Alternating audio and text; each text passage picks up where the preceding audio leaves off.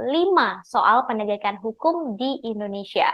Hal itu disampaikan oleh Ganjar saat pemaparan gagasannya di acara Ikatan Alumni atau IKA Universitas Negeri Makassar atau UNM yang digelar di Hotel Four Points by Sheraton Makassar, Kota Makassar, Sulawesi Selatan pada 18 November 2023. Ganjar menyebutkan bahwa faktor penurunan penegakan hukum di Indonesia lantaran banyaknya intervensi hingga rekayasa yang dilakukan oleh para pemangku kebijakan. Pernyataan Ganjar tersebut sempat ditanggapi oleh TKN Prabowo Gibran yang meminta Ganjar seharusnya bertanya kepada pasangannya, yakni Mahfud MD sebagai Menko Polhukam. Rapor Pak Jokowi berapa sebenarnya?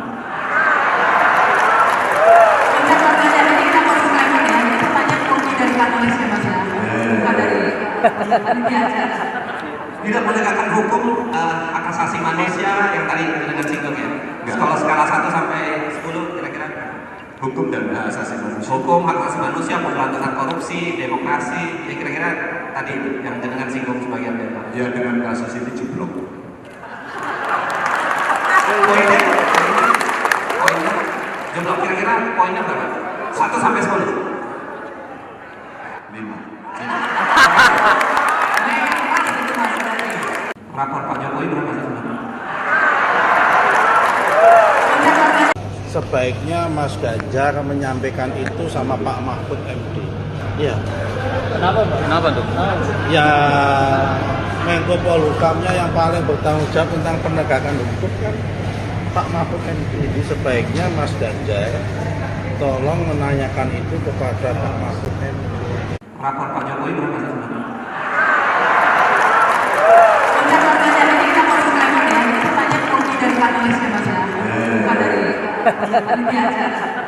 Tidak menegakkan hukum hak asasi manusia yang tadi dengan singgung ya. Kalau skala 1 sampai 10 kira-kira Hukum dan hak asasi manusia. hukum, hak asasi manusia, pemberantasan korupsi, demokrasi, ya kira-kira tadi yang dengan singgung sebagian dari Pak. Ya dengan kasus ini jeblok. Poinnya jeblok kira-kira poinnya berapa? 1 sampai 10. 5. Sebaiknya Mas Ganjar menyampaikan itu sama Pak Mahfud MD. Ya. Kenapa Pak? Kenapa tuh? Ya Menko Polhukamnya yang paling bertanggung jawab tentang penegakan hukum kan Pak Mahfud MD. Jadi sebaiknya Mas Ganjar tolong menanyakan itu kepada Pak Mahfud MD.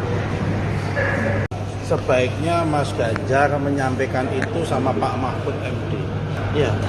Kenapa Pak? Kenapa tuh? Ya Menko Polhukamnya yang paling bertanggung jawab tentang penegakan hukum kan Pak Mahfud MD. Jadi sebaiknya Mas Ganjar tolong menanyakan itu kepada Pak Mahfud MD. Rapor Pak Jokowi berapa sebenarnya?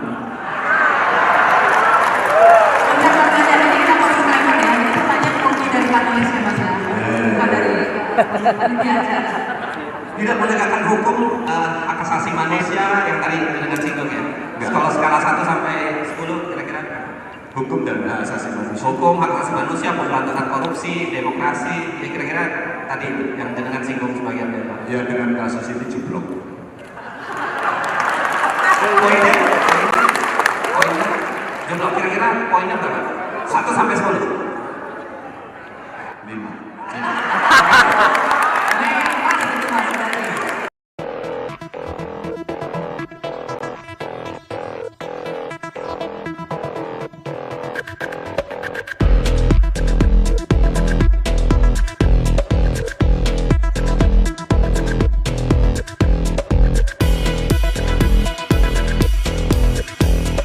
Rapor Pak Jokowi berapa sebenarnya?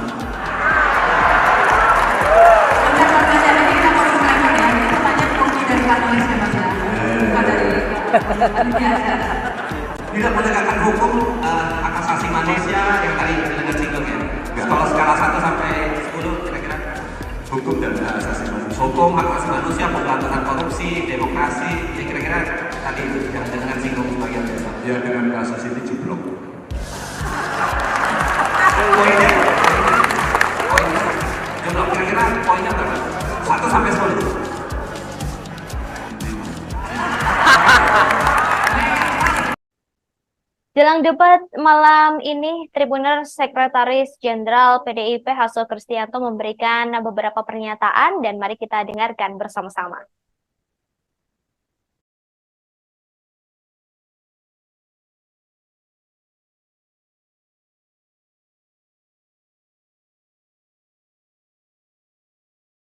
Prabowo kan hanya 38%.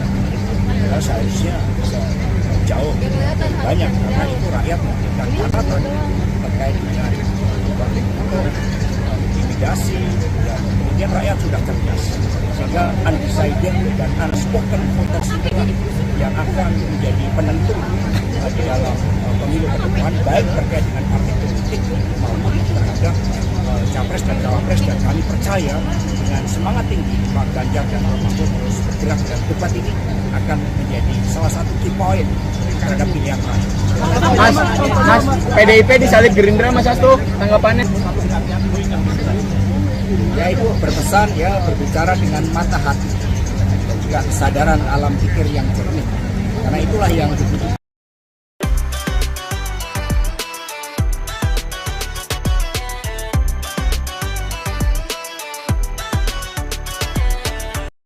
Gerindra, Mas, di Survei Litbang Ya, sebentar nanti. Karena ada unspoken-nya, ada undecided. Maksudnya gimana itu verbal atau fisik? Contoh Dan konkretnya ini di berita di sosmed sudah banyak. yang dia Ya, contohnya ketua BEM UI aja diperlakukan seperti itu. Saudara Melki, keluarganya didatangin seperti itu. Itu kan yang terjadi. Itu mahasiswa loh. Masa mahasiswa diintimidasi. Apalagi partai politik ya yang benar. Tetapi kekuatan undecided dan unspoken voters ini akan semakin kuat. apakah ada Ya karena selama ini ide gagasan itu kan belum dapat disampaikan dengan baik. Dengan debat ini ditunggu oleh seluruh rakyat Indonesia bagaimana komitmen, sehingga rakyat akan melihat bukan hanya program visi misi tetapi juga track recordnya, rekam jejaknya bagaimana. Ini yang akan dilihat rakyat dan ini yang akan mengubah berbagai orientasi pilihannya. Dan pada saat bersamaan kami terus bergerak ke bawah dan membawa KTP sendiri. tapi kalau nanti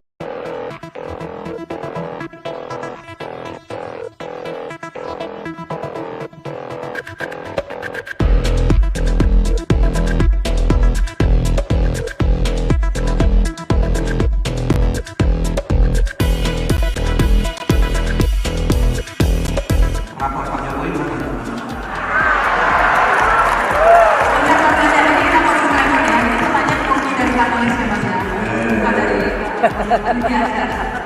Tidak menegakkan hukum hak asasi manusia yang tadi kita dengar singgung ya. Kalau skala 1 sampai 10 kira-kira Hukum dan hak asasi manusia. hukum hak asasi manusia, pemberantasan korupsi, demokrasi, ini kira-kira tadi yang dengar singgung sebagian dari Ya dengan kasus ini jeblok.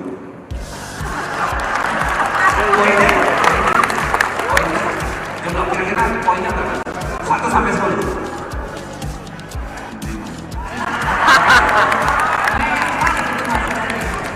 Sebaiknya Mas Ganjar menyampaikan itu sama Pak Mahfud MD.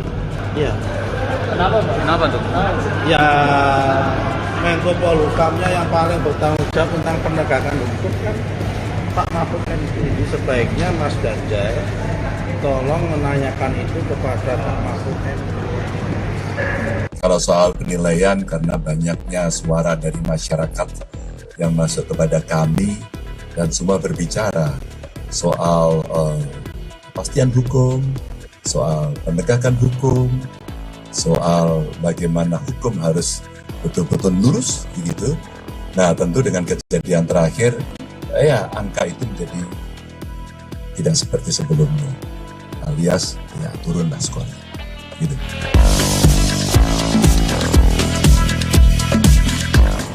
Jadi di masa remaja ini harusnya sudah ada screening anemia. Nanti kalau sudah menikah, sudah hamil, harus dicek yodium, asam sulfat ini memenuhi enggak. Nanti kalau sudah melahirkan, anaknya harus dicek juga.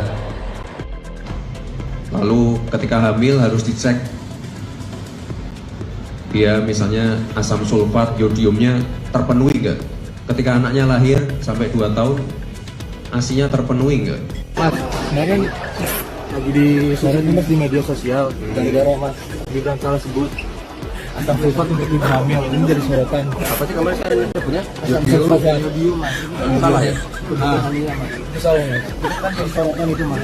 Oke. Ya mohon maaf, mohon dikoreksi ya.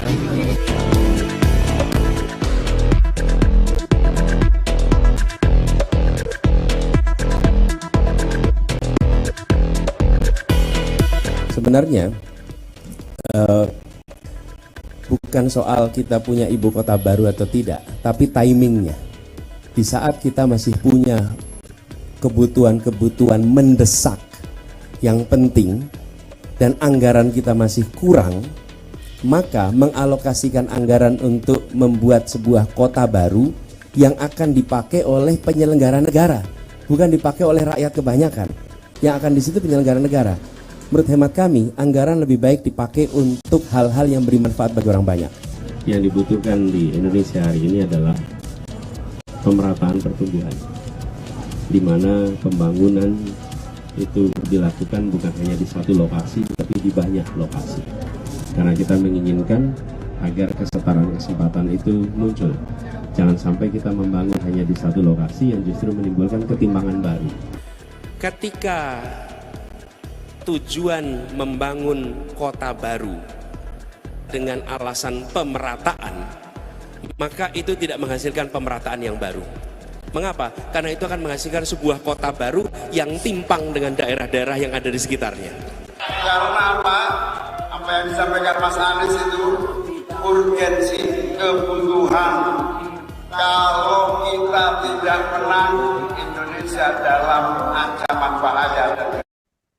Sembari menunggu debat perdana untuk Pilpres 2024 di KPU RI hari ini dimulai, setelah ini Anda akan menyaksikan program On Focus Tribuners yang akan membahas tentang Anies, Prabowo, Ganjar yang melakukan adu gagasan di debat hari ini bersama dengan Nila Irda yang akan berbicara dengan narasumber Rio Prayogo selaku Direktur Eksekutif PRC.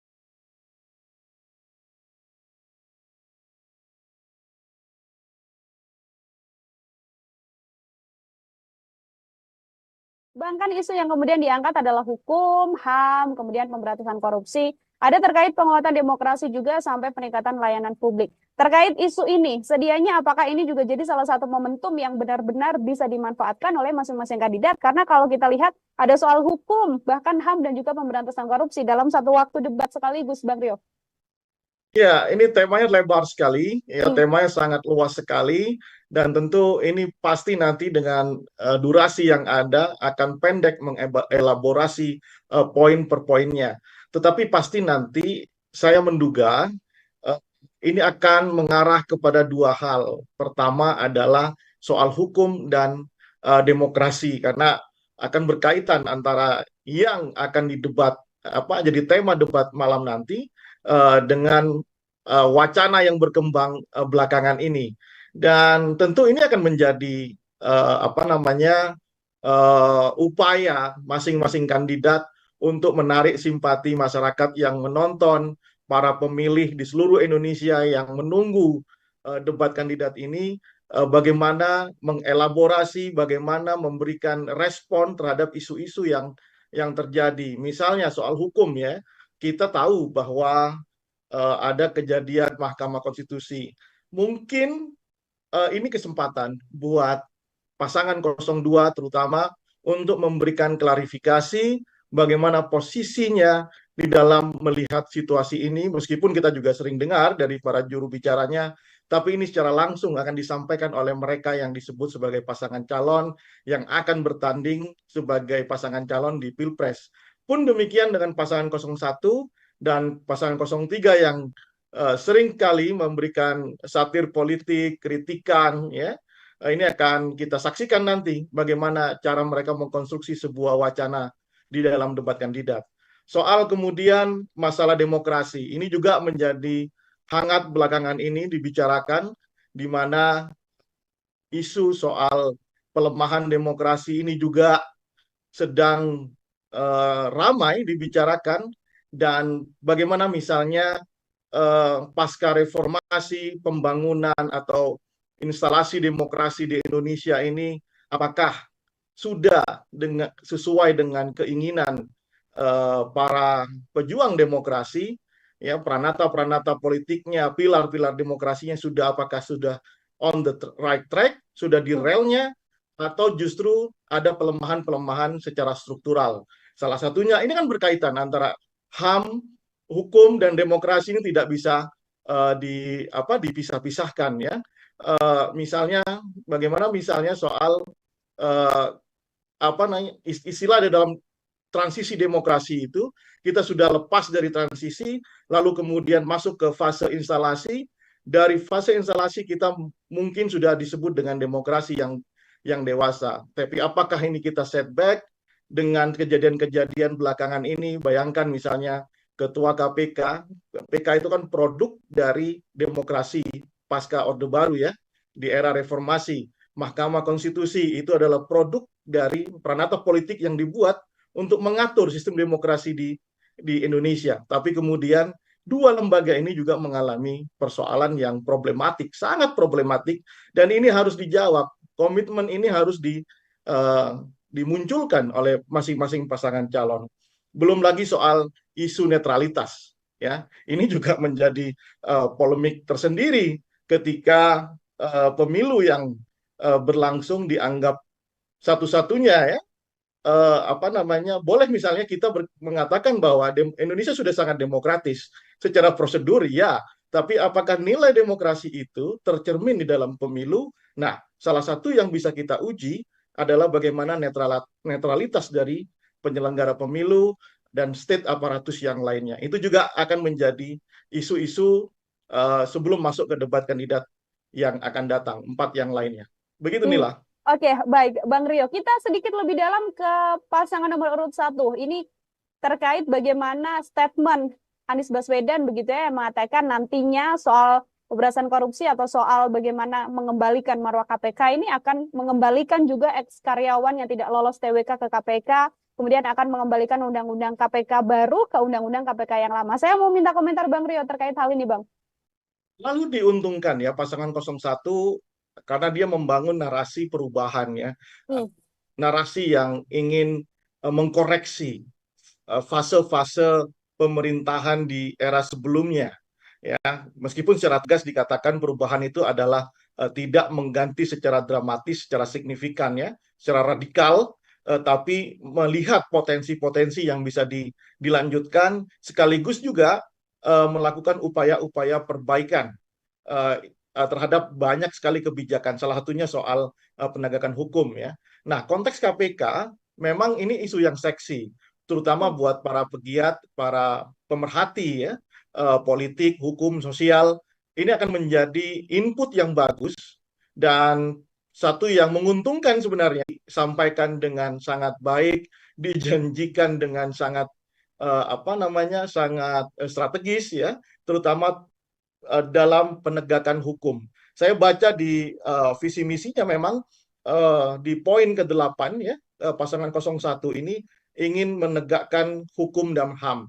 Tentu semuanya menuliskan visi misinya sedemikian normatif, tetapi yang paling mungkin untuk memberikan sesuatu atau angin segar di dalam wacana politik hukum dan HAM adalah 01 yang secara standing memang melakukan posisi diametral dengan Presiden Jokowi hari ini atau rezim pemerintahan Jokowi hari ini. Nah, itu satu keuntungan. Tapi kalau mereka tidak bisa mengelaborasi lebih operasional, lebih detail, lebih teknis tentang hal-hal yang sifatnya wacana publik, itu juga akan menyulitkan buat mereka. Karena publik pasti ingin sesuatu yang baru, terutama di kelas menengah dan kelas atas ya. Kalau di kalangan grassroots mungkin isu ini agak jauh dari pikiran dan wacana yang berkembang di tengah mereka. Mereka kan hanya membahas soal harga beras begitu ya, bagaimana kemudahan pendidikan ya, mungkin di tema-tema yang akan datang. Itu Nila. Oke, kalau untuk pasangan Prabowo sendiri, Bang Rio, ini kan statement yang disampaikan dalam visi misi juga untuk kemudian mengembalikan marwah KPK, namun juga yang menjadi sorotan adalah mensinergikan begitu ya seluruh elemen seperti Polri, Kejaksaan sampai KPK sendiri. Dan dari statement visi misinya menyebutkan KPK nantinya bisa menjadi Center of Excellence dari pemberantasan korupsi. Saya mau minta komentar Bang Rio. Center of Excellence itu kan menjadi rencana yang dibuat ketika pasca reformasi. Kita melihat di era Orde Baru kondisi atau banalitas soal korupsi ini sudah sedemikian besar ya, maka dibuatlah KPK. KPK lahir itu karena ketidakpercayaan kita terhadap penegakan hukum. Ya, itu poin yang harus kita dedahkan, harus dipahami bersama. KPK lahir karena kita tidak percaya, elit-elit kita dan masyarakat tidak percaya dengan proses penegakan hukum yang diurus oleh polisi dan kejaksaan. Maka lahirlah KPK. Nah, kalau kemudian pasangan 02 ini ingin mengembalikan posisi KPK sedemikian strategis di dalam proses pemberantasan korupsi, tentu ini akan memiliki kelemahan ketika dia dihadapkan pada situasi saat ini menggunakan rezimnya Presiden Jokowi. Ya, ini yang harus pandai lah kata orang gitu ya, harus bisa meracik sebuah statement, jangan sampai kemudian nanti ini akan menjadi backfire ya. Karena apa? Karena Prabowo Subianto hari ini itu bukan lagi Prabowo Subianto yang di tahun 2014, di tahun 2019 yang bebas mengkritisi rezim pemerintahan dari sudut pandang apapun, dari perspektif apapun ya. Pokoknya beda gitu ya. Itu yang terjadi terutama di tahun 2019. Pokoknya beda. Hari ini Prabowo Subianto sudah mensublimasi dirinya menjadi bagian dari rezim yang berkuasa saat ini. Nah, tentu ini tidak akan mudah kalau Prabowo kemudian gegabah mengambil narasi-narasi yang akan bertentangan begitu ya. Bagaimanapun KPK itu adalah bagian dari kesatuan lini dari presiden saat ini gitu ya. Beberapa hal tentu tidak harus persetujuan presiden. Nah, ini tentu akan menjadi persoalan tersendiri kalau tidak bisa dielaborasi, dijelaskan secara detail. Karena posisi Prabowo yang sudah berbeda dengan Prabowo di tahun 2014-2019. Inilah. Bagaimana kemudian dengan sisi pasangan nomor urut 3, Bang Rio? Kan di kubu Ganjar juga sebenarnya sama untuk kemudian mensinergikan aparat penegak hukum dalam pemberantasan korupsi. Lalu artinya kan sebenarnya harus ada hal baru atau hal yang membedakan antara Ganjar Pranowo ini dengan pasangan nomor urut 2. Hal apa yang sebenarnya bisa menjadi salah satu pemantik dari kubu Ganjar Mahfud ini, Bang? Sehingga posisinya itu benar-benar diametral dengan pasangan 02.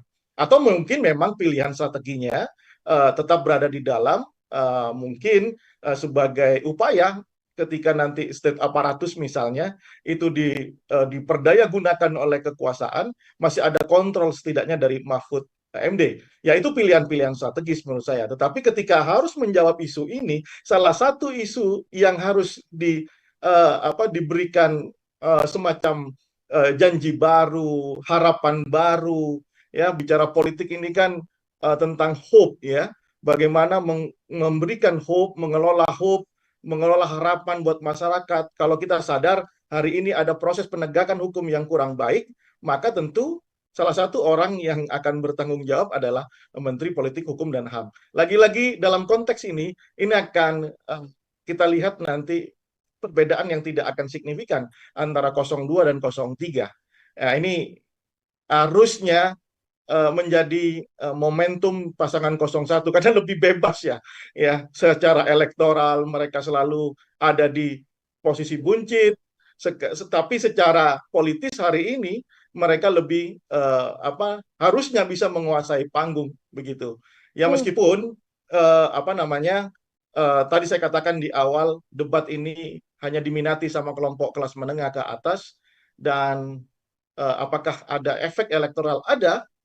Ada, tapi mungkin tidak akan signifikan, apalagi tema-tema soal hukum HAM dan pemberantasan korupsi ya. Seperti kita tahu, dan saya juga di dalam data kami juga menunjukkan asumsi awal bahwa ketika proses MK itu berlangsung, ada wacana isu dinasti politik ya, diasumsikan itu akan mengalami penurunan elektoral dari pasangan 02, tetapi justru terbalik ya.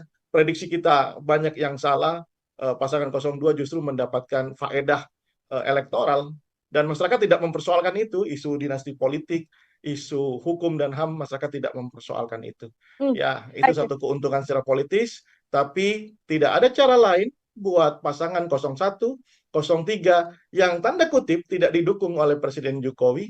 Nah, inilah kesempatan untuk merubah peta elektoral. Seberapapun besar atau kecilnya efek elektoral yang akan termunculkan karena debat ini. Di kondisi pasangan 03 ada Prof. Mahfud, namun ini adalah hari ini panggungnya Pak Ganjar Pranowo, seperti itu, Bang Rio. Apakah ada kemudian ini kan artinya pengetahuan Prof. Mahfud untuk melihat situasi HAM, kemudian pemberantasan korupsi, dan banyak isu yang juga bisa dikomentari begitu biasanya atau disikapi oleh Prof. Mahfud. Dan kemudian di momen debat kali ini, apakah Ganjar juga bisa memanfaatkan situasi ini untuk kemudian sedikit mengkritisi apa yang terjadi di masa kepemimpinan Presiden Joko Widodo? Atau prediksi Anda justru tidak akan kemudian mengkritisi pemerintahan Presiden Jokowi karena di kondisinya ada Menko Polhukam yang sekarang menjadi cawapresnya? Ya, saya kira Ganjar akan belajar ya dari pengalaman kemarin ketika mengkritisi, memberi poin 5 terhadap penegakan hukum di Indonesia. Dan itu tentu juga akan dianggap juga menyerang wakil presidennya. Tentu Ganjar akan belajar untuk itu. Nah, apakah kemudian Ganjar ini atau pasangan 03 ini akan mengkritisi? Tentu itu akan ada upaya ke arah sana, tapi porsinya saya kira tidak akan besar begitu ya. Hal-hal yang sifatnya itu menjadi spotlight buat partainya, misalnya soal pembangunan demokrasi atau pelemahan demokrasi, itu akan menjadi titik tembak utama Ganjar di dalam wacana perdebatan malam nanti, ketimbang misalnya berbicara soal penegakan hukum gitu ya. Ganjar ini kan kalau tahu kita ya, Ganjar di awal Ganjar menjadi calon gubernur itu tagline-nya menarik ya, ora korupsi, orang ngapusi, ora korupsi begitu. Ini memang sudah menjadi harusnya trademark Ganjar yang bagian dari aktor politik atau aktor demokrasi yang anti korupsi itu juga menjadi keunggulan dia akan disampaikan di dalam forum debat nanti.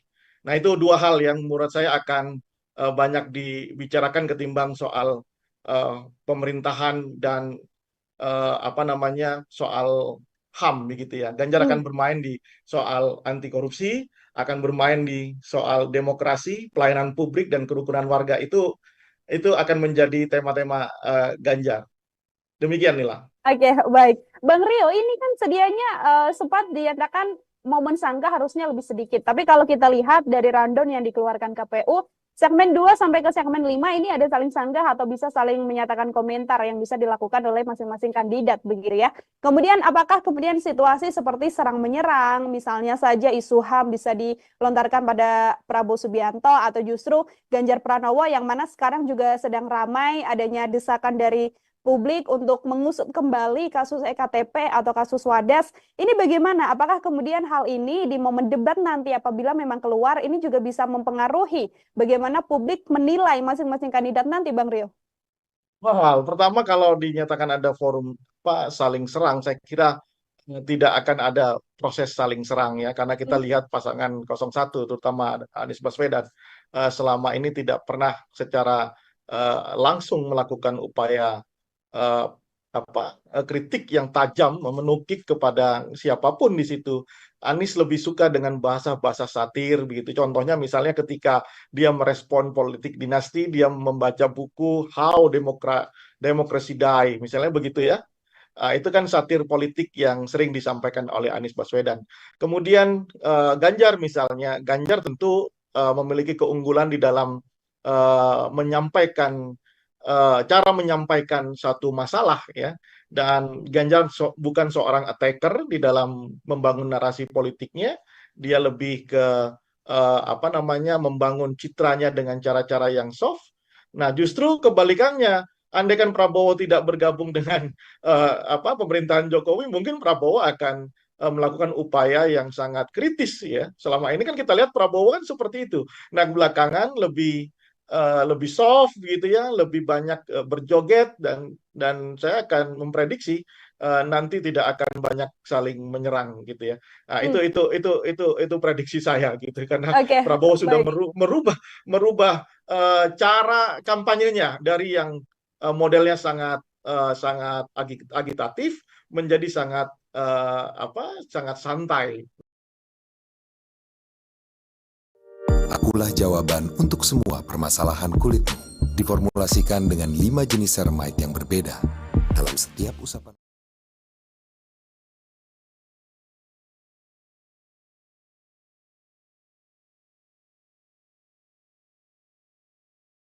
Adalah dengan jogetannya atau Prabowo Gemoy yang sudah melekat menjadi satu di momen ini, di momen debat perdana ini. Apakah kemudian jogetan ini justru bisa menarik simpati publik atau ya justru dianggap bahwa dia tidak berada di tempatnya untuk melakukan aksi-aksi jogetannya, atau seperti apa prediksi Bang Rio?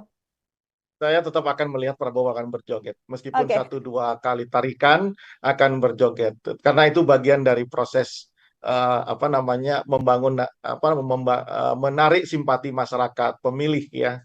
Dan saya tidak tahu ya, saya bagian orang yang tidak percaya gemoy atau jogetan itu yang membuat orang memilih Prabowo, tidak. Karena sama sekali tidak digambarkan dari data survei yang kami miliki, ya, sama sekali tidak ada itu orang terpikir untuk memilih 02 itu karena jogetan. Nilai elektoral Prabowo yang tinggi itu bukan ditopang oleh jogetan atau gimmick politik seperti gemoy, sama sekali tidak ada itu. Yang menjadi game changer adalah perubahan dukungan Jokowi dari Ganjar kepada Prabowo, apalagi setelah putra Jokowi menjadi calon wakil presiden pasangan 02, Prabowo Subianto. Itu yang menjadi game changernya. Kenapa pemilih-pemilih setia Jokowi itu berbondong-bondong datang ke menjadi pemilihnya Prabowo Subianto. Jadi tidak ada urusan nilai sama soal joget dan gemoy. Cuman karena ini menjadi seru-seruan ya, menjadi bagi mereka mungkin ini menjadi katalisator elektoralnya, yaitu soal keyakinan di dalam membaca apa yang terjadi di lapangan. Saya lebih yakin bahwa kenaikan elektoral Prabowo Subianto hari ini itu karena Presiden Joko Widodo, di mana Presiden Joko Widodo yang sering kita bahas melalui program bansos yang luar biasa itulah yang dijaga moodnya, ya. Bahkan kemarin saya baru dari Sumatera Utara, di wilayah basisnya Ganjar, itu mereka pindah dukungan hanya karena takut sembako, bantuan-bantuan itu hilang ketika bukan Gibran yang menjadi wakil presiden. Nah, itulah yang membuat situasi hari ini berbalik dari Ganjar yang selalu unggul di dalam survei menjadi Prabowo Subianto. Saya kira nanti hanya 1-2 kali tarikan akan ada jogetan itu. Masih memprediksi bahwa nantinya akan jogetan. Kita tunggu ya, Bang Rio ya. Apakah memang nanti Prabowo Subianto akan mengeluarkan jogetan-jogetan khas gemoynya di momen debat perdana kali ini yang memang sudah dinantikan oleh publik dan juga seluruh halayak ramai. Bang Rio, kalau kita berbicara soal bagaimana masa kampanye saat ini sudah berlangsung, namun di survei yang juga ditunggu-tunggu sama banyak pihak, diantaranya adalah Litbang Kompas yang justru menempatkan posisi Ganjar Pranowo ada di urutan nomor 3, Anies Baswedan ada di urutan nomor 2, dan pasangan Prabowo Gibran, maksud saya ini ada di posisi nomor 1, namun angkanya di sekitar 39% sekian begitu. Di masa kampanye, namun justru ini angkanya elektabilitasnya turun, kemudian membersamai momen debat perdana yang nantinya akan dilangsungkan kurang lebih 30 menit ke depan begitu. Bang Rio, ini berapa banyak nantinya kira-kira yang bisa digait oleh pasangan nomor urut 1 dan juga pasangan nomor urut 3 di momen ini, Bang? Atau secara elektoral, data kami menunjukkan antara 30-40% itu adalah swing voters. Ya, pemilih yang ketika saya tanyakan, mereka sudah punya pilihan, tapi mereka masih mungkin untuk berubah. Dan ketika itu dielaborasi, dibedah, siapa saja swing voters ini, terutama mereka di kelas menengah, ya, masyarakat yang well educated inilah, ya, masyarakat yang sudah terdidik dengan baik, mengenal pekerjaan yang cukup baik begitu ya, interaksinya juga sudah luas, engagement terhadap media, sosial media itu juga sudah tinggi gitu ya. Itu yang masih mungkin untuk merubah pilihannya. Nah, meskipun di beberapa lembaga lain itu ada yang lebih kecil ya, di bawah 30%, tapi di data kami itu masih di angka 37%. Nah, kalau itu yang menjadi perebutan basis suara dari ketiga pasangan ini, maka dinamika elektoral itu masih sangat mungkin terjadi antara pasangan 01, 02, dan 03. Jangan salah kemudian nanti tiba-tiba kalau di dalam beberapa debat ya, dan penetrasi di lapangan, kan kemarin itu yang kita bahas ya dengan nilai ya, ada 2 hal yang bisa merubah elektoral, penetrasi di lapangan dan debat kandidat. Kalau itu masif dilakukan, maka kita tidak akan kaget ketika melihat nanti Ganjar akan kembali menjadi nomor 1 atau Prabowo drop ke nomor 2 misalnya, atau Anies justru yang memanfaatkan momentum ini untuk menempel suara pasangan 02. Jadi situasi hari ini ya itu sangat dinamis. Bahwa petanya, potretnya 02 itu sekarang unggul di dalam survei kami juga sudah unggul dibanding Ganjar Pranowo ya. Dan Anies sudah memang relatif hampir sama dengan survei Kompas, cuman perbedaannya ada di undecided voters yang Kompas di angka 28%, di kami sudah di angka 9,8%. Itu perbedaannya ya. Nah, tetapi secara umum itu relatif sama situasinya. Tetapi kan saya pernah cerita juga di Tribun ini bahwa Prabowo itu juga pernah flop secara elektoral. Anies pernah tinggi, tapi kemudian flop lagi. Sekarang sudah mulai merangsek naik lagi, meskipun belum melampaui Prabowo Subianto. Ganjar selalu ada di top rank selama tahun 2021-2022, tapi kemudian drop ketika Jokowi sudah mulai menginisiasi dukungan politiknya kepada Prabowo Subianto. Ya, tetapi nanti misalnya ketika Ganjar dan Mahfud mempunyai momentum untuk memanfaatkan 2 hal, debat dan penetrasi di lapangan, kita bisa melihat perubahan elektoral itu sangat mungkin terjadi. Karena apa? Secara teori, temuan di lapangan, ada sekitar 30-40% masyarakat yang mungkin merubah pilihannya. Nah, itu nih. Itulah yang kemudian nantinya akan menjadi salah satu momen yang bisa diambil oleh masing-masing kandidat. Begitu. Kita menuju jam 19 kurang sekitar 30 menit lagi, sekaligus closing statement dari Bang Rio. Ini kalau dari Bang Rio sendiri, hal apa yang paling besar diharapkan nantinya bisa disampaikan atau dikeluarkan oleh masing-masing kandidat dalam momen debat perdana ini, Bang? Komitmen. Kalau hanya sekedar membaca visi misi, saya pikir itu normatif, Nila. Ya, tapi komitmen terhadap tema yang sedang menjadi perbincangan di antara mereka sendiri. Karena bagaimanapun mereka ini salah satunya akan memimpin Republik Indonesia. Dan komitmen itu sangat dibutuhkan, terutama soal pemberantasan korupsi, soal penegakan HAM, dan penguatan demokrasi. Demokrasi kita, ya, saya sangat concern di dunia ini, karena saya lihat mungkin secara prosedural kita sudah sesuai dengan apa yang disebut oleh Joseph Schumpeter, ya, prosedur-prosedur demokrasi sudah dilalui gitu ya, ada pemilu gitu ya, hal seperti itu. Tapi apakah secara substansi demokrasi kita itu turun atau sedang bagus-bagusnya? Prediksi saya dan apa yang saya rasakan di bawah, kita sedang mengalami dekadensi di dalam berdemokrasi. Dan itu butuh komitmen. Salah satu komitmennya adalah juga tidak hanya kepada pasangan calon, tetapi kepada para penyelenggara dan state aparatus. Netral. Presiden Jokowi juga harus netral. Netral bukan hanya sekedar statement, tapi juga di dalam praktek-praktek kebijakannya juga harus netral. Nah, inilah yang dibutuhkan komitmen. Tidak hanya kepada ketiga pasangan ini, juga seluruh itu harus menjadi isu. Salah satu atau semuanya berkomitmen menyuarakan soal kepentingan kita di dalam berdemokrasi. Agar apa? Agar cita-cita demokrasi kita ini benar-benar tercapai, tidak terporak-porandakan oleh 1-2 kepentingan saja, Nila. Baik, terima kasih sekali untuk kebersamaannya Bang Rio dalam program Trinusan Fokus hari ini. Kita setelah ini akan sama-sama melihat secara langsung ya Bang Rio bagaimana debat Capres untuk perdana ini akan kemudian berlangsung. Besok kita ulas ya. Betul, besok juga kita akan ulas bersama. Sekali lagi Bang Rio, pengamat politik dan juga redaktor PRC. Terima kasih sekali atas kebersamaannya. Selamat menonton debat Capres perdana, Bang Rio. Selamat menonton. Siap, Nila. Terima kasih juga. Baik, Tribuners, itu tadi obrolan saya untuk pengantar bagaimana debat nantinya akan berlangsung kurang lebih pukul 19 waktu Indonesia Barat. Kita akan berjumpa bersama dengan rekan saya yang juga sudah akan kembali menginformasikan bagaimana situasi terkini di KPU untuk melihat jelang debat yang akan diselenggarakan pukul 19 waktu Indonesia Barat.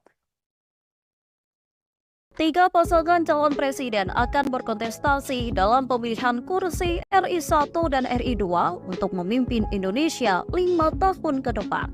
Ketiga paslon itu adalah Anies Baswedan, Muhaimin Iskandar, Prabowo Subianto dan Gibran Rakabuming Raka, kemudian Ganjar Pranowo, Mahfud MD. Berikut ini akan kami paparkan pada Anda profil singkat dan rekam jejak dari 3 calon. Pasangan nomor urut 1, Anies Baswedan dan Muhaimin Iskandar. Keduanya diusung oleh Partai Nasdem, PKS, dan PKB. Anies Baswedan yang saat ini berusia 54 tahun adalah lulusan S3 Ilmu Politik dari Northern Illinois University, Amerika Serikat. Sebelumnya, ia menyelesaikan pendidikan S1 di UGM Fakultas Ekonomi. Anies Baswedan menggandeng wakilnya Muhaimin Iskandar yang lahir di Jombang 24 September 1966 dan saat ini berusia 3 tahun lebih tua dari Anies, yakni 57 tahun. Anies Baswedan mulai makin dikenal publik seusai ditunjuk menjadi Menteri Pendidikan dan Kebudayaan era Jokowi tahun 2014 hingga 2016 yang lalu.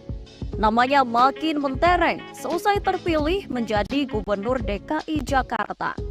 Sejak menjabat sebagai Gubernur DKI Jakarta pada 16 Oktober 2017, banyak kebijakan dan program yang dilaksanakan untuk mengubah DKI Jakarta sebagai kota metropolitan. Anies juga berhasil mendapat banyak penghargaan dan mengikuti banyak konferensi bergengsi di luar negeri. Lebih dikenal dengan nama Caimin, Ketua Umum PKB itu punya pengalaman yang tak kalah banyak dari Anies Baswedan. Perjalanan politik Muhaimin Iskandar terlihat rapi dan lengkap. Ia memulai dengan menjadi aktivis, pengurus partai, anggota dewan hingga menjadi menteri. Caimin pernah menjadi Menteri Tenaga Kerja dan Transmigrasi di era Presiden Susilo Bambang Yudhoyono. Ia juga merupakan Wakil Ketua DPR RI pada periode ini. Karirnya di DPR di usia 32 tahun membuat Caimin memegang rekor sebagai pemimpin DPR termuda. Sosok ini menjadi panutan politik bagi kader PKB dan sebagian besar warga NU. Pasangan calon presiden dan calon wakil presiden nomor urut 2, Prabowo Subianto dan Gibran Raka Buming Raka. Pasangan yang diusung oleh Partai Gerindra, Golkar, PAN, dan Demokrat ini menjadi satu-satunya calon yang mempunyai latar belakang militer. Mempunyai jabatan terakhir Letnan Jenderal TNI Purnawirawan Prabowo Subianto. Prabowo Subianto dikenal memiliki semangat patriot yang sangat tinggi. Karir militer Prabowo Subianto begitu moncer hingga dirinya pernah diamanahi jabatan Panglima Komando Cadangan Strategi TNI Angkatan Darat. Lepas dari karir militer, Prabowo Subianto mendirikan Partai Gerindra dan saat ini merupakan ketua umum partai tersebut. 2 kali ikut dalam kontestasi Pilpres, Prabowo Subianto ditunjuk menjadi Menteri Pertahanan di era kepemimpinan kedua Joko Widodo. Lewat pembuktian dan kerja kerasnya itu, Prabowo Subianto pun mendapatkan penghargaan Darjah Utama Bakti Cemerlang yang merupakan penghargaan tertinggi dari pemerintah Singapura karena jasa luar biasa Prabowo bagi negara. Menjadi capres di usia 72 tahun, Prabowo Subianto menggandeng representasi anak muda melalui sosok Gibran Raka Buming Raka. Gibran Raka Buming Raka merupakan cawapres termuda di usia 36 tahun. Ya, tadi baru saja kita ikuti bersama program Tribun News on Focus bersama Direktur Eksekutif PRC, Rio Prayogo, yang membahas mengenai persiapan debat Pilpres nanti dalam waktu 30 menit lagi dan juga prediksi-prediksi apa yang akan terjadi selesai debat Capres nanti. Adapun dalam debat perdana kali ini yang akan dimulai kurang lebih 30 menit lagi, KPU sudah memilih 2 orang yang akan menjadi moderator, yakni Ardianto Wijaya dan Valerina Daniel. Ardianto dan Valerina telah ditunjuk menjadi moderator dalam debat Capres pada Selasa 12 Desember di kantor KPU RI. Ardianto dikenal sebagai news anchor Televisi Nasional Republik Indonesia atau TVRI yang mengawali karirnya di TVRI Jawa Barat. Mengenai pendidikannya, Ardianto merupakan lulusan SMA di SMN Gelagah Jateng. Ardianto juga alumnus D3 Broadcasting Angkatan 2011 Vkom Universitas Pajajaran atau UNPAD. Kemudian melanjutkan pendidikan hingga sarjana di Universitas 11 Maret. Ardianto berhasil menyabet predikat Putra Pajajaran dalam pemilihan Putra-Putri Pajajaran 2013. Saat itu, Ardianto mengalahkan para kandidat dari fakultas lain yang umumnya adalah mahasiswa S1. Saat masih duduk di semester 2, Ardianto berhasil melakukan siaran perdana sebagai news anchor di TVRI Nasional. Sementara itu, Valerina Daniel merupakan sosok yang tidak asing lagi dalam dunia pertelevisian. Valerina adalah seorang penyiar berita bahasa Inggris untuk TVRI World. Valerina Daniel mengenyam pendidikan sekolah tinggi di Universitas Indonesia, jurusan Hubungan Internasional. Kemudian dia sekolah di Monash University, Australia, jurusan Komunikasi dan Media. Sejumlah prestasi pun pernah diraihnya, diantaranya Noni Jakarta 1999, Miss Indonesia ASEAN 2005, runner-up Putri Indonesia 2005, dan Indonesia Green Awards 2011. Selain itu juga meraih Australian Alumni Awards for Communication and Journalism 2011. Valerina juga menjadi Duta Lingkungan Communication Advisor Konferensi PBB untuk Perubahan Iklim sejak 2007. Juru bicara dan penasihat komunikasi program Sistem Verifikasi Legalitas Kayu Kementerian Lingkungan Hidup dan Kehutanan hingga tahun 2018. Tenaga ahli Menteri Pariwisata dan Ekonomi Kreatif mulai periode 2018-2020. Ketua Tim Percepatan Pembangunan Pariwisata Berkelanjutan Kementerian Pariwisata dan Ekonomi Kreatif periode 2018-2020. Dewan Penasihat Senior Bidang Komunikasi Yayasan Badak Indonesia sejak 2023. Penasihat Komunikasi untuk Program GESIT atau Gender Equality and Social Inclusivity and Infrastructure, Kiat Kemitraan Indonesia Australia untuk Infrastruktur sejak 2023.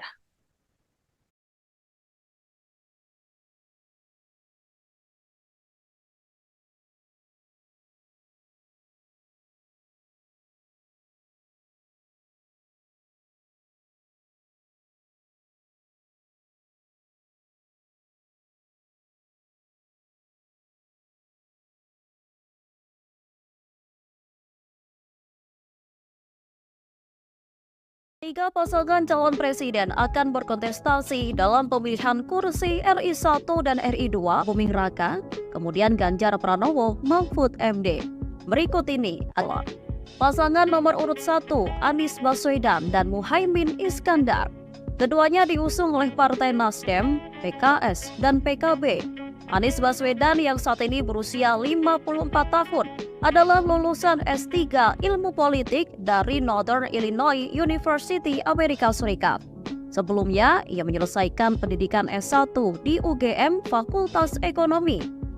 Anies Baswedan menggandeng wakilnya Muhaimin Iskandar yang lahir di Jombang 24 September 1966 dan saat ini berusia 3 tahun lebih tua dari Anies, yakni 57 tahun.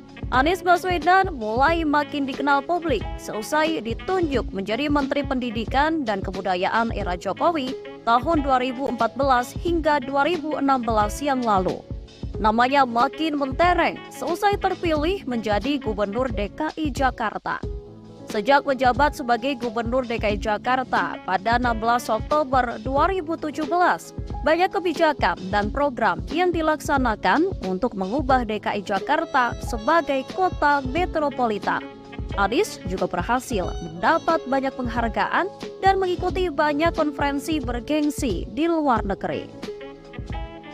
Lebih dikenal dengan nama Caimin, Ketua Umum PKB itu punya pengalaman yang tak kalah banyak dari Anies Baswedan. Perjalanan politik Muhaimin Iskandar terlihat rapi dan lengkap. Ia memulai dengan menjadi aktivis, pengurus partai, anggota dewan hingga menjadi menteri. Caimin pernah menjadi Menteri Tenaga Kerja dan Transmigrasi di era Presiden Susilo Bambang Yudhoyono. Ia juga merupakan Wakil Ketua DPR RI pada periode ini. Karirnya di DPR di usia 32 tahun membuat Caimin memegang rekor sebagai pemimpin DPR termuda. Sosok ini menjadi panutan politik bagi kader PKB dan sebagian besar warga NU. Pasangan calon presiden dan calon wakil presiden nomor urut 2, Prabowo Subianto dan Gibran Raka Buming Raka. Pasangan yang diusung oleh Partai Gerindra, Golkar, PAN, dan Demokrat ini menjadi satu-satunya calon yang mempunyai latar belakang militer. Mempunyai jabatan terakhir Letnan Jenderal TNI Purnawirawan Prabowo Subianto. Prabowo Subianto dikenal memiliki semangat patriot yang sangat tinggi. Karir militer Prabowo Subianto begitu moncer hingga dirinya pernah diamanahi jabatan Panglima Komando Cadangan Strategi TNI Angkatan Darat. Lepas dari karir militer, Prabowo Subianto mendirikan Partai Gerindra dan saat ini merupakan ketua umum partai tersebut. 2 kali ikut dalam kontestasi Pilpres, Prabowo Subianto ditunjuk menjadi Menteri Pertahanan di era kepemimpinan kedua Joko Widodo. Lewat pembuktian dan kerja kerasnya itu, Prabowo Subianto pun mendapatkan penghargaan Darjah Utama Bakti Cemerlang yang merupakan penghargaan tertinggi dari pemerintah Singapura karena jasa luar biasa Prabowo bagi negara. Menjadi capres di usia 72 tahun, Prabowo Subianto menggandeng representasi anak muda melalui sosok Gibran Raka Buming Raka. Gibran Rakabuming Raka merupakan cawapres termuda di usia 36 tahun. Gibran lahir di Solo 1 Oktober 1987 lalu dan merupakan putra sulung dari Presiden Joko Widodo. Gibran dikenal sebagai pebisnis yang memiliki karir politik yang cukup diperhitungkan. Mengawali karir politik lewat pencalonan wali kota Solo, Gibran terpilih mengisi jabatan wali kota pada tahun 2019 lalu. Di bawah kepemimpinannya, Gibran berhasil merubah wajah kota Solo melalui serangkaian proyek pembangunan yang monumental.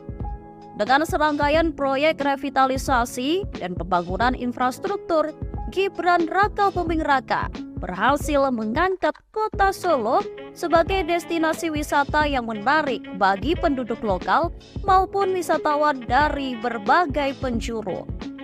Solo juga dikenal sebagai kota paling toleran di Indonesia lewat perayaan berbagai hari besar keagamaan yang dilakukan Gibran dan Pemkot Solo. Pasangan nomor urut 3, Ganjar Pranowo dan Mahfud MD. Ganjar Pranowo diusung oleh Partai Demokrasi Indonesia Perjuangan sebagai capres lewat kiprah menterengnya.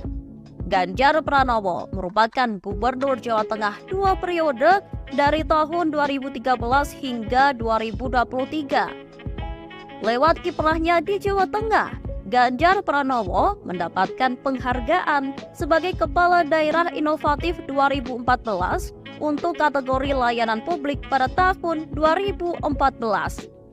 Sosok yang identik berambut putih ini terkenal memanfaatkan media sosial, Facebook, dan Twitter hingga Instagram untuk berkomunikasi dengan rakyat. Ganjar Pranowo punya slogan tersendiri, "Rakyatku ya tuanku." Sebagai bukti Ganjar Pranowo bekerja untuk kesejahteraan rakyat. Ganjar Pranowo menggandeng Mahfud MD untuk menduduki kursi tertinggi di negeri ini. Pakar hukum tata negara asal Madura, Mahfud MD memiliki keahlian yang begitu lengkap, mulai dari dosen, eksekutif, legislatif, hingga yudikatif. Ia menjadi menteri, anggota DPR, dan ketua Mahkamah Konstitusi. Mahfud MD mendudukinya secara beruntun dalam jejak karirnya. Mahfud MD menamatkan pendidikan S3-nya di UGM, alma mater yang sama dengan Ganjar Pranowo. Mahfud MD juga dinilai sebagai sosok intelektual yang mumpuni, berpengalaman, dan merupakan pendekar hukum. Ia termasuk sosok yang dikenal tak bisa disetir dan kerap kali menyuarakan soal kasus-kasus hukum di tanah air. 3 pasangan calon presiden akan berkontestasi dalam pemilihan kursi RI 1 dan RI 2 untuk memimpin Indonesia 5 tahun ke depan. Ketiga paslon itu adalah Anies Baswedan, Muhaimin Iskandar, Prabowo Subianto, dan Gibran Rakabuming Raka, kemudian Ganjar Pranowo, Mahfud MD. Berikut ini akan kami paparkan pada Anda profil. Baik, Tribuners, sesaat lagi Anda akan menyaksikan acara debat perdana Pilpres 2024 langsung dari KPU RI. Namun untuk acara tersebut digelar nanti sekira pukul 19 waktu Indonesia Barat, dan saat ini kami sudah terhubung dengan jurnalis kami langsung dari gedung KPU RI. Ada Ibriza di sana yang akan menyampaikan seperti apa situasi di sana jelang debat dimulai dan siapa saja kira-kira petinggi partai politik yang sudah hadir di sana. Selamat malam Ibriza, silakan laporannya. Ya, selamat malam.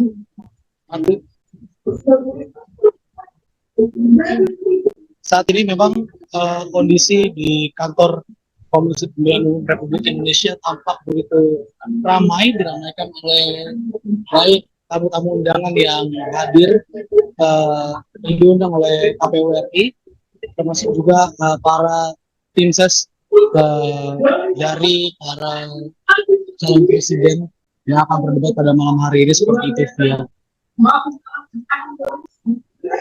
Memang berdasarkan pantauan langsung saya di lokasi, sejumlah politisi sudah tampak hadir yang memang tertangkap langsung oleh pandangan mata saya, ini politisi PAN Tasya, kemudian Andika, kemudian politisi PSI Gerindra Bisa Helmi Yahya, kemudian politisi Gerindra Budiman Sujatmiko, dan kemudian ada juga politisi yang tadi pendukung dari capres Prabowo, yakni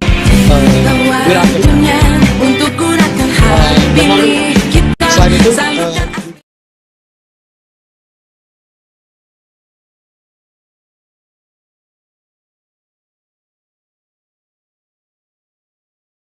Pranowo seperti itu di kantor KPU RI, dan berdasarkan wawancara langsung nih Ganjar Pranowo, memang Ganjar tidak banyak mengeluarkan statement seperti itu jelang debat pada malam hari ini.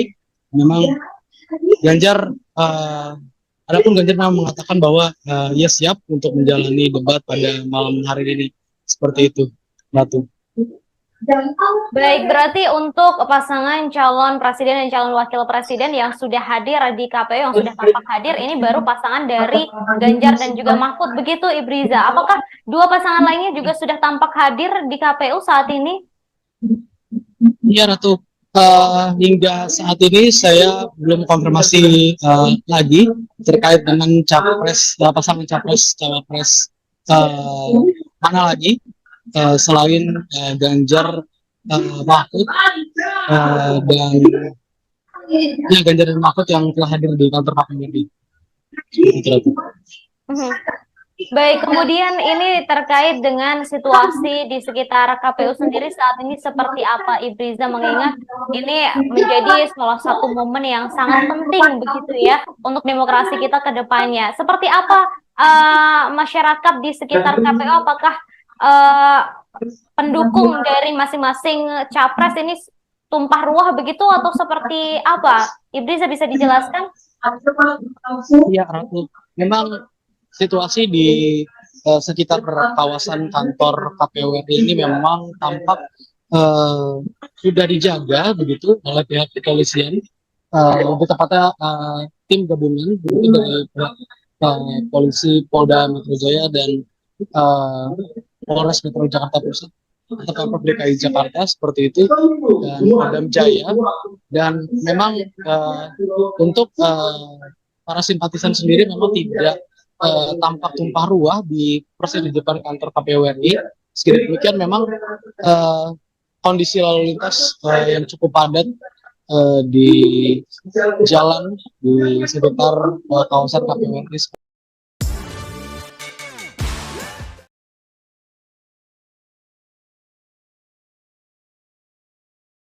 memang mengarah ke kantor KPU RI seperti itu, Ratu. Baik, terima kasih Briza atas informasinya malam hari ini. Kami tunggu informasi selanjutnya terkait dengan debat perdana Pilpres 2024. Terima kasih Briza, selamat bertugas kembali.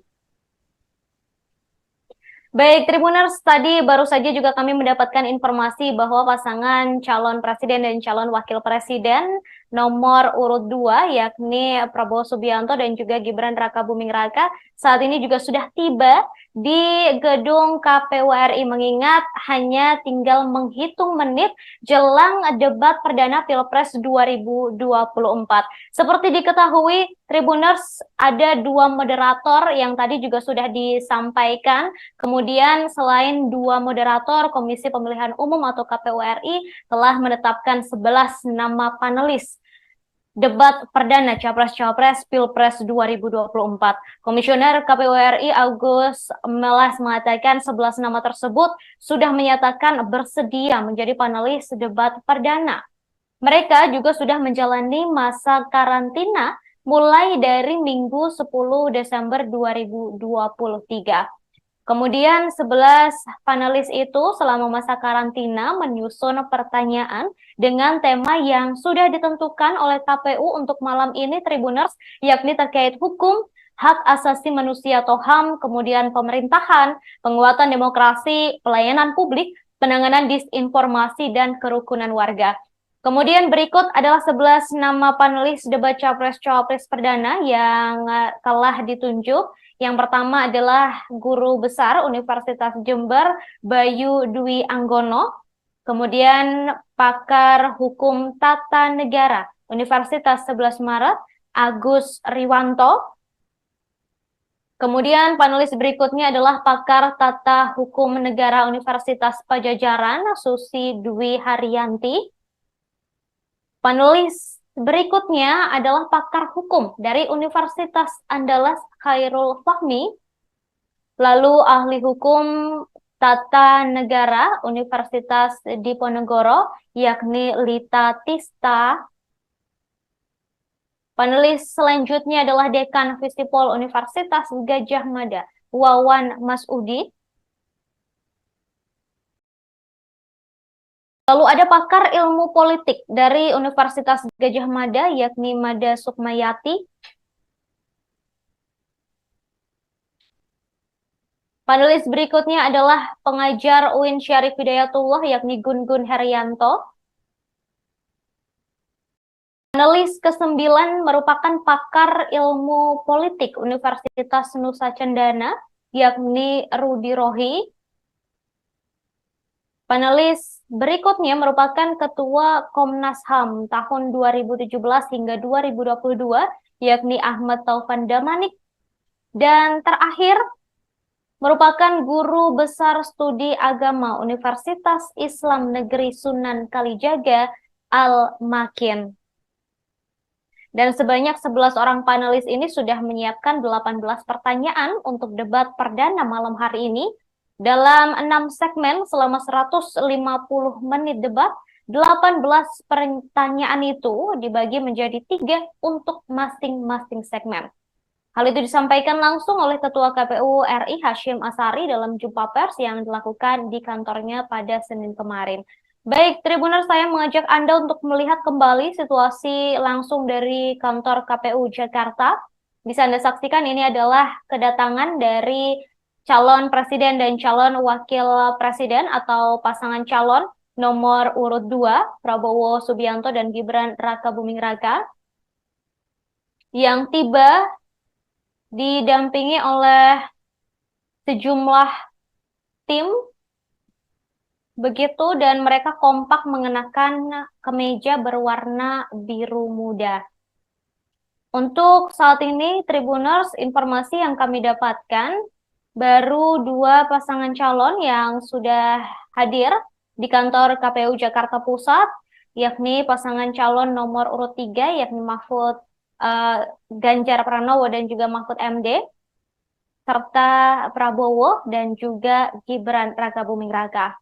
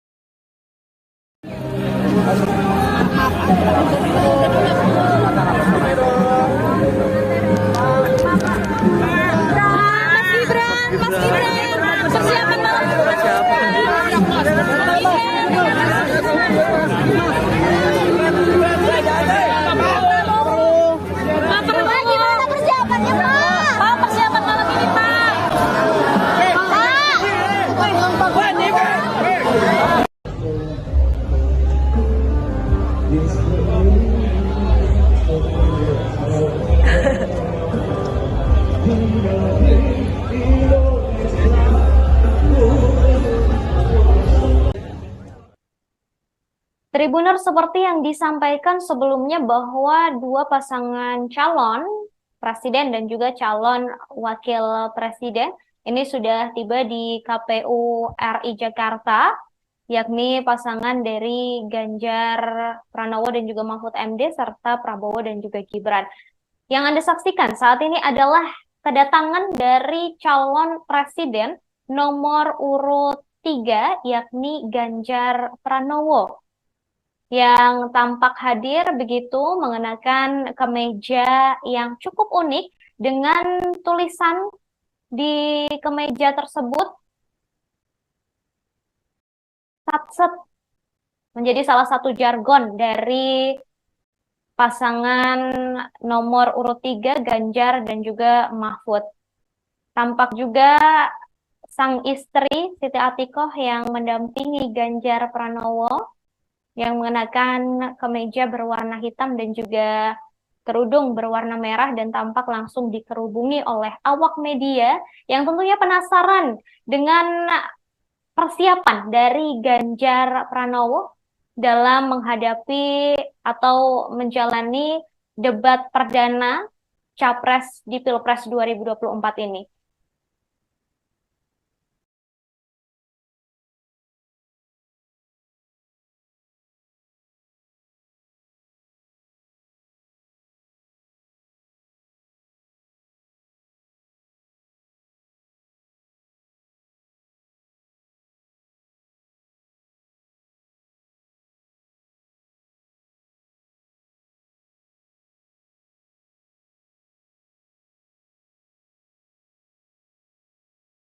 Baik, Tribuners, saat ini Anda menyaksikan bagian dalam dari halaman gedung kantor KPU Jakarta Pusat yang tampaknya acara sudah akan dimulai, dan bisa dilihat di sini juga Capres dan juga Cawapres ini sudah tiba, kemudian didampingi oleh beberapa orang, dan kabarnya hanya ada 75 orang saja yang diperbolehkan untuk mendampingi pasangan calon presiden dan juga calon wakil presiden untuk debat perdana calon presiden di Pilpres 2024. Bisa Anda saksikan, Tribuners, persiapan masih terus dilakukan hingga saat ini. Sementara di bagian luar gedung tadi bisa Anda saksikan juga tampak cukup ramai meskipun oleh awak media ya, meskipun sudah dijaga oleh pihak keamanan, dan memang tidak boleh ada pendukung dari masing-masing pasangan calon untuk berada di sekitar gedung KPU RI. Dan untuk peserta yang hadir dalam halaman ini untuk menyaksikan debat perdana Capres Pilpres 2024 ini juga tidak diperbolehkan untuk membawa alat peraga kampanye.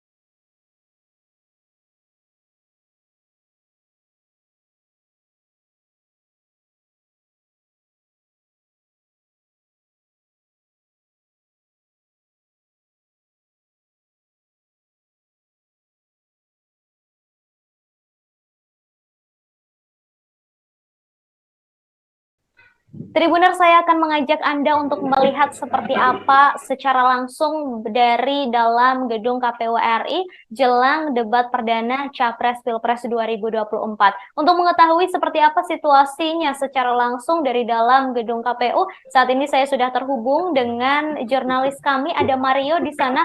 Mario, selamat malam. Boleh disampaikan seperti apa situasi di dalam halaman gedung KPU RI? Silakan, Mario. Ya, selamat malam Ratu dan juga Tribuners yang sedang menyaksikan. Sekarang saya berada di dalam halaman kawasan KPU RI, yang dimana tepat di sebelah saya ada panggung debat yang bakal dipersiapkan untuk debat perdana Capres-Cawapres pada tanggal 12 Desember hari ini. Sebagaimana dijadwalkan, jadwal debat ini bakal berlangsung pukul 7 malam, tapi sekarang jam 7 sudah lewat jam 7 lewat 6 menit maksud saya, yang dimana debat masih belum dimulai. Sementara itu di luar kawasan KPU masyarakat sudah berkumpul ramai, yang dimana tetap di bawah penjagaan kepolisian, dan juga di saat ini beberapa tim-tim pendukung dan tamu undangan juga masih berdatangan untuk memasuki kawasan debat. Saat ini debat perdana ini mengangkat tema pemerintahan, hukum, HAM, pemberantasan korupsi, penguatan demokrasi, peningkatan layanan publik, dan kerukunan warga. Yang dimana pada debat perdana ini yang bakal berdebat adalah masing-masing capres yang dimana para cawapresnya nanti tidak akan berdebat, namun tetap akan menghadiri debat ini. Untuk diketahui, mekanisme debat ini bakal berlangsung selama 150 menit, yang dimana 30 menit adalah iklan, sementara 120 menit lainnya adalah proses debat dan juga proses saling sanggah, yang dimana terbagi atas 6 segmen. Ada 11 panelis yang sudah disiapkan oleh KPU dan juga moderator. Ada 2 moderator, 1 moderator laki-laki dan satunya yang perempuan. KPU sendiri telah menetapkan beberapa aturan di mana tidak ada yel-yel yang bisa disuarakan ketika debat, dan juga para tamu undangan yang dijumlahkan 75 orang dengan masing-masing tim pasangan calon ini tidak boleh membawa atribut atau hal-hal yang berkaitan dengan ciri khas masing-masing kandidat. Sementara itu, KPU juga mengundang kementerian, lembaga terkait untuk menjadi tamu-tamu VIP dalam debat perdana kali ini, yang dimana kemarin Ketua KPU RI mengatakan bahwa kurang lebih 800 orang bisa memasuki panggung debat yang mengusung konsep town hall pada malam hari ini. Ya, saat ini demikian yang bisa disampaikan langsung dari KPU RI. Ratu, kembali ke studio. Mario, ini dari dalam gedung KPU atau dari dalam halaman gedung KPU RI sendiri saat ini, apakah sudah terlihat begitu dari pasangan capres dan cawapres yang sudah hadir serta panelis dan juga moderator dari pandangan Mario di sana? Ya Ratu, saat ini saya berada di lokasi di mana beberapa tamu yang hadir adalah tamu-tamu yang diundang oleh KPU. Sementara untuk capres-cawapres punya jalur lain yang ada di sebelah panggung, yang dimana saat ini kawasan ini tidak bisa dijangkau oleh rekan-rekan media, di mana 4 ini sudah menyiapkan 18 pertanyaan yang nantinya akan disampaikan dalam 6 segmen selama 150 menit debat. 18 pertanyaan itu dibagi menjadi 3 untuk masing-masing segmen. Ketua KPU RI Hasyim Asyari menjelaskan dalam mekanismenya masing-masing peserta akan mengambil acak pertanyaan itu sebelum debat dimulai. Setelahnya paslon yang pertama akan memberikan jawaban dengan diberi waktu selama 2 menit, lalu 2 calon lainnya diberi kesempatan untuk menanggapi selama 1 menit. Kemudian calon pertama yang menjawab diberi kesempatan lagi untuk menanggapi. Kemudian Tribuners, sebelum untuk debat ini dimulai begitu, semua kandidat sebelum mengambil pertanyaan secara acak, mereka diberi kesempatan untuk menyampaikan visi misi program sesuai dengan tema debat selama 4 menit untuk masing-masing calon. KPU juga telah menjamin kerahasiaan pertanyaan debat pada malam hari ini. Setelah disusun oleh panelis, pertanyaan tersebut telah disegel Para panelis telah menandatangani juga fakta integritas serta dikarantina selama mengolah pertanyaan debat. Masing-masing tim pasangan capres-cawapres dilarang untuk membawa atribut yang berkaitan dengan ciri khas kandidat paslon saat menghadiri debat perdana. Para tim pendukung juga hanya boleh menggunakan pakaian tanpa membawa atribut lainnya. Saat memasuki kawasan debat, pihak KPU juga akan melakukan penyaringan atau screening bagi tim yang datang.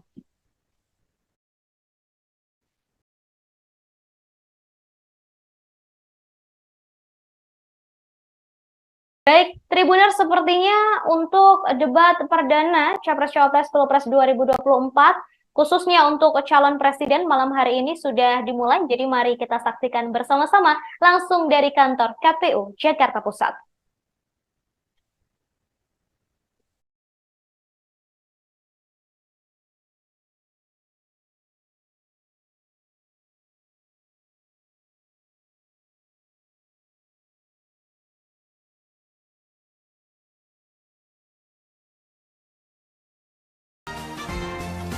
Bapak Ibu hadirin yang kami hormati, selanjutnya kita sambut bersama pasangan calon presiden dan wakil presiden nomor urut 3, Bapak Haji Ganjar Pranowo SH.MIP dan Bapak Profesor Dr. Haji Mahfud MD.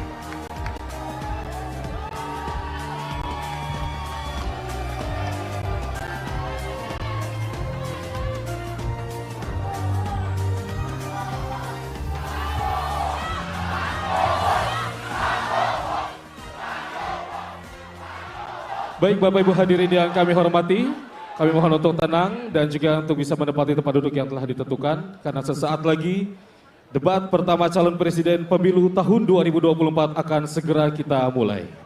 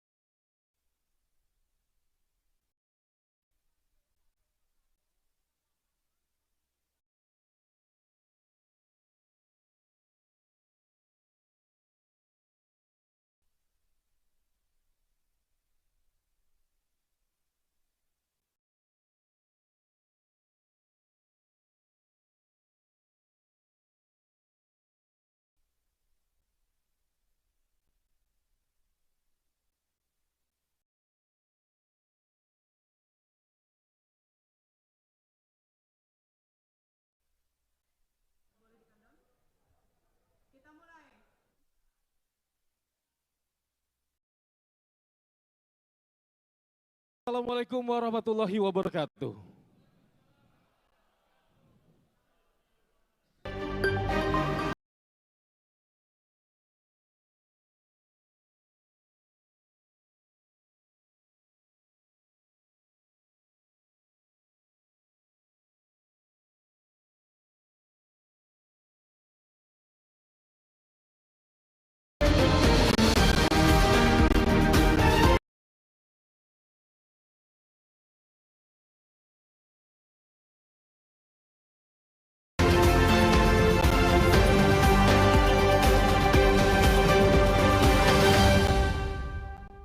Assalamualaikum warahmatullahi wabarakatuh.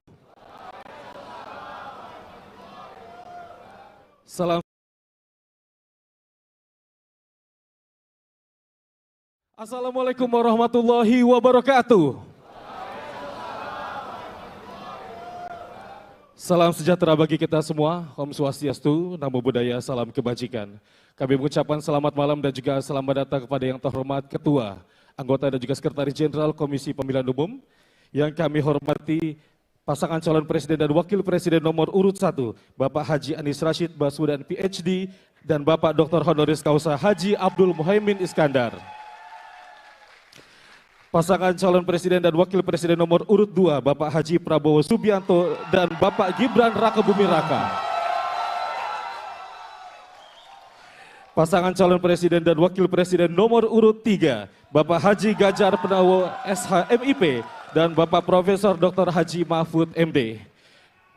Dan tentunya pimpinan partai politik serta hadirin undangan serta rekan-rekan media yang berbahagia. Bapak Ibu hadirin yang kami hormati, hari ini debat pertama calon presiden pemilu tahun 2024 dimulai.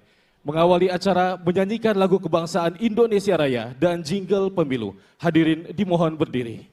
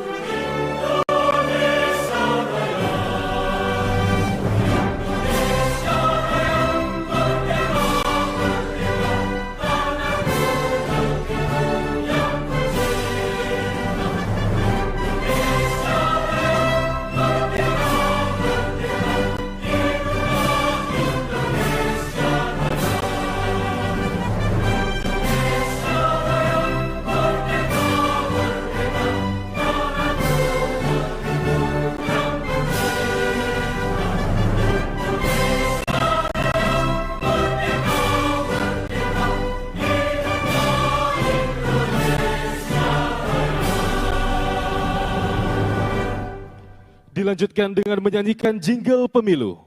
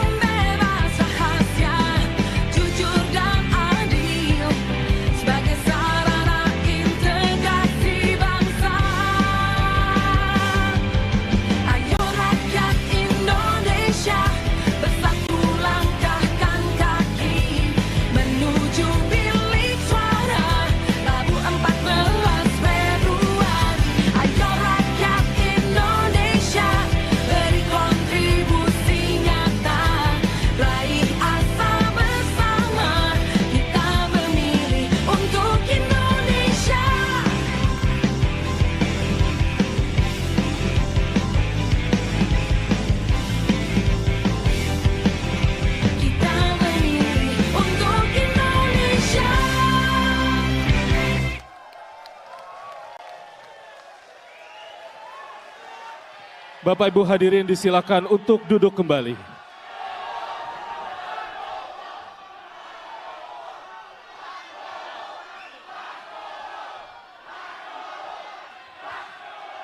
Baik Bapak Ibu hadirin yang kami hormati, mohon tenang, kita akan melanjutkan untuk acara selanjutnya. Bapak Ibu, selanjutnya kita simak bersama sambutan Ketua Komisi Pemilihan Umum sekaligus berkenan untuk memimpin pembacaan doa kepada Bapak Hashim Asyari, disilakan.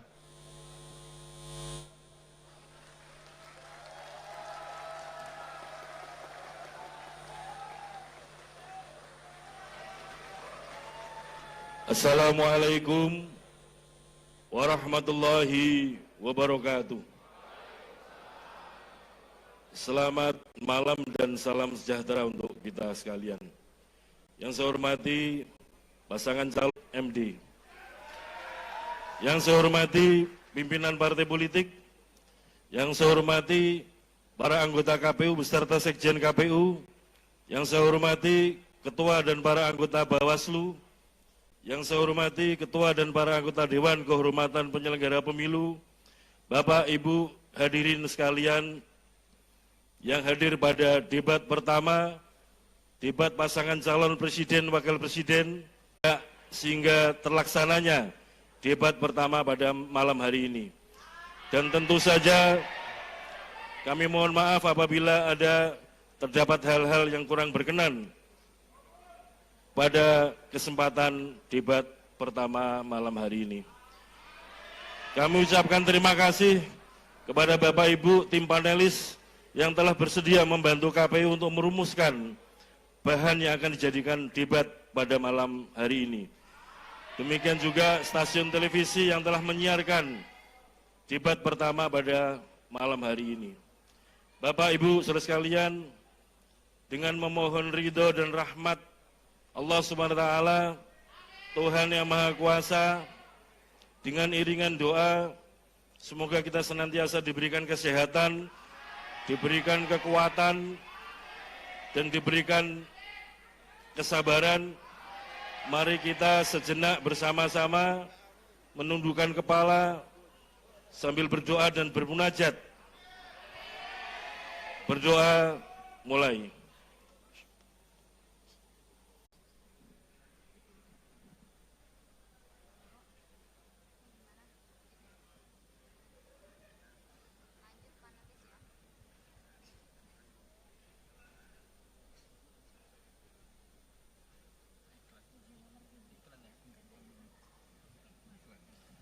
Bapak Ibu hadirin yang kami hormati, pada debat pertama calon presiden pada pemilu tahun 2024 terdapat 11 panelis.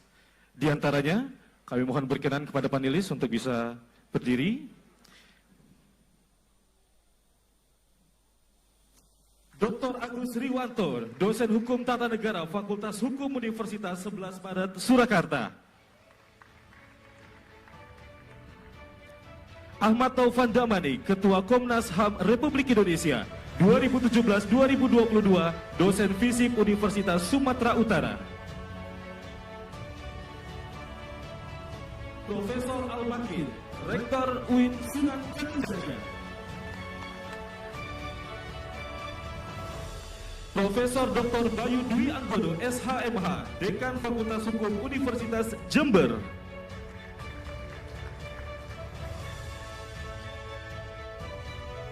Dr. Gun-Gun Herianto, MSI, Pakar Komunikasi Politik dan Dekan FDIKOM UIN Syarif Hidayatullah.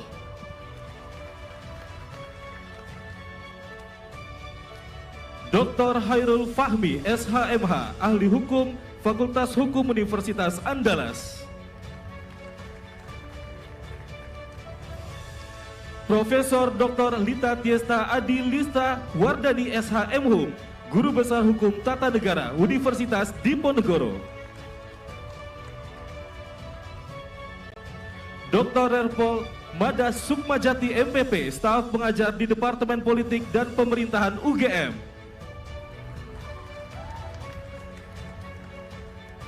Dr. Rudi Rohi, MSI, staf pengajar politik program studi ilmu politik FISIP Universitas Nusa Cendana, Kupang.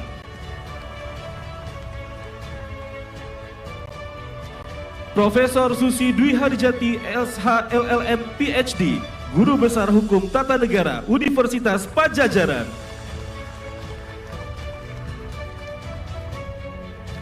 Dan Wawan Masudi, PhD, Dekan Visipol Universitas Gajah Mada.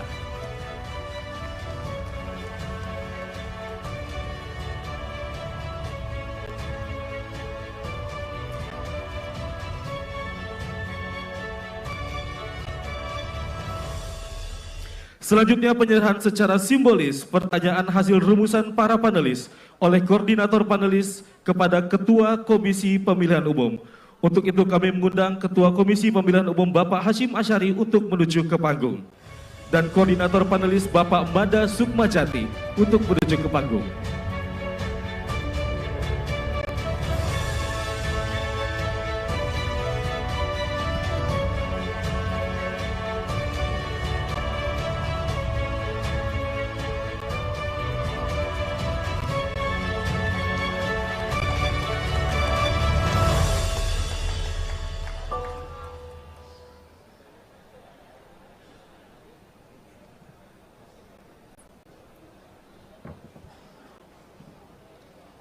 Bapak Ibu hadirin yang kami hormati, selanjutnya mari kita sambut bersama moderator debat pertama calon presiden pemilu tahun 2024, Valerina Daniel dan Ardianto Wijaya.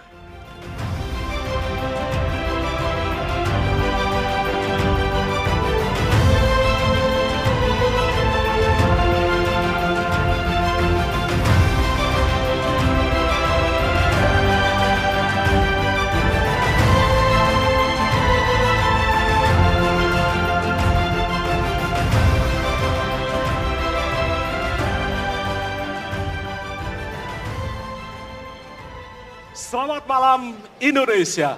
Selamat bergabung dalam debat pertama calon presiden 2024.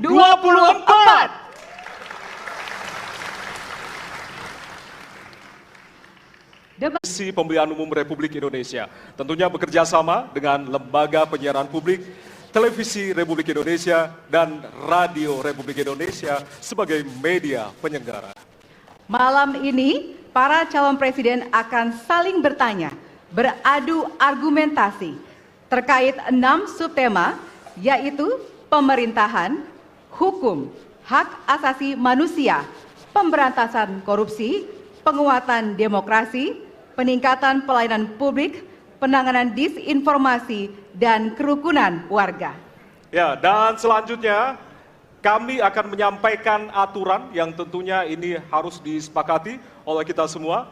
Tidak hanya bagi para hadirin yang saat ini berada di halaman gedung KPU, namun juga kepada calon presiden yang akan berdebat malam hari ini. Kita simak berikut ini.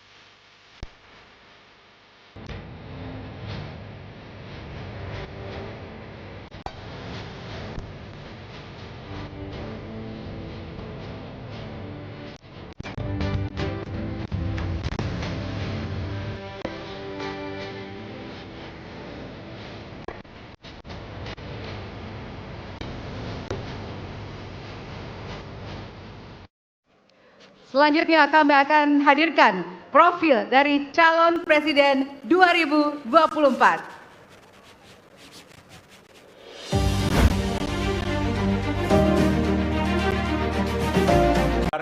Visi, misi, dan juga program kerja dari masing-masing calon presiden 2024. Dan kita akan langsung mulai dengan calon presiden nomor urut 1. Kami persilakan kepada Bapak Anies Baswedan untuk maju ke atas panggung dan menyampaikan visi misinya. Kami persilakan Pak Anies untuk segera menuju ke panggung utama. Pak Anies, waktu Bapak adalah 4 menit dimulai dari sekarang. Assalamualaikum warahmatullahi wabarakatuh.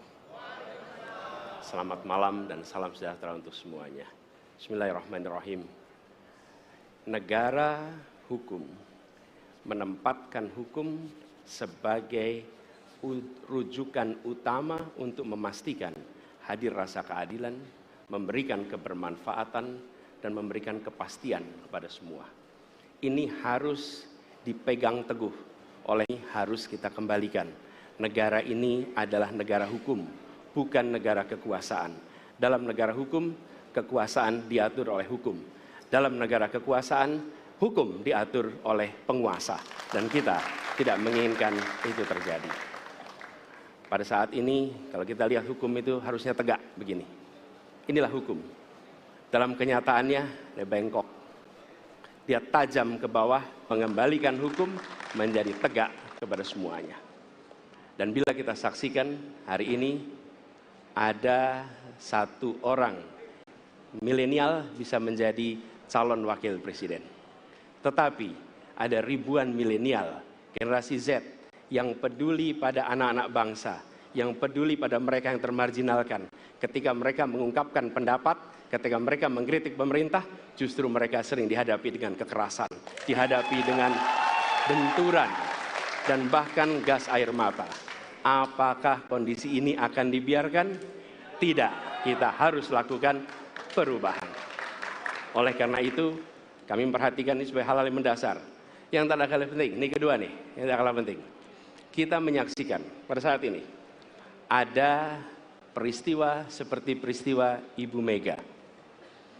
Ibu Mega Suryani Dewi, seorang ibu rumah tangga yang mengalami kekerasan rumah tangga, lapor pada negara, tidak diperhatikan, dan dia meninggal korban kekerasan. Apakah akan dibiarkan? Tidak, ini harus diubah. Dan tidak kalah penting, hadir bersama saya di sini ayahnya Harun Ar-Rasyid. Harun Ar-Rasyid adalah anak yang meninggal, pendukung Pak Prabowo di Pilpres 2019 yang menuntut keadilan pada saat itu. Protes hasil pemilu. Apa yang terjadi? Dia tewas sampai dengan hari ini tidak ada kejelasan. Apakah ini akan dibiarkan? Tidak. Ini harus diubah. Karena itu, kami mendedikasikan diri hadir untuk memberikan komitmen bahwa dari puncak sampai ke bawah kami akan tegakkan hukum pada siapa saja. Kami kembalikan marwah kehidupan bernegara yang menempatkan hukum sebagai tempat yang paling tinggi. Dan ketentuan itu berlaku kepada semua, termasuk ketika menyangkut urusan ASN, menyangkut urusan TNI dan Polri. Terima kasih. Assalamualaikum warahmatullahi wabarakatuh. Terima kasih. Pak Panis, kami persilakan kembali ke tempat. Berikutnya kami persilakan. Harap tenang. Harap tenang. Harap tenang. Harap tenang para pendukung, harap tenang. Hadirin, kita akan harap lanjutkan tenang. ya. Harap tenang. Kita akan lanjutkan. Kami persilahkan calon presiden nomor urut 2, Bapak Prabowo Subianto, untuk maju ke atas panggung dan menyampaikan visi dan misi. Baik, para pendukung harap tenang, kita akan lanjutkan. Baik, silakan. Bismillahirrahmanirrahim. Assalamualaikum warahmatullahi wabarakatuh. Salam sejahtera kita sekalian. Shalom, Om Swastiastu, Namo Buddhaya, salam kebajikan. Terima kasih kesempatan yang diberikan kepada saya untuk menyampaikan visi dan misi. Kami menempatkan hukum, HAM, perbaikan pelayanan pemerintahan, pemberantasan korupsi, perlindungan terhadap semua kelompok di masyarakat sebagai sesuatu yang sangat penting. Karena itu dalam visi misi kita hal-hal ini ditaruh di paling atas. Kita sadar dan saya sadar sejak muda saya telah mengangkat sumpah untuk membela Pancasila dan Undang-Undang Dasar 45. Di dalam Undang-Undang Dasar 45, di situ pendiri-pendiri bangsa kita mendirikan sebuah republik. Republik itu harus didasarkan atas hukum dan kedaulatan rakyat. Itulah perjuangan saya selama ini. Dan saya pertaruhkan nyawa saya, jiwa saya untuk membela demokrasi, hukum, dan HAM. Kita paham, kita mengerti masih banyak kekurangan.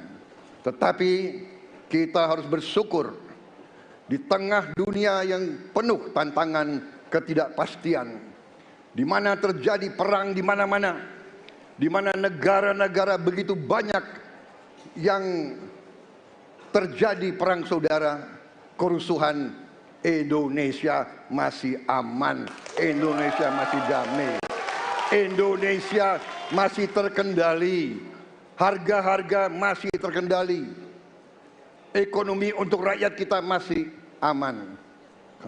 Karena apa? Karena kepemimpinan. Karena apa? Karena manajemen negara yang berhasil. Saudara-saudara, apakah di tengah 280 juta rakyat masa tidak ada kekurangan?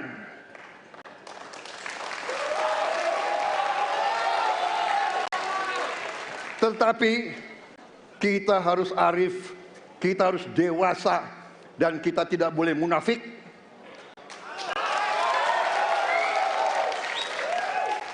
Pemimpin itu ingarso sung telodo, harus memberi contoh.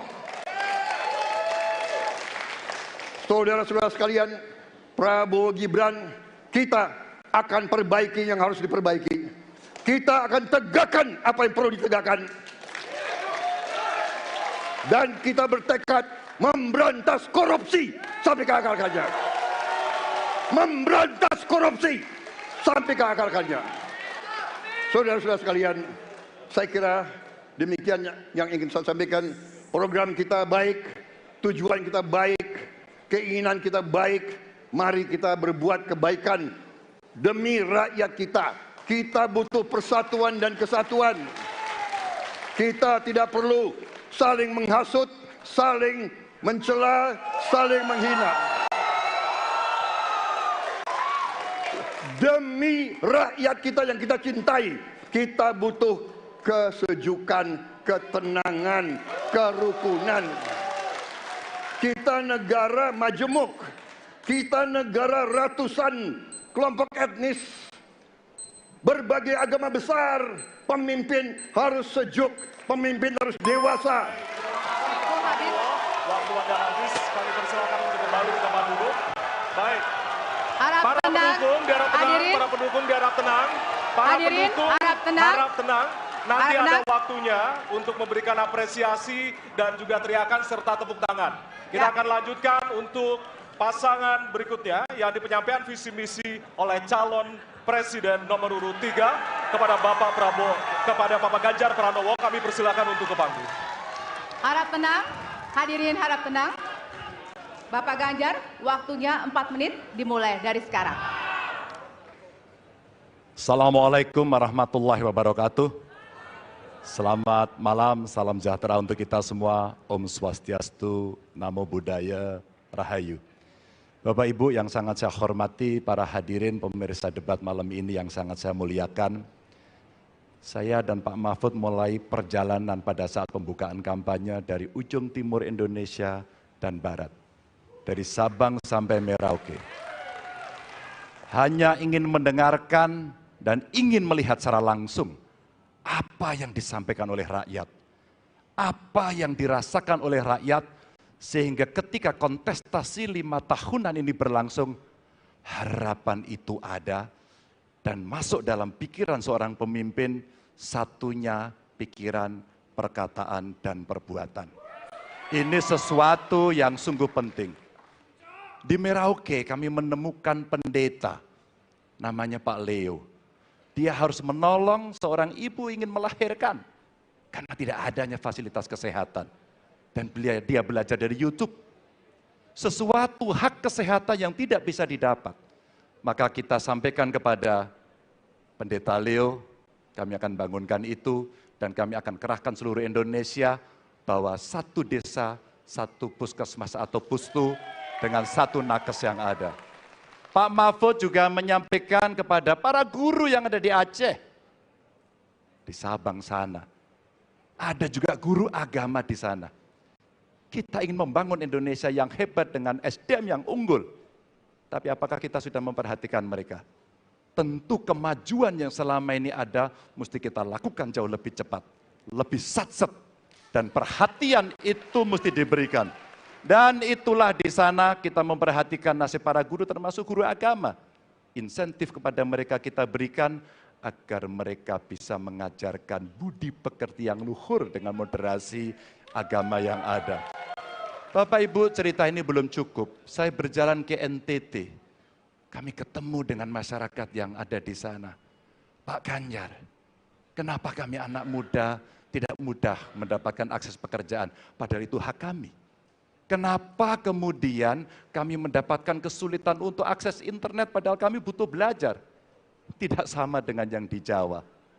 Catatan inilah yang mendorong pikiran kami, internet gratis untuk para siswa yang sedang bersekolah.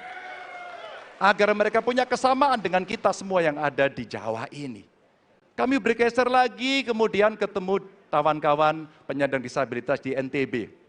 Betapa bahagianya saya karena ketemu dengan orang yang berjuang dengan keras agar dia bisa setara, dan pemerintah mesti perhatikan mereka untuk memberikan kesetaraan pada mereka itu.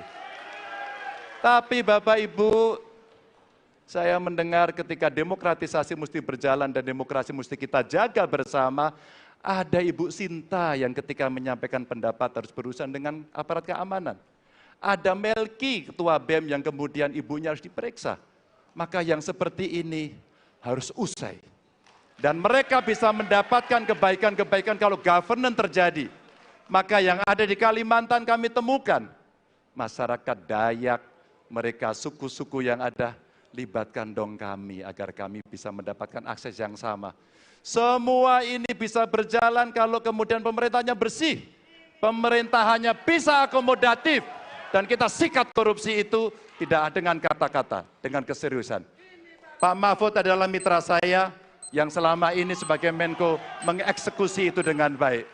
Kita akan lakukan itu, kami mohon dukungan rakyat, perintahkan kami untuk mengerjakan itu. Terima kasih. Wassalamualaikum warahmatullahi wabarakatuh. Kami persilakan kembali ke tempat. Hadirin, hadirin harap tenang. Hadirin, baik. Hadirin harap tenang, kita akan lanjutkan acara. Baik. Kini saatnya baru kita akan sama-sama memberikan apresiasi tepuk tangan kepada seluruh calon presiden yang sudah menyampaikan visi misinya. Ya, usai jeda, kami akan memperdalam visi misi dari setiap calon presiden yang telah disampaikan tadi. Untuk itu tetaplah bersama kami di debat pertama Calon Presiden 2024.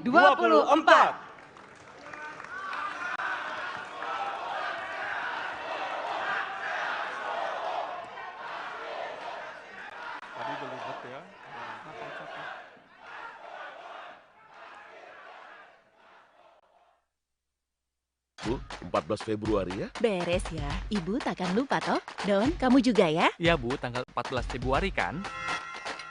Cie, 14 Februari. Iya dong, 14 Februari aku mau milih. Ya, 14 Februari ada apa sih? 14 Februari itu saat kita memilih. Kamu juga ya, cek apakah kita sudah terdaftar sebagai pemilih di cek dptonline.kpu.go.id. Rabu 14 Februari 2024. Yuk, kita nyoblos! Gimana ya caranya ngecek gue sudah terdaftar sebagai pemilih di pemilu 2024 nanti? Sini gue kasih tahu. Langsung aja cek dptonline.kpu.go.id. Nah, masuk pencarian data pemilih, pilih kabupaten kota sesuai KTP, masukkan nik, nama lengkap, dan tanggal lahir. Klik pencarian. Udah deh, bahkan lo bisa tahu lokasi TPS-nya di mana. Kalau nggak terdaftar, hubungi kantor KPU terdekat. Jangan lupa, Rabu 14 Februari 2024, pastikan nama kita terdaftar sebagai pemilih. Yuk, kita nyoblos!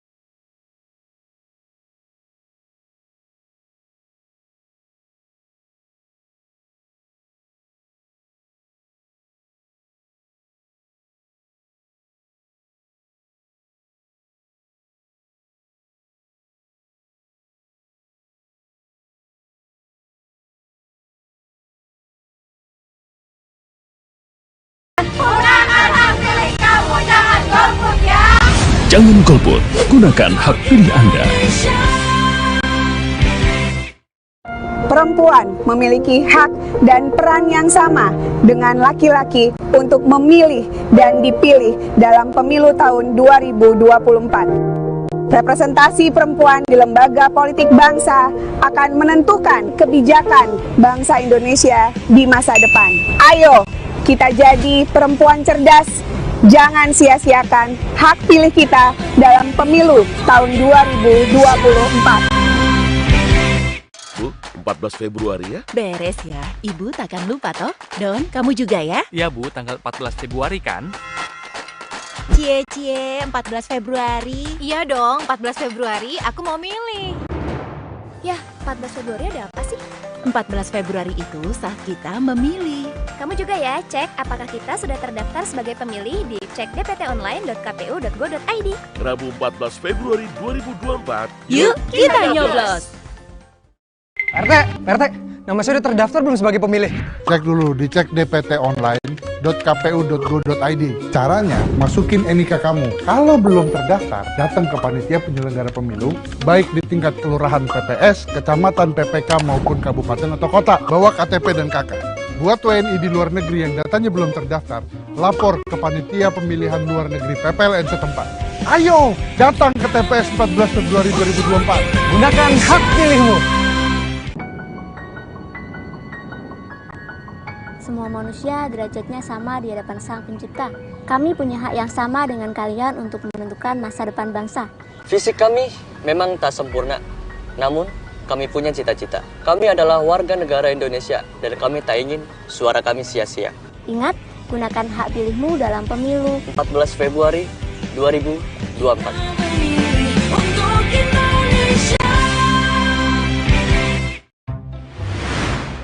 Pemilu 2024 kamu nyoblos siapa, Nat? Nggak tahu deh, aku nyoblos apa enggak ya? Emang suara aku ada pengaruh gitu? Suara pemilih pemula kayak kita ini berpengaruh loh. Nah makanya kamu jangan sampai golput. Kita harus berpartisipasi dalam pemilu 2024. Generasi Z kayak kita ini menentukan masa depan bangsa.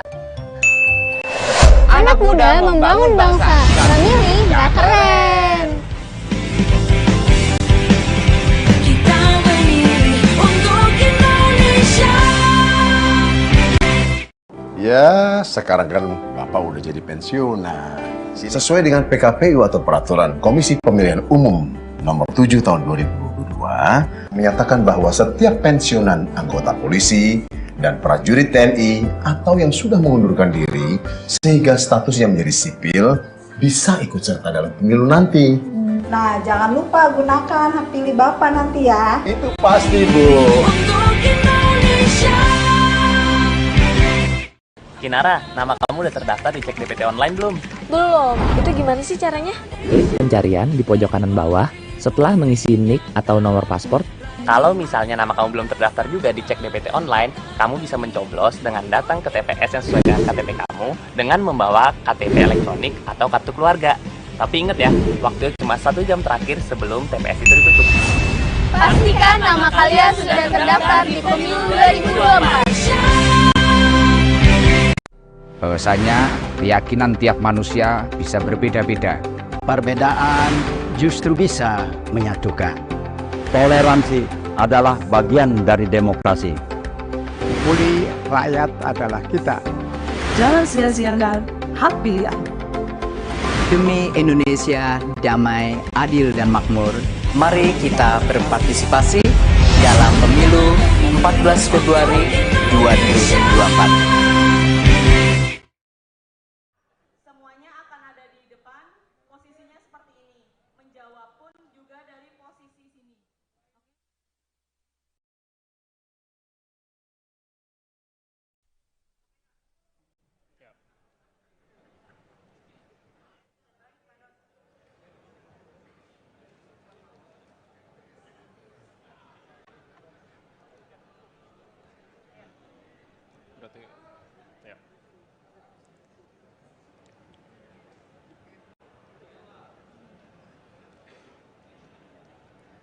Ya, Anda kembali menyaksikan debat pertama calon presiden 2024.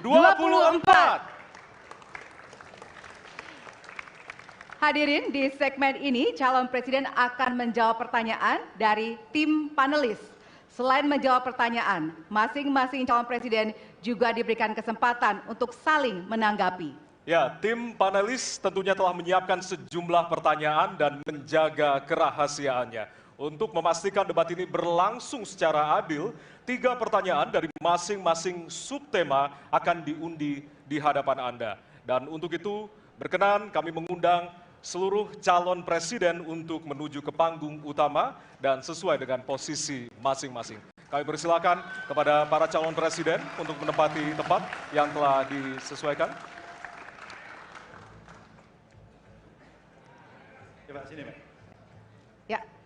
Hadirin, jika di segmen pertama kita memulai visi misi dari calon presiden nomor urut 1, maka pada segmen ini kita akan memulai pertanyaan kepada calon presiden nomor urut 2. Kami persilakan kepada panelis Bapak Agus Riwanto untuk mengambil subtema di fishbowl. Kami persilakan Pak Agus. Silakan diperlihatkan kepada kita semua tema yang terdapat di dalam bola.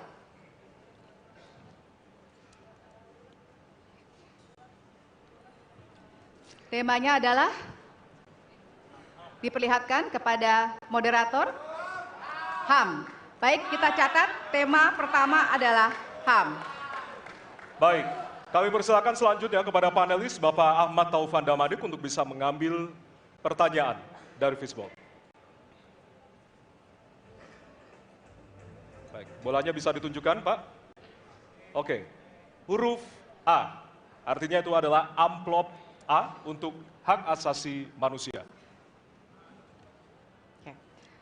Baik, pertanyaan hanya akan dibacakan satu kali. Pertanyaan untuk calon presiden nomor urut 2 adalah tema HAM huruf A. Saya akan buka amplopnya Bapak Ibu sekalian, masih disegel.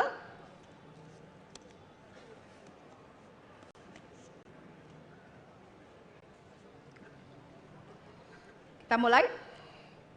Beberapa tahun terakhir, tren kekerasan meningkat di Papua.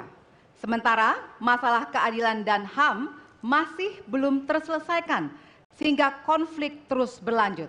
Pertanyaannya, apa strategi yang Anda akan siapkan untuk menyelesaikan masalah HAM dan konflik di Papua secara komprehensif?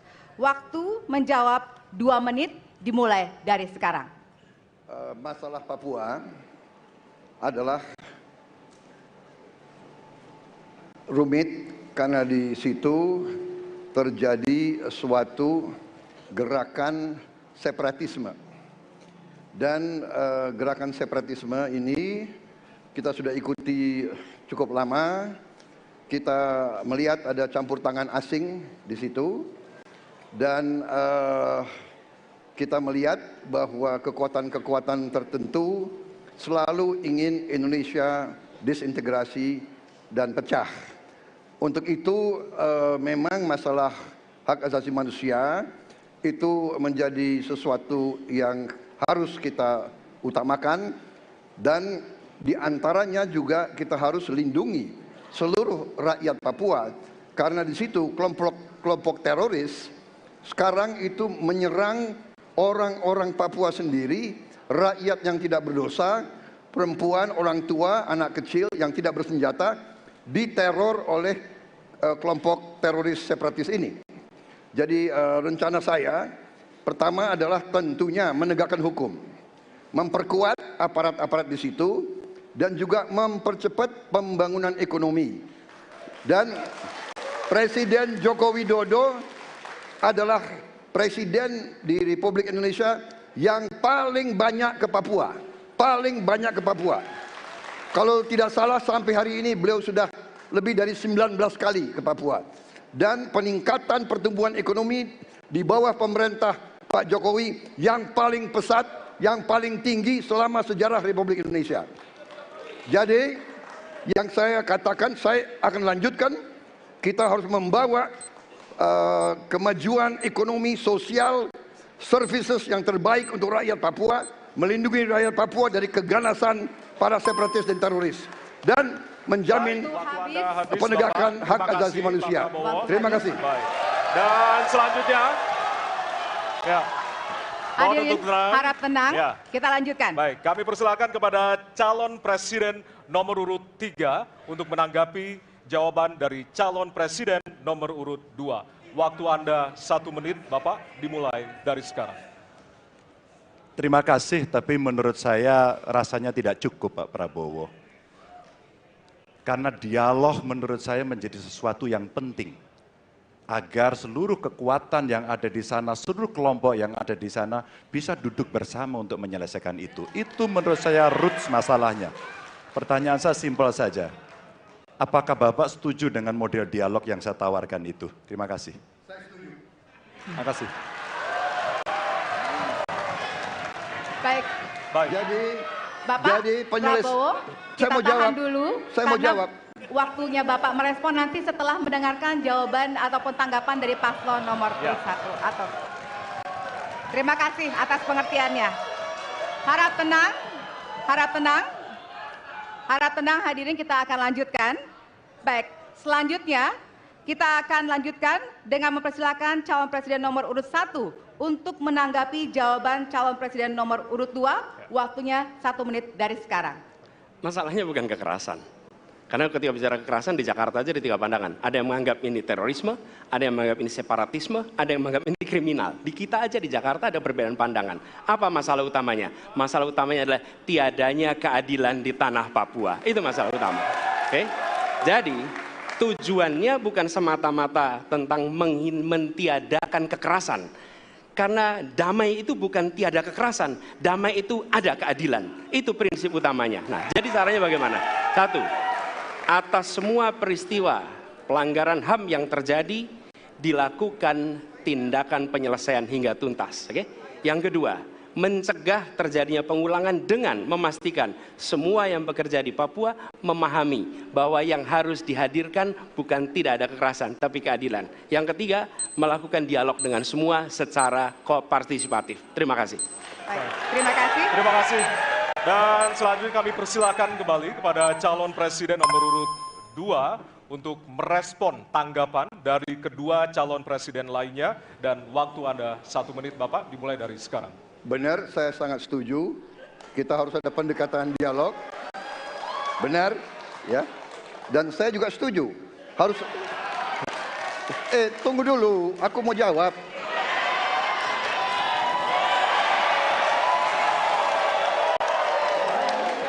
Jadi, benar keadilan.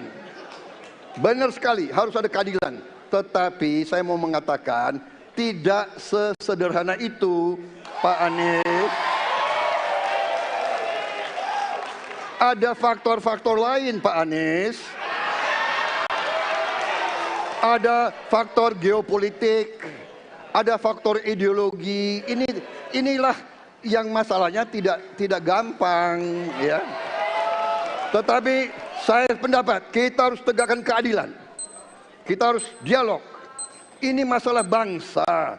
Ini harus kita, semua kekuatan harus kita rangkul. Baik, waktu habis Bapak. Waktu habis Bapak. Terima kasih. Hadirin harap tenang. Baik. Hadirin harap tenang, kita akan lanjutkan. Hadirin harap tenang, kita akan lanjutkan. Nanti kita akan kasih kesempatan untuk memberikan apresiasi kepada para calon presiden. Baik, selanjutnya kita akan beralih ke pertanyaan untuk calon presiden nomor urut 3. Kami persilakan kepada panelis Bapak Al Makin untuk mengambil subtema di fishbowl. Kami persilakan kepada panelis.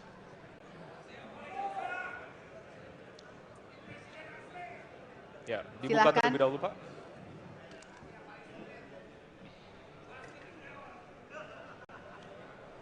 Diperlihatkan kepada moderator dan hadirin pemerintahan dan peningkatan pelayanan publik. Baik, dan selanjutnya kami persilakan kepada panelis Bapak Bayu Dwi Anggono untuk mengambil pertanyaan dari fishbowl. Kami persilakan, Pak.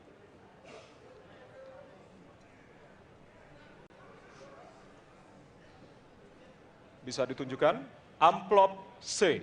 Amplop C untuk pemerintahan dan peningkatan pelayanan publik. Baik, untuk calon presiden nomor urut 3, pertanyaannya adalah tema pemerintahan dan peningkatan pelayanan publik, pertanyaan dari huruf C. Kita lihat bersama, Bapak Ibu sekalian, amplop juga masih disegel. Kita akan buka.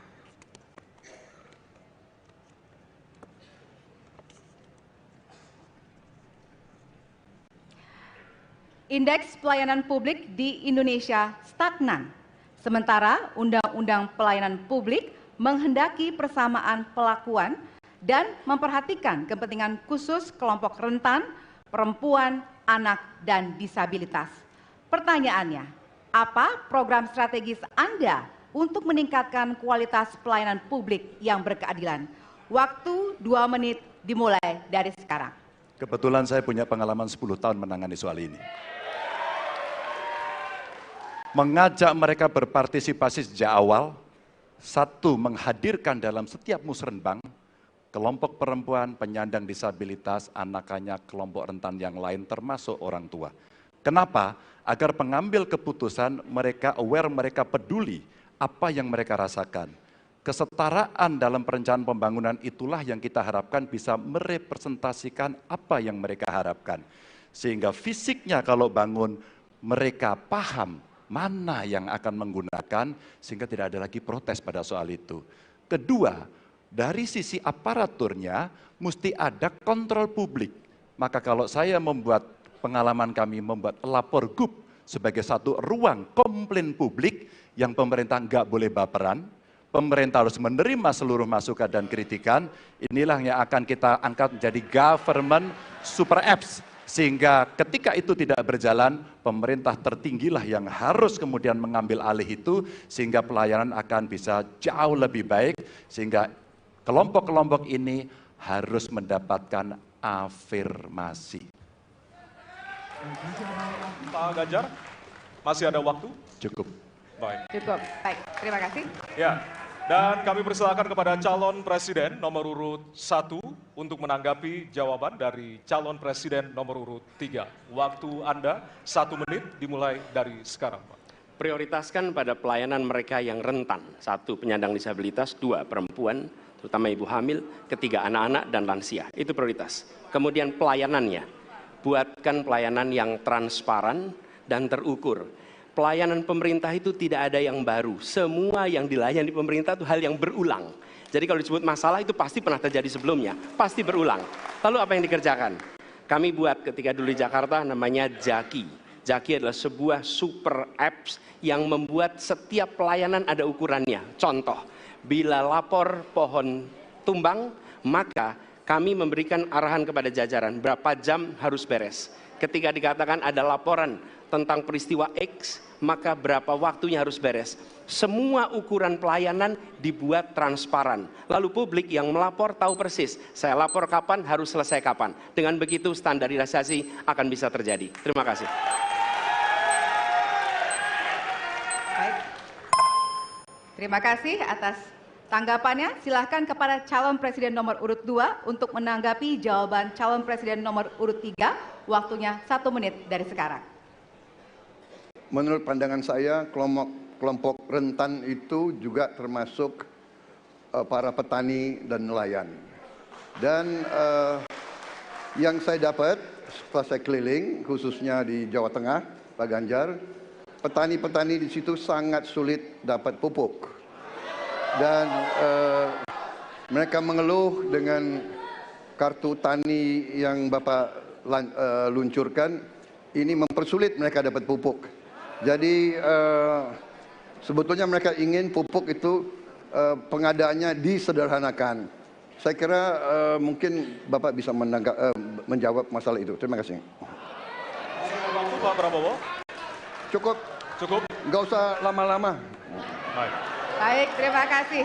Dan selanjutnya kami persilakan kepada calon presiden nomor urut 3 untuk merespon tanggapan dari kedua calon presiden lainnya. Waktu Bapak 1 menit dimulai dari sekarang. Terima kasih. Jadi menggunakan teknologi yang disampaikan Mas Ani sudah betul. Rupanya kita sama pada soal itu. Tapi untuk Pak Prabowo saya harus mengingatkan Pak, pupuk langka terjadi di Papua Pak. Pupuk langka terjadi di Sumatera Utara Pak. Pupuk langka terjadi di NTT, NTB, Kalimantan Timur termasuk bensin. Mungkin Bapak sedikit agak lupa untuk saya bisa mengingatkan, karena Bapak pernah menjadi ketua HKTI. Pak, data petani kita tidak pernah beres. Maka kalau kemudian satu data petani itu bisa kita kelola, maka distribusi pupuknya harus bisa sampai dan tepat sasaran. Pada saat yang sama, kuota pupuk tidak boleh dibatasi. Maka ini yang saya telepon langsung kepada Pak Wapres saat itu. Pak Wapres, please, kasih tambahan. Kalau tidak cukup. Dan ini terjadi di seluruh Indonesia. Maka inilah mesti kita kerjakan nanti. Baik. Masih ada waktu? Mau ditambahkan, Pak? Cukup. Cukup? Cukup. Baik. Baik, terima kasih. Hadirin, kita akan beralih ke pertanyaan selanjutnya untuk calon presiden nomor urut 1. Kami persilakan kepada panelis Bapak Gun-Gun Herianto untuk mengambil subtema di fishball. Kami persilakan panelis. Ya, bisa dibuka terlebih dahulu.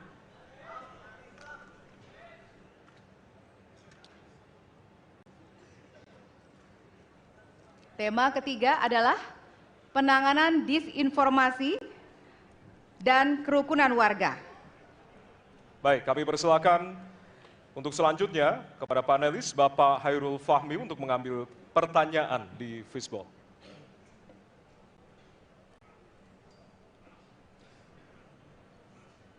Ditujukan ke depan. Adalah amplop huruf A. Baik. Amplop A untuk penanganan disinformasi dan kerukunan warga. Baik. Pertanyaan untuk calon presiden nomor urut 1 adalah tema penanganan disinformasi dan kerukunan warga, huruf A. Kita lihat bersama, masih disegel, kita akan buka bersama.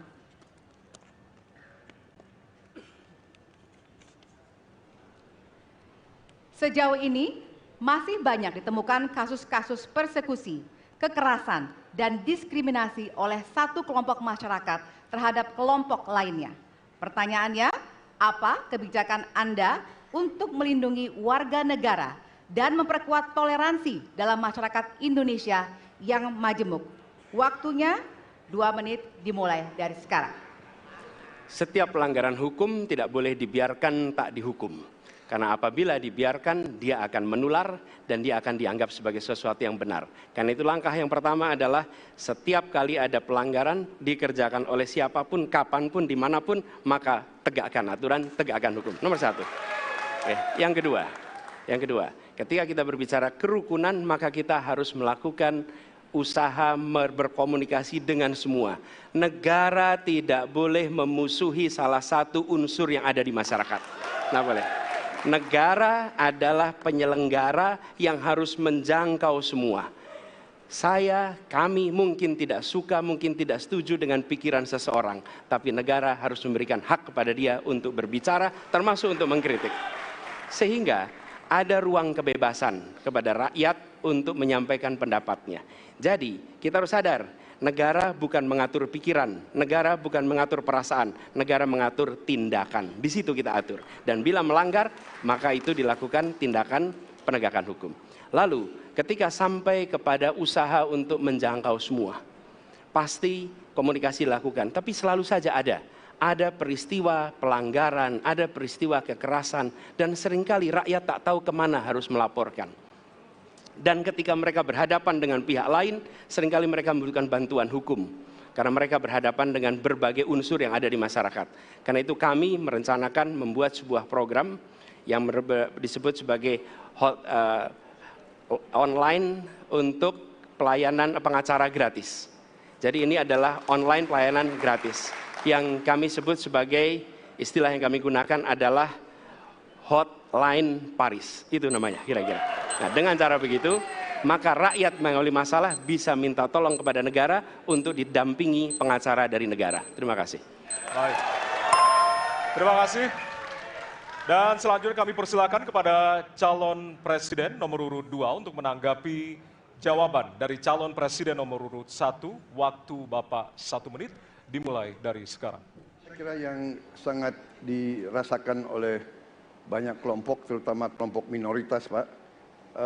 Saya ingin tanya bagaimana tanggapan Bapak tentang keluhan adanya kelompok-kelompok minoritas yang ingin membuat tempat ibadah tapi sangat sulit karena faktor-faktor yang dipersulit oleh birokrasi dan sebagainya.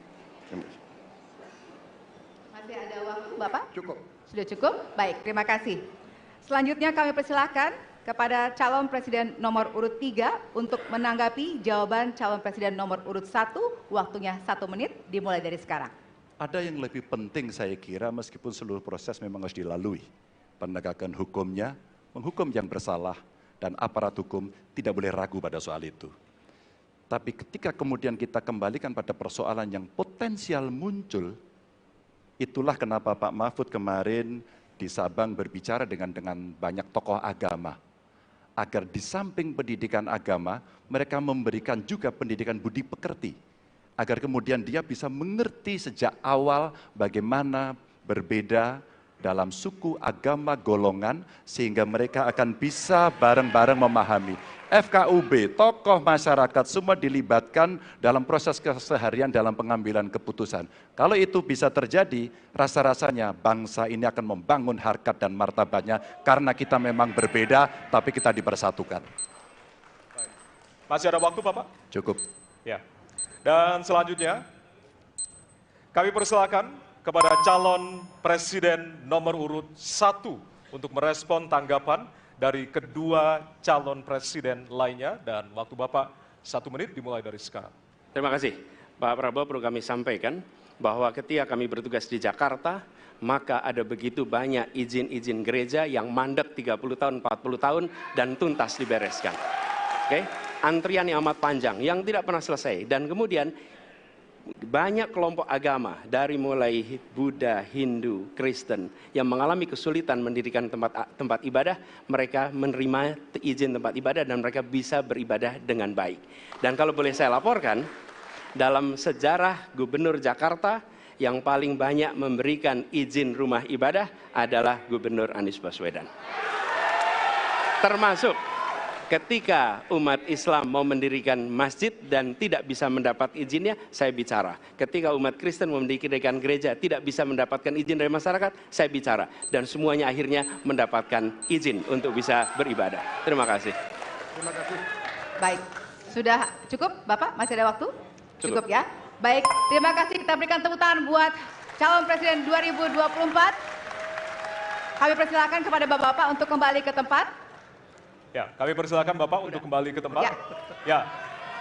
Kita masih ada beberapa segmen dan juga beberapa subtema yang tentunya nanti kita akan bahas di segmen-segmen berikutnya. Dan tentunya kami akan masuk ke bagian debat yang lebih hangat dengan tentunya saling menanggapi antara pasangan calon presiden satu dengan yang lainnya. Baiklah, untuk itu tetaplah bersama kami di debat pertama calon presiden 2024.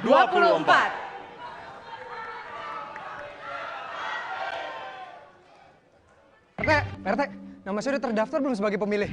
Cek dulu, dicek dptonline.kpu.go.id. Caranya, masukin NIK kamu. Kalau belum terdaftar, datang ke panitia penyelenggara pemilu, baik di tingkat kelurahan PPS, kecamatan, TPK, maupun kabupaten atau kota. Bawa KTP dan KK.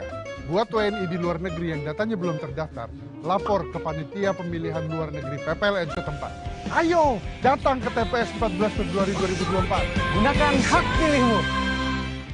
Perempuan memiliki hak dan peran yang sama dengan laki-laki untuk memilih dan dipilih dalam pemilu tahun 2024. Representasi perempuan di lembaga politik bangsa akan menentukan kebijakan bangsa Indonesia di masa depan.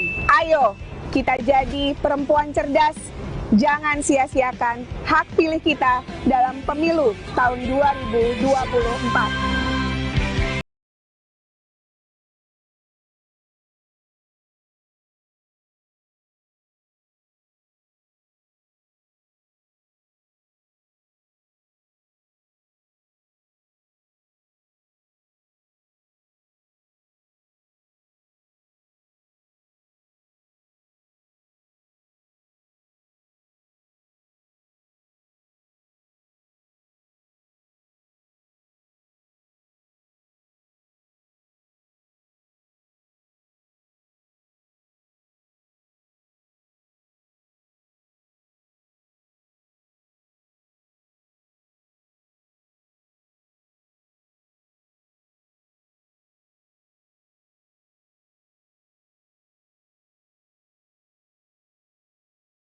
Gunakan hak pilih kamu, jangan golput ya.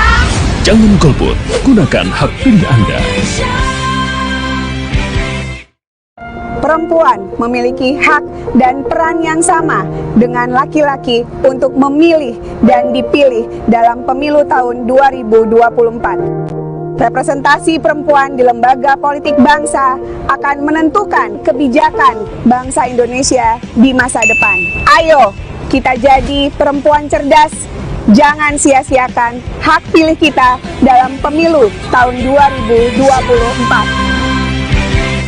Bu, 14 Februari ya? Beres ya, Ibu takkan lupa toh. Don, kamu juga ya? Iya Bu, tanggal 14 Februari kan?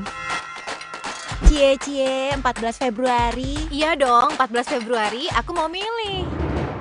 Yah, 14 Februari ada apa sih? 14 Februari itu saat kita memilih. Kamu juga ya cek apakah kita sudah terdaftar sebagai pemilih di cek dptonline.kpu.go.id. Rabu 14 Februari 2024. Yuk kita nyoblos! PRT, nama saya udah terdaftar belum sebagai pemilih?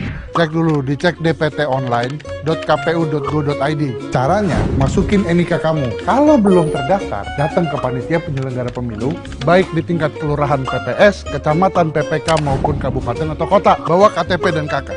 Buat WNI di luar negeri yang datanya belum terdaftar, lapor ke panitia pemilihan luar negeri PPLN setempat. Ayo, datang ke TPS 14 Februari 2024. Gunakan hak pilihmu. Semua manusia derajatnya sama di hadapan Sang Pencipta. Kami punya hak yang sama dengan kalian untuk menentukan masa depan bangsa. Fisik kami memang tak sempurna, namun kami punya cita-cita. Kami adalah warga negara Indonesia dan kami tak ingin suara kami sia-sia. Ingat, gunakan hak pilihmu dalam pemilu 14 Februari 2024.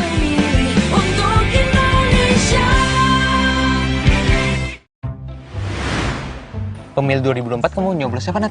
Nggak tahu deh, aku nyoblos apa enggak ya? Emang suara aku ada pengaruh gitu? Suara pemilih pemula kayak kita ini berpengaruh loh. Nah makanya kamu jangan sampai golput.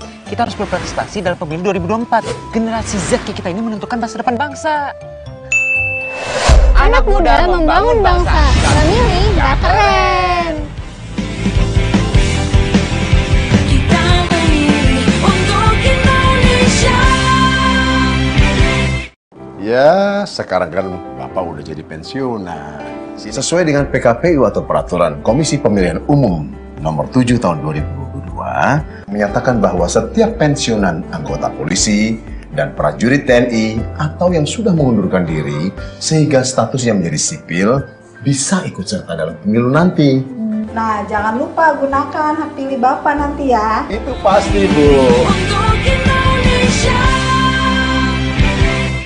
Kinara, nama kamu udah terdaftar di cek DPT online belum? Belum. Itu gimana sih caranya? Klik pencarian di pojok kanan bawah setelah mengisi NIK atau nomor paspor.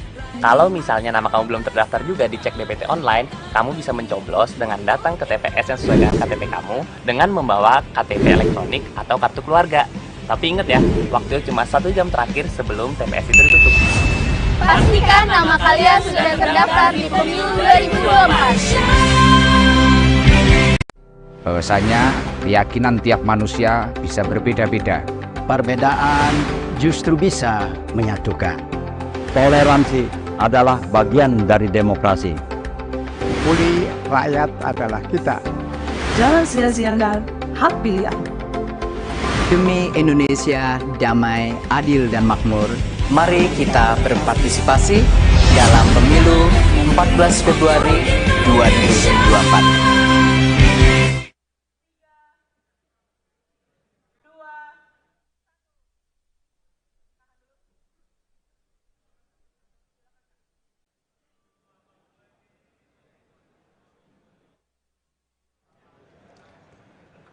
Ya, terima kasih Anda masih bersama kami di debat pertama calon presiden 2024.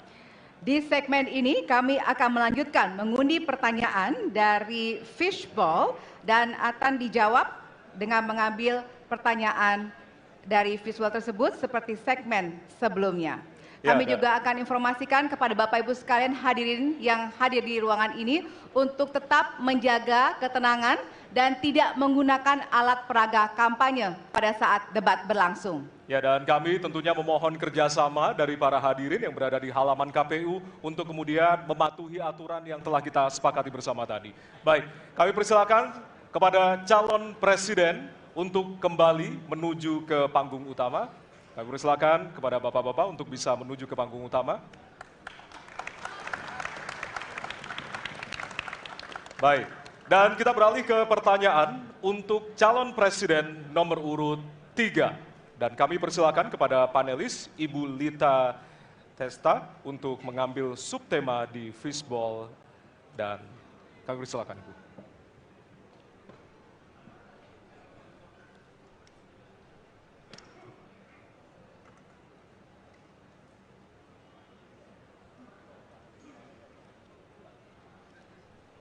Ya, dan untuk temanya adalah pemberantasan korupsi. Baik, selanjutnya kami persilakan kepada panelis Bapak Made Sukmajati untuk mengambil pertanyaan dari fishball. Silakan Bapak. Ya. Pertanyaan huruf C. Baik, kita akan menuju ke pemberantasan korupsi dan pertanyaan C. Ya. Dari amplop C, Bapak Ibu, masih tersegel. Kita akan buka.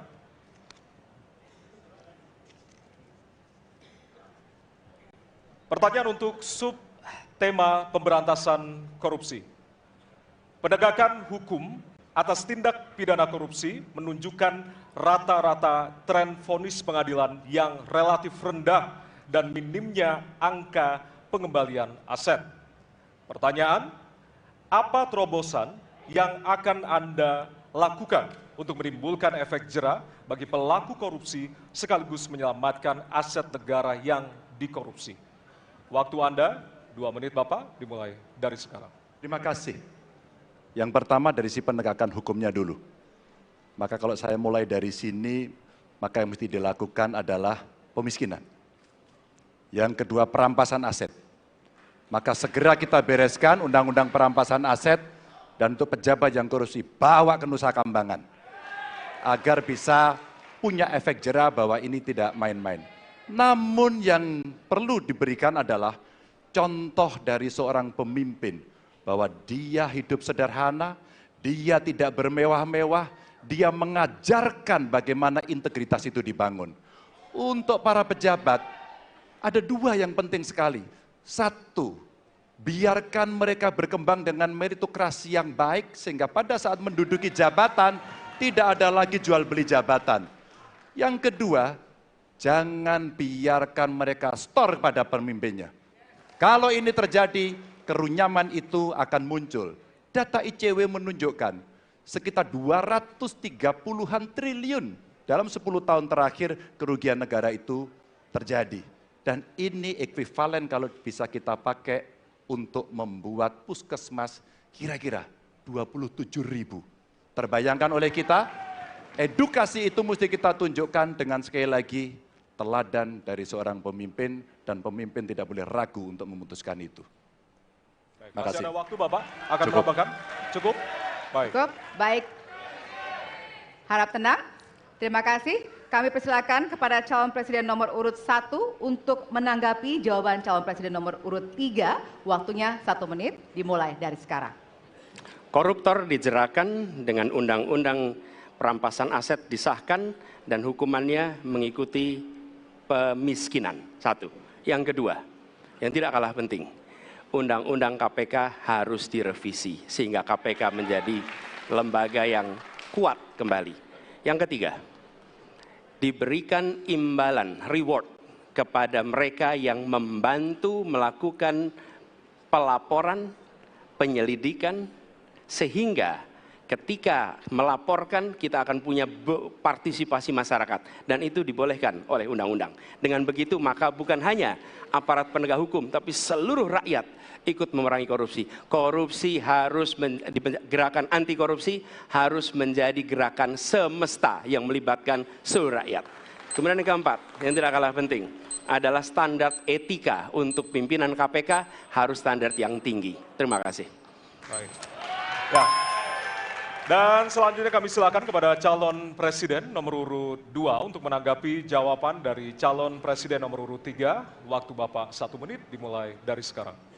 Terus terang saja, saya dalam hal ini setuju dengan sikap dan jawaban dari Pak Ganjar masalah korupsi. Korupsi adalah pengkhianatan terhadap bangsa. Korupsi harus diberantas sampai ke akar-akarnya.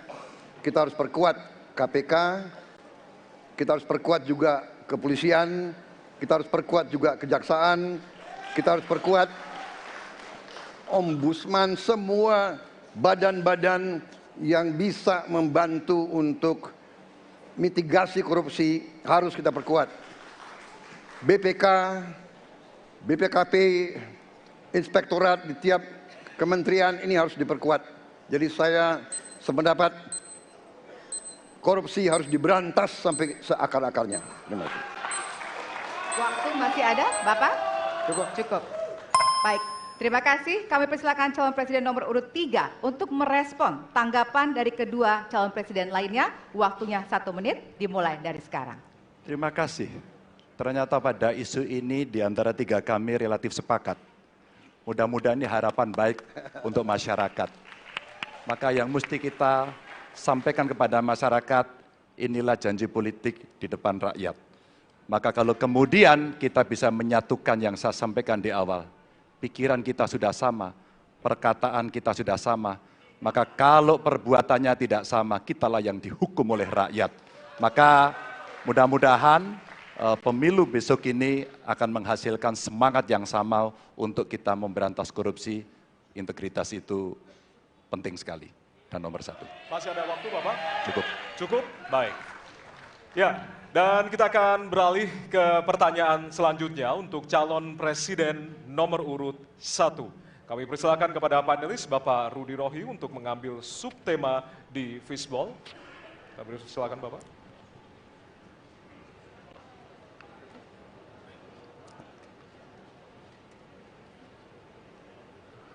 Diperlihatkan kepada kami semua, Bapak.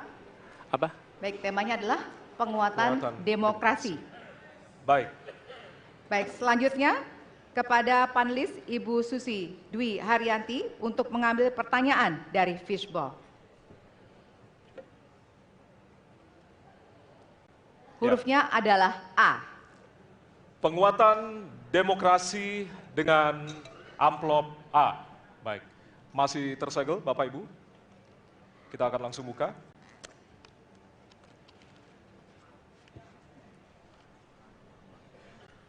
Salah satu pilar penting demokrasi adalah partai politik. Namun kepercayaan publik terhadap partai politik di Indonesia selalu rendah. Pertanyaan, apa kebijakan yang akan Anda lakukan untuk melakukan pembenahan tata kelola partai politik? Waktu untuk menjawab 2 menit, dimulai dari sekarang. Saya rasa lebih dari sekedar partai politik. Rakyat tidak percaya kepada proses demokrasi yang sekarang terjadi. Itu jauh lebih luas dari sekedar partai politik. Ketika kita bicara demokrasi, minimal ada 3. 1, minimal 3 nih. 1 adalah adanya kebebasan berbicara. Yang kedua, adanya oposisi yang bebas untuk mengkritik pemerintah dan menjadi penyeimbang pemerintah. Yang ketiga, adanya proses pemilu, proses pilpres yang netral, yang transparan, jujur, adil. 3. Dan kalau kita saksikan akhir-akhir ini, 2 ini mengalami problem. Kita menyaksikan bagaimana kebebasan berbicara menurun, termasuk mengkritik partai politik. Dan angka demokrasi kita menurun, indeks demokrasi kita. Bahkan pasal-pasal yang memberikan kewenangan untuk digunakan secara karet kepada pengkritik, misalnya Undang-Undang ITE atau pasal 14, 15 Undang-Undang nomor 1 tahun 1946. Itu semua membuat kebebasan berbicara menjadi terganggu. Yang kedua, oposisi. Kita saksikan minim sekali adanya oposisi selama ini. Dan sekarang ujiannya adalah besok. Bisakah pemilu diselenggarakan dengan netralitas, dengan adil, dengan jujur? Ini ujian ketiga. Jadi, persoalan demokrasi kita lebih luas dari segala persoalan kepada partai politik. Nah, bagaimana untuk partai politik sendiri? Partai politik baru mengembalikan kepercayaan. Tapi di sini ada peran negara. Menurut saya salah satu masalah yang mendasar partai politik ini memerlukan biaya. Dan biaya politik selama ini tidak pernah diperhatikan di dalam proses politik. Untuk kampanye, untuk operasional partai, semua ada biayanya. Sudah saatnya pembiayaan politik itu dihitung dengan benar. Ada transparansi, sehingga rakyat pun melihat ini institusi yang bisa dipertanggungjawabkan. Jadi salah satu reformnya adalah reform pembiayaan politik oleh partai politik. Terima kasih. Baik. Waktu sudah habis, terima kasih. Kini kami persilakan calon presiden nomor urut 2 untuk menanggapi jawaban calon presiden nomor urut 1. Waktunya 1 menit, dimulai dari sekarang. Mas Anies.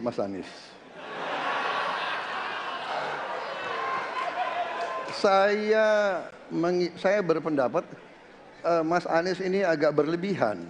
Mas Anies mengeluh tentang demokrasi ini dan itu dan ini. Mas Anies dipilih jadi gubernur DKI menghadapi pemerintah yang berkuasa, saya yang mengusung Bapak.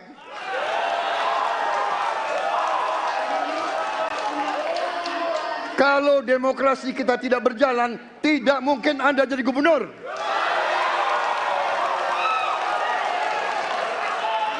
Kalau Jokowi diktator, Anda tidak mungkin jadi gubernur.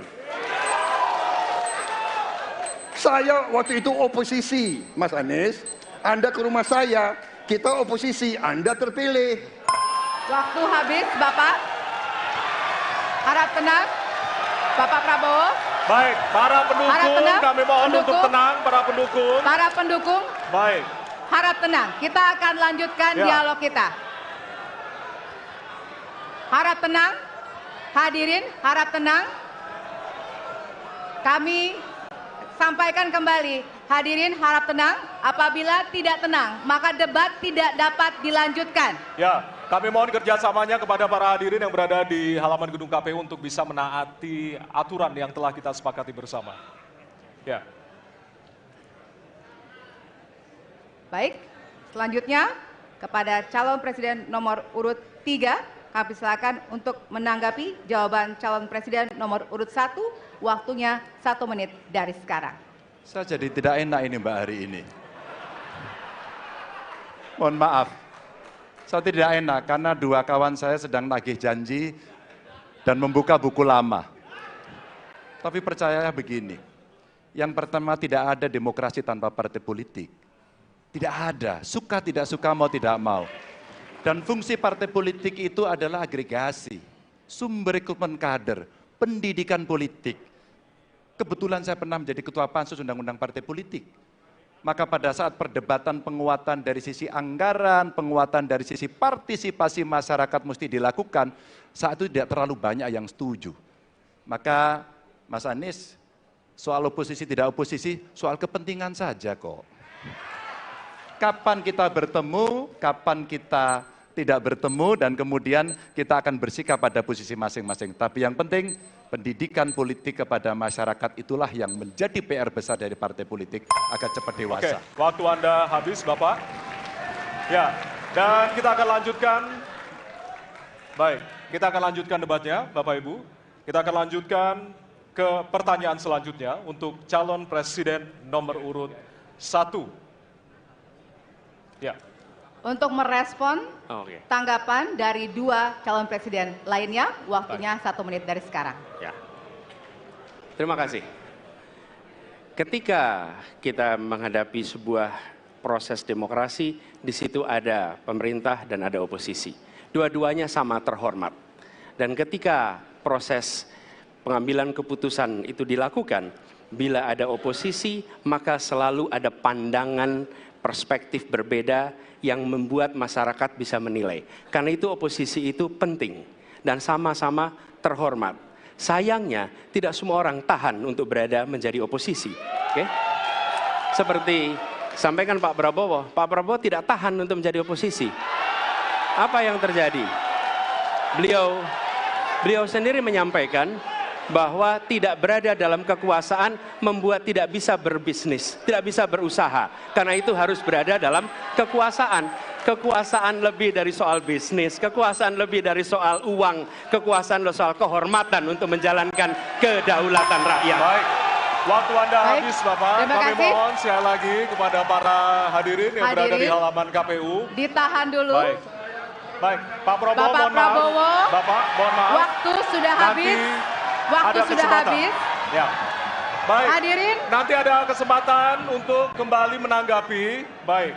Dan kita akan beralih ke pertanyaan terakhir untuk segmen ini dan untuk calon presiden nomor urut 2. Baik, kami persilakan kepada panelis, kepada Bapak Agus Riwanto untuk mengambil subtema.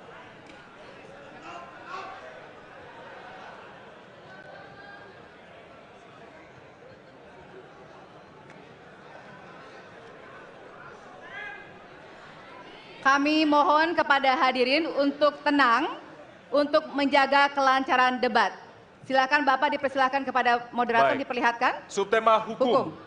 Baik, Selanjutnya kami silakan kepada panelis Bapak Wawan Masfud untuk mengambil pertanyaan dari Fishball. Kami persilakan Bapak.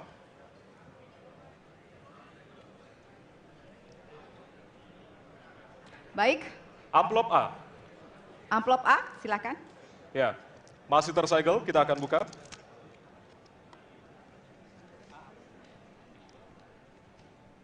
Kita akan langsung bacakan. Konstitusi mengharuskan kekuasaan kehakiman dijalankan secara merdeka.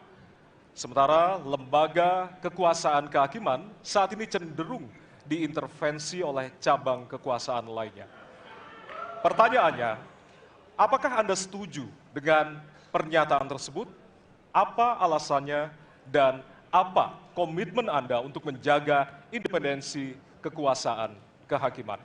Waktu Anda 2 menit, Bapak, dimulai dari sekarang. Saya sangat setuju bahwa kehakiman harus independen, kehakiman harus yudikatif, ya, harus independen, dan harus kuat, dan tidak boleh diintervensi oleh kekuasaan. Saya sangat setuju itu. Dan saya berkomitmen untuk memperkuat itu. Manakala saya menerima mandat dari rakyat, saya akan memperbaiki kualitas hidup semua hakim-hakim di Republik Indonesia, semua pekerja di sekitar pengadilan, dan semua penegak hukum akan saya perbaiki kualitas hidupnya, gajinya diperbaiki, supaya mereka tidak dapat diintervensi, tidak dapat disogok, tidak dapat dikorup. Itu komitmen saya kepada rakyat Indonesia. Terima kasih. Masih ada waktunya Bapak, silakan merabakan. Cukup. Cukup? Ya. Baik. Baik, selanjutnya kami persilakan kepada calon presiden nomor urut 3 untuk memberikan tanggapan kepada jawaban calon presiden nomor urut 2. Waktunya 1 menit dari sekarang. Terima kasih, komitmennya Pak Prabowo luar biasa. Tapi dalam konteks kekinian saya terpaksa, ini mohon maaf Pak, ini terpaksa sekali saya harus bertanya. Apa komentar Pak Prabowo terhadap putusan MK yang melahirkan MK itu? Itu aja. Ditahan dulu Bapak, apakah ada yang ditambahkan selain itu? Cukup. Cukup, baik. Selanjutnya. Ya, kami pertegas kembali bahwasannya tidak ada sesi tanya jawab, artinya saling menanggapi Bapak-Bapak. Kami ingatkan kembali untuk saling menanggapi dari masing-masing calon presiden. Dan selanjutnya kita akan berikan kesempatan kepada calon presiden nomor urut 1 untuk menanggapi calon presiden nomor urut 2 dan waktu Bapak. Apakah saya harus merevisi statement saya? Kenapa Bapak? Apakah saya harus merevisi statement saya karena tidak boleh Tidak, bertanya? nanti kami harapkan untuk saling menanggapi, bukan saling menanya, Bapak. Makanya, apakah saya harus merevisi? Karena tadi bentuknya pertanyaan. Nanti kita akan berikan kesempatan untuk tidak perlu ya? selanjutnya. Tidak perlu, Pak. Bapak. Oke, terima kasih. Ya, kami persilakan kepada calon presiden nomor urut 1. Waktu Anda 1 menit, Bapak. Ya, jadi ketika saya bertugas sebagai presiden, maka saya akan tegaskan kepada semua yang berada di lingkar judisial bahwa tugas Anda bukan hanya menegakkan hukum, tugas Anda menghadirkan rasa keadilan. Nomor 1, tegaskan itu. Yang kedua, bila terjadi praktek-praktek di mana keadilan tidak hadir, maka negara tidak boleh diam dan mengatakan, ah itu kan proses hukum, tidak bisa. Justru negara harus mempertanyakan apa yang sesungguhnya terjadi. Dan itulah yang kemudian harus dikerjakan oleh negara, memastikan bahwa proses hukum benar-benar berorientasi kepada keadilan. Lalu kepada mereka yang bertugas, tadi disampaikan bahwa harus memastikan mereka memiliki remunerasi yang baik. Ya, itu penting. Dan yang tidak kalah penting adalah semua proses dilakukan secara transparan. Promosi transparan, kasus transparan, sehingga ada kepercayaan kepada proses pengadilan. Terima kasih. Baik, waktu habis. Selanjutnya kami persilakan kepada calon presiden nomor urut 2 untuk merespon tanggapan dari calon presiden lainnya. Waktunya 1 menit dari sekarang. Saya kira mengenai Mahkamah Konstitusi, aturannya sudah jelas. Kita juga bukan anak kecil, rakyat kita juga pandai, rakyat kita lihat, rakyat kita tahu. Mas Ganjar, kita tahulah ya bagaimana prosesnya, ya. Yang intervensi siapa? Ya kan? Yang intervensi siapa? Tapi intinya adalah kita tegakkan konstitusi, kita tegakkan undang-undang, kita perbaiki yang kurang sempurna, dan kita patuh kepada komitmen undang-undang itu sendiri. Jadi saya kira itu tentang apa tadi disampaikan Pak Anies. Dalam hal ini saya setuju dengan Pak Anies. Dalam hal ini. Waktunya masih ada, Bapak? Saya sependapat kita harus membuat yudikatif kuat, harus ada merit system, harus ada ujian-ujian yang baik. Waktunya supaya habis hakim sekarang, itu Bapak. hakim yang Terima terbaik kasih untuk Indonesia. atas jawabannya. Baik. Sekarang kita kasih apresiasi dari 3 calon presiden yang tentunya sudah saling menanggapi di kesempatan segmen kali ini. Dan kami persilakan kepada Bapak calon presiden untuk kembali ke tempat masing-masing. Baik. Kepada para pendukung, harap tenang. Ya.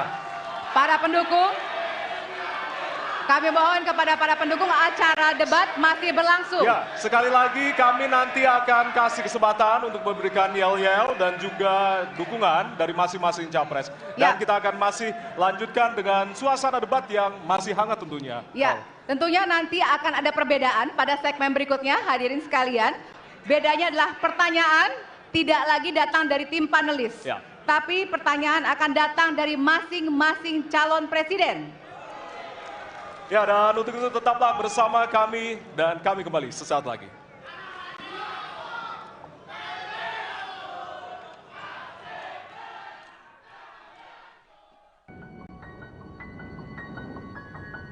Semua manusia derajatnya sama di hadapan Sang Pencipta. Kami punya hak yang sama dengan kalian untuk menentukan masa depan bangsa. Fisik kami memang tak sempurna, namun kami punya cita-cita. Kami adalah warga negara Indonesia dan kami tak ingin suara kami sia-sia. Ingat, gunakan hak pilihmu dalam pemilu 14 Februari 2024.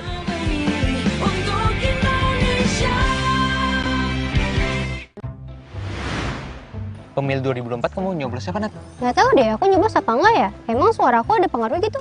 Suara pemilih pemula kayak kita ini berpengaruh loh. Nah, makanya kamu jangan sampai golput. Kita harus berpartisipasi dalam pemilu 2024. Generasi Z kayak kita ini menentukan masa depan bangsa. Anak muda membangun bangsa. Memilih gak keren. Kita memilih untuk Indonesia.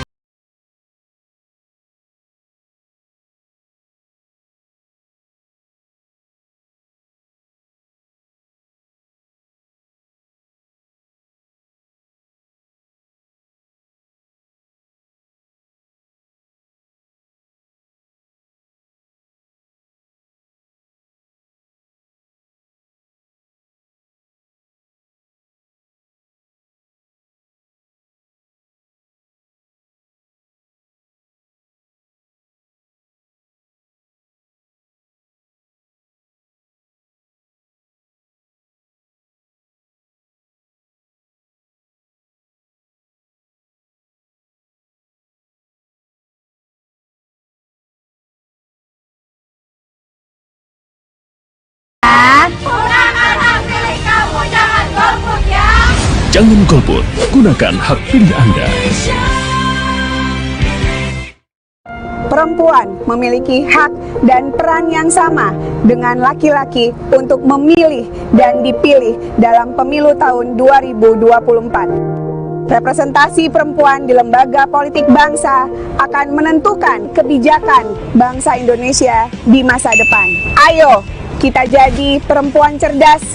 Jangan sia-siakan hak pilih kita dalam pemilu tahun 2024. Bu, 14 Februari ya? Beres ya, Ibu takkan lupa toh. Don, kamu juga ya? Iya Bu, tanggal 14 Februari kan? Cie, 14 Februari. Iya dong, 14 Februari aku mau milih. Yah, 14 Februari ada apa sih? 14 Februari itu saat kita memilih. Kamu juga ya, cek apakah kita sudah terdaftar sebagai pemilih di cekdptonline.kpu.go.id. Rabu 14 Februari 2024. Yuk, kita nyoblos! PRT, nama saya udah terdaftar belum sebagai pemilih? Cek dulu, dicek dptonline.kpu.go.id. Caranya, masukin NIK kamu. Kalau belum terdaftar, datang ke panitia penyelenggara pemilu, baik di tingkat kelurahan PPS, kecamatan, PPK, maupun kabupaten atau kota. Bawa KTP dan KK. Buat WNI di luar negeri yang datanya belum terdaftar, lapor ke panitia pemilihan luar negeri PPLN setempat. Ayo, datang ke TPS 14 Februari 2024. Gunakan hak pilihmu. Semua manusia derajatnya sama di hadapan Sang Pencipta. Kami punya hak yang sama dengan kalian untuk menentukan masa depan bangsa. Fisik kami memang tak sempurna, namun kami punya cita-cita. Kami adalah warga negara Indonesia dan kami tak ingin suara kami sia-sia. Ingat, gunakan hak pilihmu dalam pemilu 14 Februari 2024.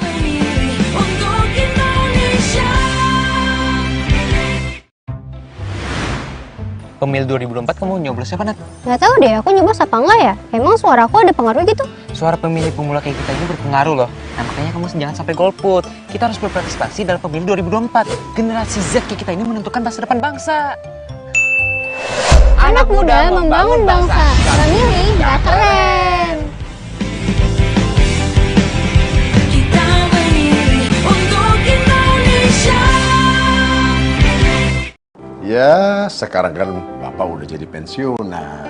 Sesuai dengan PKPU atau Peraturan Komisi Pemilihan Umum Nomor 7 Tahun 2022, menyatakan bahwa setiap pensiunan anggota polisi dan prajurit TNI atau yang sudah mengundurkan diri sehingga statusnya menjadi sipil bisa ikut serta dalam pemilu nanti.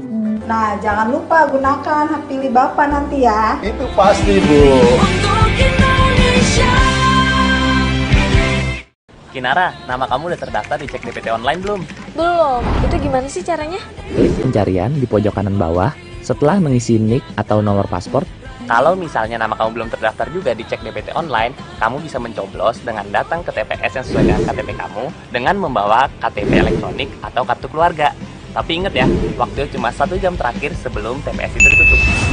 Pastikan nama kalian sudah terdaftar di pemilu 2024. Bahwasanya keyakinan tiap manusia bisa berbeda-beda. Perbedaan justru bisa menyatukan. Toleransi adalah bagian dari demokrasi. Pulih rakyat adalah kita. Jangan sia-siakan hak pilihan. Demi Indonesia damai, adil, dan makmur, Mari kita berpartisipasi dalam pemilu 14 Februari 2024.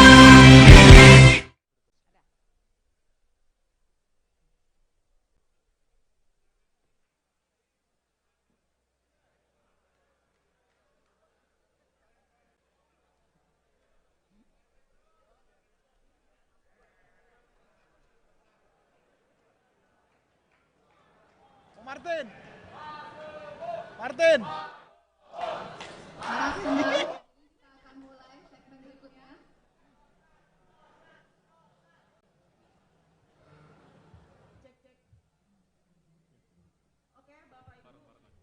Boleh kembali ke tempat duduknya masing-masing.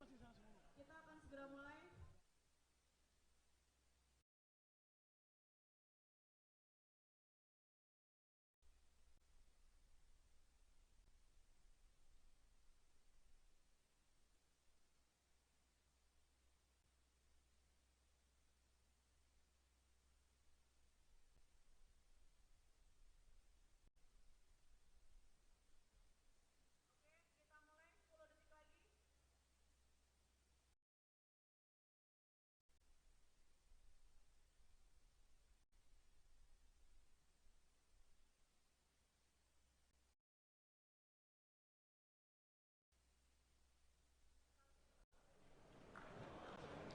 Terima kasih Anda masih bersama kami di Debat pertama Calon Presiden 2024.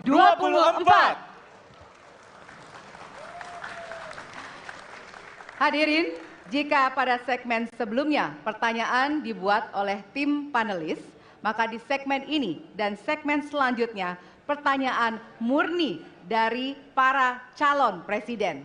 Jawaban pertanyaan akan ditanggapi oleh capres penanya.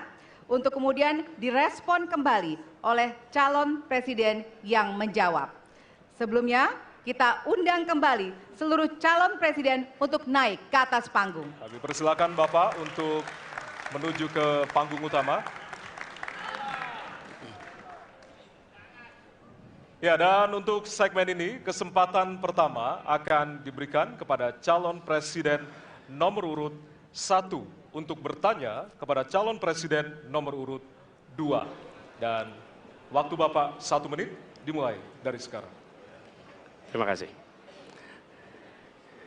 Pada tanggal 25, Pak Prabowo mendaftar ke KPU sebagai pasangan calon presiden, calon wakil presiden. Sesudah keputusan MK. Dan kemudian di MK dibentuk MK-MK. Yang hasilnya mengatakan bahwa terjadi pelanggaran etika berat. Yang menyebabkan keputusan yang dibuat oleh MK secara etika bermasalah. Kemudian, Bapak punya waktu sampai dengan tanggal 13 November. Karena di situ adalah waktu terakhir untuk mengambil keputusan bila ada perubahan. Sesudah Bapak mendengar bahwa ternyata pencalonan persyaratannya bermasalah secara etika, pertanyaan saya, apa perasaan Bapak ketika mendengar bahwa ada pelanggaran etika di situ? Baik, waktunya habis. Kami berikan kesempatan kepada calon presiden nomor urut 2 untuk menjawab selama 2 menit. Waktunya dimulai dari sekarang. Jadi Mas Anies ya memang suatu perkembangan politik itu ada beberapa segi perspektif ya. Jadi tim saya, para pakar hukum yang mendampingi saya menyampaikan bahwa dari segi hukum tidak ada masalah. Masalah yang dianggap pelanggaran etika sudah diambil tindakan dan keputusan ya waktu itu oleh pihak yang diberi wewenang, kemudian sudah ada tindakan dan tindakan pun itu masih diperdebatkan karena yang bersangkutan masih memproses. Tetapi intinya adalah bahwa keputusan itu final dan tidak dapat dirubah. Ya, saya laksanakan ya. Dan kita ini bukan anak kecil, Mas Anies ya. Anda juga paham ya. Sudahlah ya. Sekarang begini. Intinya rakyat yang putuskan, rakyat yang menilai. Kalau rakyat tidak suka Prabowo dan Gibran, nggak usah pilih kami, saudara-saudara sekalian. Dan saya tidak takut tidak punya jabatan, Mas Anies. Sorry ya. Sorry ya. Harap tenang. Mas Anies, saya tidak punya apa-apa. Saya sudah siap mati untuk negara ini. Baik, waktu Anda habis Bapak, dan selanjutnya kami persilakan kepada calon presiden nomor urut 1 untuk menanggapi jawaban dari calon presiden nomor urut 2. Waktu Bapak 1 menit, dimulai dari sekarang. Fenomena ordal ini menyebalkan. Di seluruh Indonesia kita menghadapi fenomena ordal.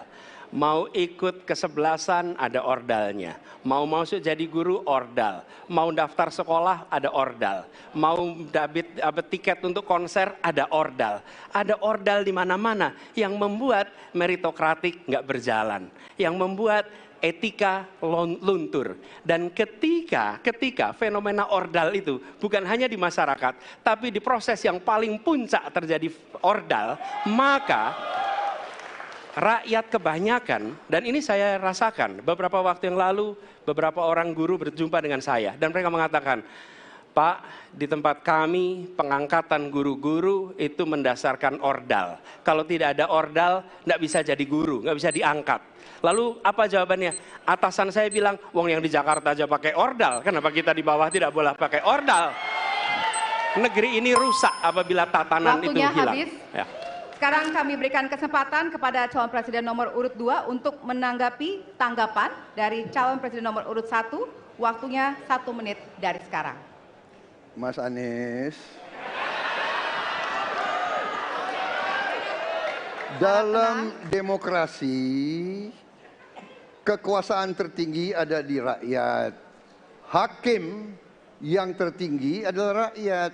Tanggal 14 Februari, rakyat yang akan mengambil keputusan. Kalau kami tidak benar, salah, berkhianat, rakyat yang akan menghukum kami. Waktu masih ada, Bapak? Sudah cukup? Baik, terima kasih. Harap tenang hadirin, kita akan lanjutkan. Ya, kita akan lanjutkan. Dan untuk kesempatan ini kami berikan kepada calon presiden nomor urut 2 untuk bertanya kepada calon presiden nomor urut 3. Dan waktu Bapak 1 menit dimulai dari sekarang. Mas Ganjar punya pengalaman sebagai gubernur. Saya ingin bertanya bagaimana pemikiran Bapak untuk mengatasi pengangguran yang masih banyak, terutama lulusan-lulusan sekolah dan sarjana yang belum tertampung. Mungkin pengalaman Bapak bisa Bapak memberi suatu pencerahan kepada kami. Terima kasih. Waktunya masih ada, Bapak ada yang ingin ditambahkan? Baik, cukup. Oke. Selanjutnya kami berikan kesempatan kepada calon presiden nomor urut 3 untuk menjawab selama 2 menit. Waktunya dimulai dari sekarang. Terima kasih Pak Prabowo. Isu ini sangat kontekstual dan saya kira dari pertanyaan masyarakat begitu sulitnya mendapatkan pekerjaan. Ada beberapa poin Pak. Yang pertama adalah membuka ruang investasi yang cukup besar dengan cara memastikan penegakan hukumnya bisa berjalan baik, kepastian hukumnya berjalan dengan baik, transparan, akuntabel, mudah, murah, cepat dalam sebuah layanan. Tanpa itu dilakukan, mereka akan minggat dan mereka akan pergi, tidak mau datang. Yang kedua, ketika mereka datang, sudah masuk berinvestasi katakan, pusat-pusat pertumbuhan sudah diberikan kepada mereka oleh pemerintah dengan fasilitasi kawasan industri umpama, insentif pajak umpama, kemudahan perizinan, ease of doing business umpama, maka ketika kemudian itu sudah berjalan, Pak, yang mesti disiapkan adalah SDM. Ketangguhan SDM untuk menjemput itulah yang kita siapkan. Apa itu? Sekolah vokasi, nggak ada yang lain. Dan kemudian SDM inilah yang kita bisa pastikan bahwa mereka sampai dengan 12 tahun mesti sekolah dan gratis. Inilah yang kemudian bisa kita dorong untuk kemudian mereka bisa naik. Ada juga tindakan afirmasi sekaligus untuk menurunkan kemiskinan adalah setiap satu keluarga miskin kita kasih kesempatan satu anaknya sampai ke perguruan tinggi. Karena itulah yang akan membongkar dan kemudian memberikan ruang pekerjaan yang jauh lebih banyak kepada mereka. Maka peran-peran inilah yang mesti kita dorong. Kawasan industri Kendal sudah bekerja sama dengan 100-an lebih sekolah vokasi.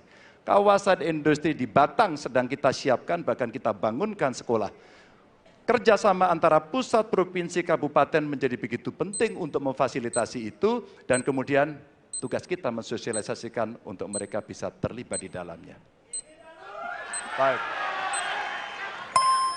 Ya, waktu Anda habis Bapak, dan kami persilakan kepada calon presiden nomor urut 2 untuk menanggapi jawaban dari calon presiden nomor urut 3. Waktu Bapak 1 menit.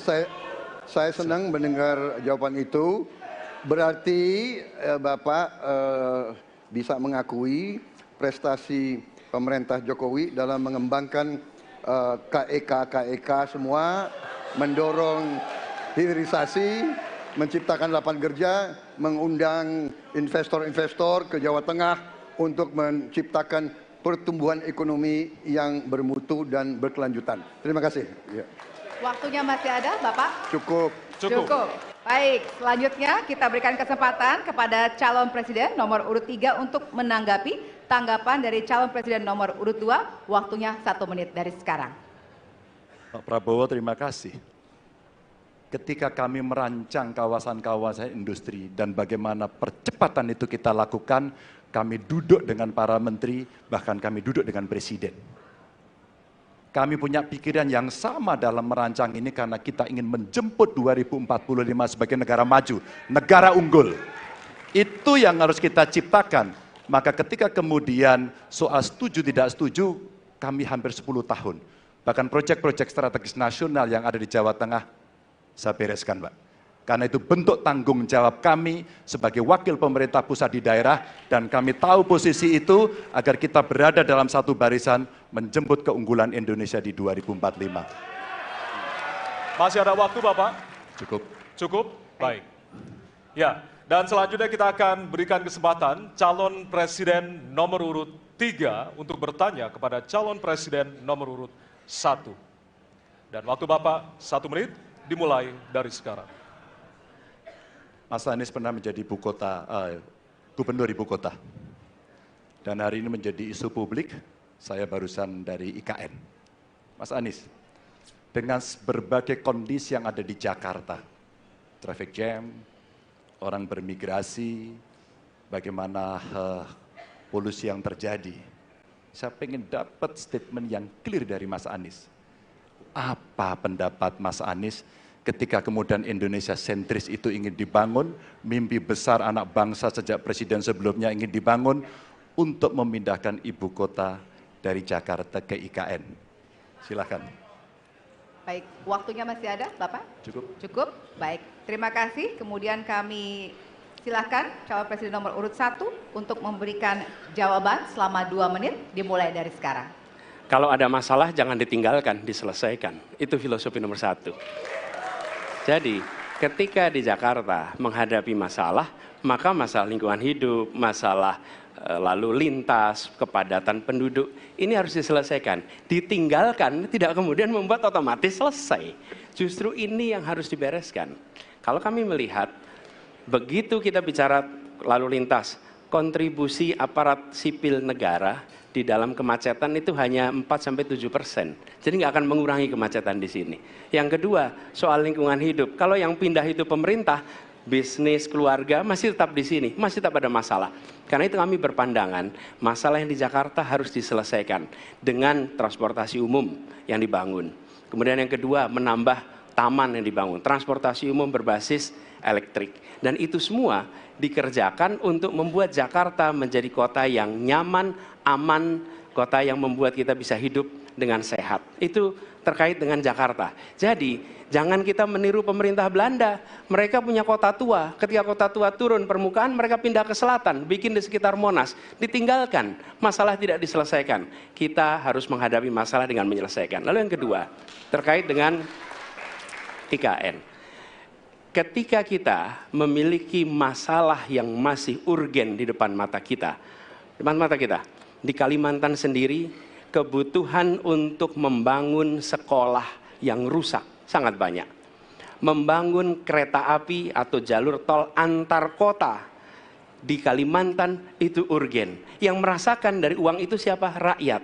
Sementara yang kita kerjakan hanya membangun tempat untuk aparat sipil negara bekerja, bukan untuk rakyat dan bukan pusat perekonomian. Baik. Ya, waktu Anda habis dan kami persilakan kepada calon presiden nomor urut 3 untuk menanggapi jawaban dari calon presiden nomor urut 1. Waktu Bapak 1 menit, disilakan. Apakah boleh saya simpulkan kalau begitu Mas Anies dalam posisi yang oposisi terhadap beberapa kebijakan termasuk IKN, menolak IKN dilanjutkan? Terima kasih. Cukup Bapak? Cukup. Baik. Baik, selanjutnya kami berikan kesempatan kepada calon presiden nomor urut 1 untuk menanggapi tanggapan dari calon presiden nomor urut 3. Waktunya 1 menit dari sekarang. Inilah salah satu contoh produk hukum yang tidak melewati proses dialog publik yang lengkap. Sehingga dialognya sesudah jadi undang-undang.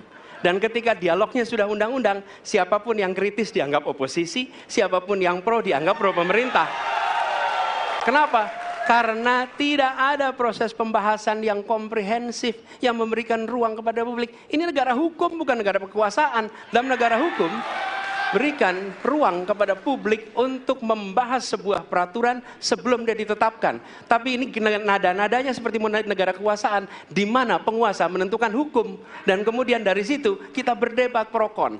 Kami melihat ada kebutuhan-kebutuhan urgen yang dibangun untuk rakyat. Kalau hari ini kita belum bisa menyiapkan pupuk lengkap, tapi pada saat yang sama kita membangun sebuah istana untuk presiden, di mana rasa keadilan kita? Oke? Waktunya sudah habis. Ya, dan kami masih ada satu segmen lagi. Untuk itu kami persilakan kepada bapak-bapak untuk kembali ke tempat duduk masing-masing. Masih ada satu segmen lagi untuk bertanya dan juga saling menanggapi. Kami persilakan bapak-bapak untuk kembali ke tempat. Pada hadirin, kami mohon untuk tenang terlebih dahulu. Kita akan lanjutkan debat dengan suasana tentunya lebih hangat. Ya. Untuk tetaplah bersama kami di debat pertama calon presiden 2024.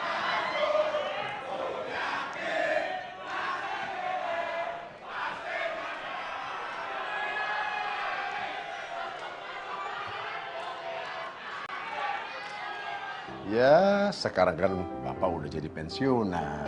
Sesuai dengan PKPU atau Peraturan Komisi Pemilihan Umum Nomor 7 Tahun 2022, menyatakan bahwa setiap pensiunan anggota polisi dan prajurit TNI atau yang sudah mengundurkan diri sehingga statusnya menjadi sipil bisa ikut serta dalam pemilu nanti. Nah, jangan lupa gunakan hak pilih Bapak nanti ya. Itu pasti, Bu. Kinara, nama kamu udah terdaftar di Cek DPT Online belum? Belum. Itu gimana sih caranya? Klik pencarian di pojok kanan bawah. Setelah mengisi NIK atau nomor paspor, kalau misalnya nama kamu belum terdaftar juga di Cek DPT Online, kamu bisa mencoblos dengan datang ke TPS yang sesuai dengan KTP kamu dengan membawa KTP elektronik atau kartu keluarga. Tapi ingat ya, waktu cuma 1 jam terakhir sebelum TPS itu ditutup. Pastikan nama kalian sudah terdaftar di Pemilu 2024.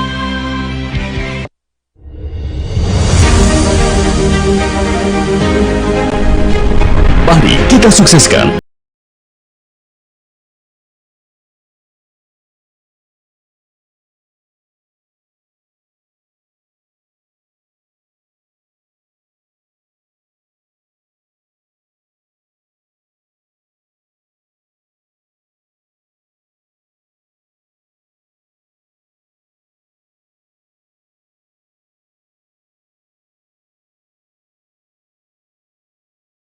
Mari kita berpartisipasi, jangan golput, gunakan hak suara kita dalam pemilu 2024. Karena udah terdaftar ya nyoblos lah. Nyoblos dong. Jangan golput, jangan golput. Jangan golput ya.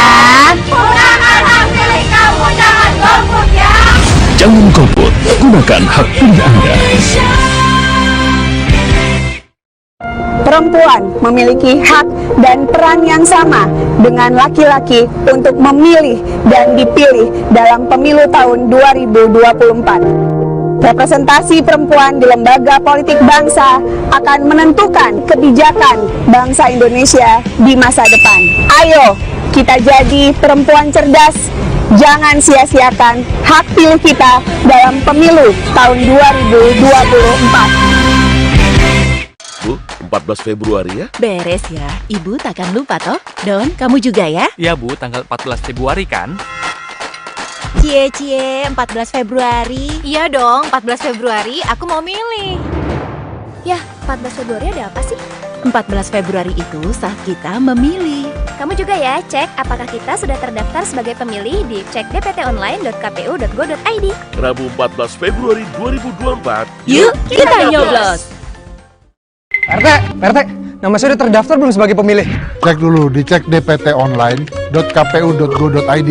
Caranya, masukin NIK kamu. Kalau belum terdaftar, datang ke panitia penyelenggara pemilu, baik di tingkat kelurahan TPS, kecamatan, PPK, maupun kabupaten atau kota. Bawa KTP dan KK. Buat WNI di luar negeri yang datanya belum terdaftar, lapor ke Panitia Pemilihan Luar Negeri PPLN setempat. Ayo, datang ke TPS 14 Februari 2024. Gunakan hak pilihmu. Semua manusia derajatnya sama di hadapan Sang Pencipta. Kami punya hak yang sama dengan kalian untuk menentukan masa depan bangsa. Fisik kami memang tak sempurna, namun kami punya cita-cita. Kami adalah warga negara Indonesia dan kami tak ingin suara kami sia-sia. Ingat, gunakan hak pilihmu dalam pemilu 14 Februari 2024. Untuk Indonesia. Pemilu 2024 kamu nyoblos siapa, Nat? Gak tahu deh, aku nyoblos apa enggak ya? Emang suara aku ada pengaruh gitu? Suara pemilih pemula kayak kita ini berpengaruh loh. Nah makanya kamu jangan sampai golput. Kita harus berpartisipasi dalam pemilu 2024. Generasi Z kayak kita ini menentukan masa depan bangsa. Anak muda membangun bangsa. Pemilih gak keren. Kita berdiri untuk Indonesia. Ya, sekarang kan Bapak udah jadi pensiunan. Sesuai dengan PKPU atau Peraturan Komisi Pemilihan Umum Nomor 7 Tahun 2022, menyatakan bahwa setiap pensiunan anggota polisi dan prajurit TNI atau yang sudah mengundurkan diri sehingga statusnya menjadi sipil bisa ikut serta dalam pemilu nanti. Nah, jangan lupa gunakan hak pilih Bapak nanti ya. Itu pasti, Bu. Untuk Indonesia. Kinara, nama kamu udah terdaftar di cek DPT online belum? Belum. Itu gimana sih caranya? Pencarian di pojok kanan bawah, setelah mengisi NIK atau nomor paspor. Kalau misalnya nama kamu belum terdaftar juga di cek DPT online, kamu bisa mencoblos dengan datang ke TPS yang sesuai dengan KTP kamu dengan membawa KTP elektronik atau kartu keluarga. Tapi ingat ya, waktu cuma 1 jam terakhir sebelum TPS itu ditutup. Pastikan nama kalian sudah terdaftar di pemilu 2024. Bahwasanya keyakinan tiap manusia bisa berbeda-beda. Perbedaan justru bisa menyatukan. Toleransi adalah bagian dari demokrasi. Pulih rakyat adalah kita. Jangan sia-siakan hak pilihan. Demi Indonesia damai, adil, dan makmur, Mari kita berpartisipasi dalam pemilu 14 Februari 2024.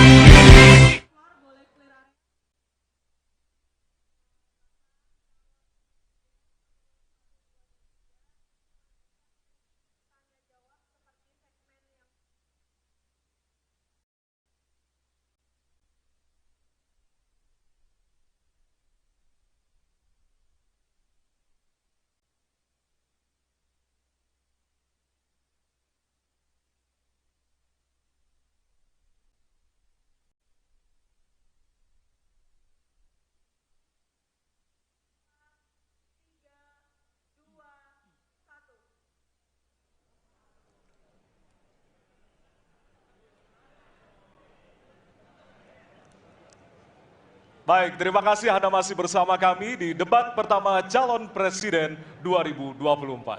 Ya, masih sama seperti segmen sebelumnya. Setiap calon presiden akan memberikan 1 pertanyaan kepada calon presiden lainnya dan jawaban pertanyaan akan ditanggapi oleh calon presiden penanya untuk kemudian direspon kembali oleh calon presiden lainnya. Yang direspon adalah apa yang disampaikan oleh calon presiden lainnya. Dan kita akan undang kembali ketiga calon presiden 2024 untuk naik ke atas panggung. Kami persilakan kepada bapak-bapak untuk bisa menuju ke panggung utama. Dan kembali kami ingatkan kepada bapak-bapak calon presiden bahwasanya tema di malam hari ini terdiri dari beberapa subtema, yaitu pemerintahan, hukum, hak asasi manusia, pemberantasan korupsi, penguatan demokrasi, peningkatan pelayanan publik, penanganan disinformasi, dan kerukunan warga. Untuk itu, kesempatan pertama akan diberikan kepada calon presiden nomor urut 2 untuk bertanya kepada calon presiden nomor urut 1. Waktu Bapak 1 menit dimulai dari sekarang. Mas Anies pernah jadi gubernur 5 tahun di DKI. Anggaran DKI setahun sekitar 80 T, jumlah penduduk Indonesia DKI 10 juta kira kurang lebih. APBD Jawa Barat 35T, jumlah penduduknya 50 juta, 5 kali DKI. Tetapi selama Mas Anies mimpin, sering sekali DKI menerima indeks polusi tertinggi di dunia. Bagaimana dengan anggaran 80T, Pak Anies sebagai gubernur tidak dapat berbuat sesuatu yang berarti untuk mengurangi polusi. Terima kasih. Waktunya masih ada, Bapak? Sudah cukup? Baik, kita akan lanjutkan pada calon presiden nomor urut 1. Kami beri kesempatan untuk menjawab pertanyaan selama 2 menit, dimulai dari sekarang.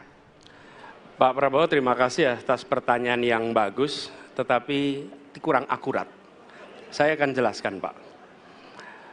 Ketika satu daerah mengatakan di tempat kami tidak ada COVID, di tempat kami COVID banyak, lalu yang tidak ada COVID kami tanya, kenapa tidak ada COVID? Nah, kami nggak punya alat testing, Pak. Karena tidak punya alat testing, maka tidak ada COVID. Yang punya alat testing, maka ada COVID. Okay? Saya tidak tanya COVID, saya boleh saya selesaikan dulu? Ya. Jadi, apa yang terjadi? Di Jakarta kami memasang alat pemantau polusi udara. Bila masalah polusi udara itu bersumber dari dalam kota Jakarta, maka hari ini, besok, minggu depan konsisten selalu akan kotor. Tapi apa yang terjadi? Ada hari di mana kita bersih, ada hari di mana kita kotor. Ada masa minggu pagi, Jagakarsa sangat kotor. Apa yang terjadi? Polusi udara tak punya KTP. Angin tak ada KTP-nya. Angin itu bergerak dari sana sini. Ketika polutan yang muncul dari pembangkit listrik tenaga uap mengalir ke Jakarta, maka Jakarta punya indikator, karena itu Jakarta mengatakan ada polusi udara. Ketika anginnya bergerak ke arah Lampung, ke arah Sumatera, ke arah Laut Jawa, di sana tidak ada alat monitor, maka tidak muncul. Dan Jakarta pada saat itu bersih. Kalau problemnya dari dalam kota saja, maka konsisten tiap waktu. Ya, kita punya masalah polusi. Karena itu kita kerjakan dengan apa? Kita lakukan, Pak. 1, dengan pengendalian emisi dari kendaraan bermotor dan pengujian emisi sekarang wajib. Yang kedua, elektrifikasi kendaraan umum. Yang ketiga, konversi kendaraan umum. Dan dulu yang naik kendaraan umum hanya 350.000 per hari, sekarang 1 juta per hari. Jadi itu kita kerjakan untuk menangani soal polusi di Jakarta. Baik. Masih ada waktu, Bapak? Cukup? Ya. Kami persilakan kepada calon presiden nomor urut 2 untuk kemudian menanggapi jawaban dari calon presiden nomor urut 1. Waktu Bapak 1 menit dimulai dari sekarang. Ya susah kalau kita menyalahkan angin dari mana saja ya. Jadi saya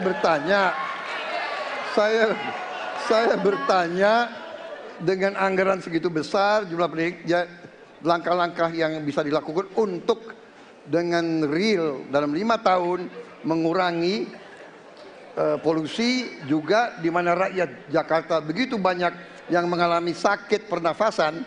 Jadi saya kira kalau kita dengan gampang menyalahkan angin, hujan dan sebagainya, ya mungkin tidak perlu ada pemerintahan kalau begitu, ya. Terima kasih. Masih ada waktu? Akan menambahkan? Cukup. Baik, selanjutnya kami berikan kesempatan kepada calon presiden nomor urut 1 untuk menanggapi tanggapan dari calon presiden nomor urut 2. Waktunya 1 menit, dimulai dari sekarang. Ya, inilah bedanya yang berbicara pakai data, yang berbicara pakai fiksi. Okay? Ini pakai data. Jadi ketika ditunjukkan, ya memang ada sumber polutan dari dalam kota. Tapi kalau sumber polutan itu hanya dari dalam kota, maka Pak pakai logika sederhana sekali. Jumlah motor dari hari ke hari sama, jumlah mobil dari hari ke hari sama. Maka harusnya angka polusinya sama setiap waktu. Betul tidak? Tapi jumlah motor sama, jumlah mobil sama, ada kita sangat polusi. Ada sisi sangat tidak polusi. Nanti kalau perlu saya kirimkan gambar satelitnya kepada Bapak, supaya Bapak bisa menyaksikan. Dan inilah mengapa kita mengambil langkah itu pakai ilmu pengetahuan, pakai data, dan menggunakan saintis untuk terlibat. Kalau tidak pakai itu, maka nggak akan ada langkah yang benar. Dan ini kemudian saya teruskan, Pak, bagaimana pengendalian itu dikerjakan untuk dalam Jakarta. Jika saya terpilih presiden, maka yang luar Jakarta saya kendalikan juga, Pak. Baik. Terima kasih. Ya. Dan selanjutnya kami akan beri kesempatan bertanya yang tentunya akan diberikan kepada calon presiden nomor urut 3 untuk bertanya ke calon presiden nomor urut 2. Waktu Bapak 1 menit dimulai dari sekarang. Izinkan saya harus membaca data untuk mengingatkan. Pak Prabowo, karena nomor 2 saya pertanyaannya 2. Ada 12 kasus pelanggaran HAM berat yang sudah dikeluarkan mulai dari peristiwa 65, penembakan misterius, Talang Sari, penghilangan paksa sampai Wamena. Dan saya ingatkan tahun 2009, DPR sudah mengeluarkan 4 rekomendasi pada saat itu kepada Presiden. 1, membentuk pengadilan HAM ad hoc. Yang kedua, menemukan 13 korban penghilangan paksa. Yang keempat, memberikan kompensasi dan pemulihan. Dan yang keempat, meratifikasi konvensi anti penghilangan paksa sebagai upaya pencegahan. Pertanyaan saja 2. Kalau Bapak ada di situ, apakah akan membuat pengadilan HAM dan membereskan rekomendasi DPR? Pertanyaan kedua, di luar sana menunggu banyak ibu-ibu, apakah Bapak bisa membantu menemukan di mana kuburnya yang hilang agar mereka bisa berziarah? Saya persilakan.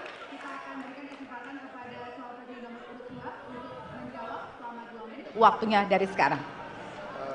Pak Ganjar tadi justru Anda sebut tahun 2009 kan? Ya. Jadi sekian tahun yang lalu kan? Betul. Dan masalah ini ditangani justru oleh wakil presiden Anda. Ya. Ya. Jadi apalagi mau ditanya kepada saya? Saya sudah menjawab berkali-kali, ada rekam digitalnya. Saya sudah jawab berkali-kali. Tiap 5 tahun kalau polling saya naik, ditanya lagi soal itu.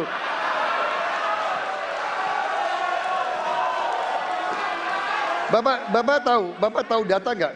Bapak tanya ke Kapolda, tahun ini berapa orang hilang di DKI?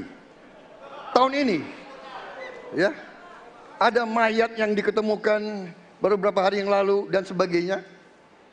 Come on, Mas Ganjar. Ya, jadi saya tadi katakan, saya merasa bahwa saya yang sangat keras membela hak asasi manusia. Nyatanya orang-orang yang dulu ditahan, tapol-tapol, yang katanya saya culik, sekarang ada di pihak saya membela saya, saudara sekalian.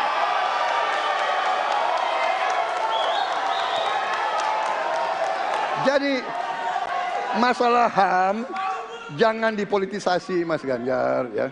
Menurut saya, ya. Saya kira begitu jawaban saya. Masih ada waktu, Bapak. Kedua, Pak. Akan menambahkan? Cukup. Cukup, baik. Dan selanjutnya kami persilakan kepada calon presiden nomor urut 3 untuk menanggapi jawaban dari calon presiden nomor urut 2. Waktu Bapak 1 menit, dimulai dari sekarang. Prabowo ini punya ketegasan yang luar biasa. Luar biasa. Tapi sayang pada 2 jawaban ini sama sekali tidak punya ketegasan itu. Kenapa saya sampaikan? Pertanyaan saya sebenarnya 1. Apakah kalau Bapak jadi presiden akan membuat pengadilan HAM? Pertanyaan nomor kedua, apakah Bapak bisa menemukan, menunjukkan, membantu pada keluarga agar kemudian mereka bisa berziarah? 2 ini sama-sama tidak dijawab. Maka kalau kemudian saya boleh meminta, kalau saya jadi presiden, Pak, saya akan bereskan ini, Pak. Agar kemudian dalam kontestasi pilpres berikutnya, ini tidak akan muncul lagi karena presidennya tegas menuntaskan pekerjaan itu pada eranya. Terima kasih. Waktunya masih ada, Bapak? Cukup. Cukup. Baik, kita berikan kesempatan kepada calon presiden nomor urut 2 untuk menanggapi tanggapan dari calon presiden nomor urut 3. Waktunya 1 menit dari sekarang. Loh, kok dibilang saya tidak tegas? Saya tegas akan menegakkan hak asasi manusia. Masalah yang Bapak tanyakan agak tendensius. Kenapa yang 13 orang hilang pada saat itu ditanya kepada saya? Itu tendensius, Pak Ganjar, ya. Itu tendensius. Dan wakil Bapak yang mengurus ini selama ini. Jadi kalau memang keputusannya mengadakan pengadilan HAM, ya kita adakan pengadilan HAM. Nggak ada masalah. Ya. Baik. Sudah, Pak? Masih ada waktunya, Pak. Sudah cukup, Ya. Pak Prabowo? Namanya usaha. Terima kasih. Sudah cukup? Baik. Ya, dan selanjutnya kita akan menuju ke pertanyaan, dan kali ini kesempatan bertanya akan diberikan kepada calon presiden nomor urut 1 untuk kemudian bertanya kepada calon presiden nomor urut 3. Waktu Bapak 1 menit dimulai dari sekarang. Ada dua peristiwa yang menarik perhatian dan perlu kita bahas di sini. Peristiwa Kanjuruhan dan peristiwa kilometer 50. Di situ proses hukum sudah dijalankan, tetapi rasa keadilan masih belum muncul. Pada saat ini kita menyaksikan masih banyak pertanyaan, bahkan keluarga-keluarga korban masih mempertanyakan. Karena itu, saya ingin bertanya kepada Pak Ganjar. Saya posisinya adalah ini harus dituntaskan. Ini harus bisa menghadirkan rasa keadilan, bukan saja soal legalnya yang sudah diselesaikan. Saya ingin tanya posisi Pak Ganjar di dalam dua peristiwa ini. Terima kasih. Waktunya masih ada, Bapak? Sudah cukup? Oh, sudah cukup. Baik. Terima kasih kepada calon presiden nomor urut 3. Kami berikan kesempatan untuk menjawab selama 2 menit. Waktunya dimulai dari sekarang. Terima kasih, Mas Anies. Saya kira dua isu itu menjadi public talks. Kanjuruhan. Kita bisa bertemu dengan para pencari fakta. Kita bisa melindungi korban. Kita bisa membereskan urusan mereka dari sisi keadilan korban, termasuk di kilometer 50. Ketika kita bisa bereskan semuanya, maka kita akan naik dalam satu tahap.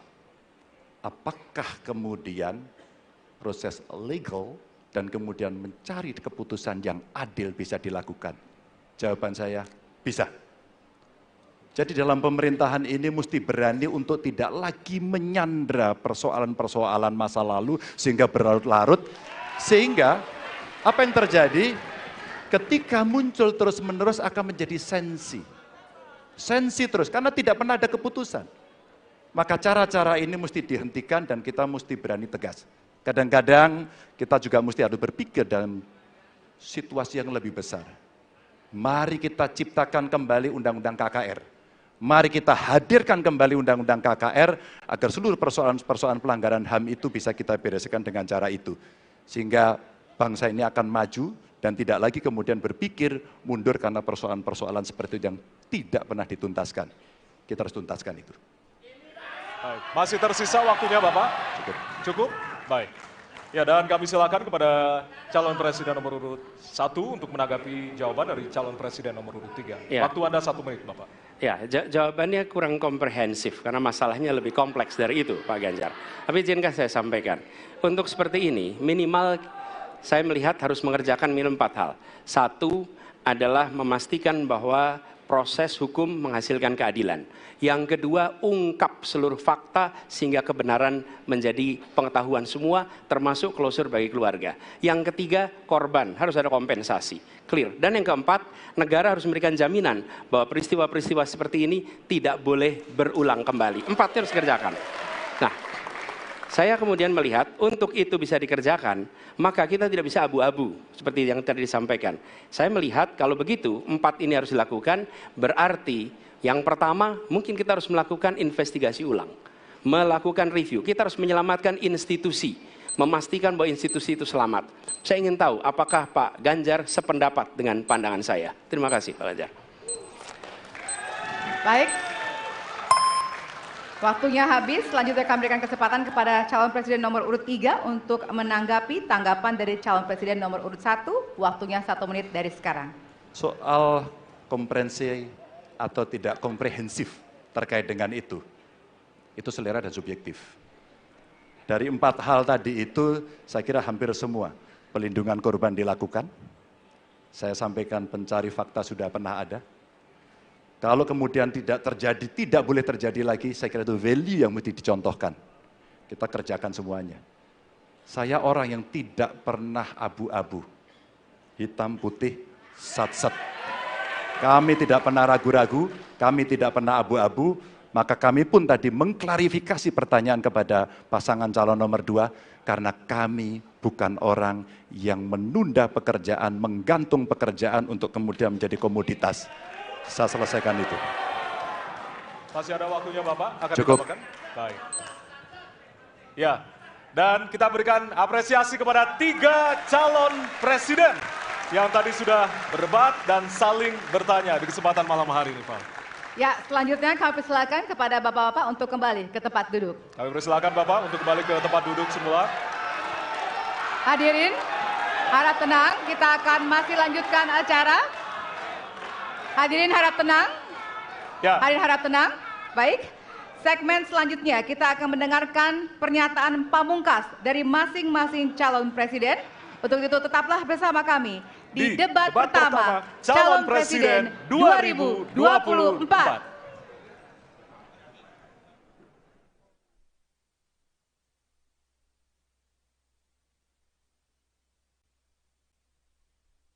Bahwasanya keyakinan tiap manusia bisa berbeda-beda. Perbedaan justru bisa menyatukan. Toleransi adalah bagian dari demokrasi. Pulih rakyat adalah kita. Jangan sia-siakan hak pilihan. Demi Indonesia damai, adil, dan makmur, Mari kita berpartisipasi dalam pemilu 14 Februari 2024. 14 Februari ya? Beres ya, Ibu takkan lupa toh. Don, kamu juga ya? Ya Bu, tanggal 14 Februari kan? Cie, 14 Februari. Iya dong, 14 Februari aku mau milih. Yah, 14 Februari ada apa sih? 14 Februari itu saat kita memilih. Kamu juga ya, cek apakah kita sudah terdaftar sebagai pemilih di cek dptonline.kpu.go.id. Rabu 14 Februari 2024. Yuk, kita nyoblos!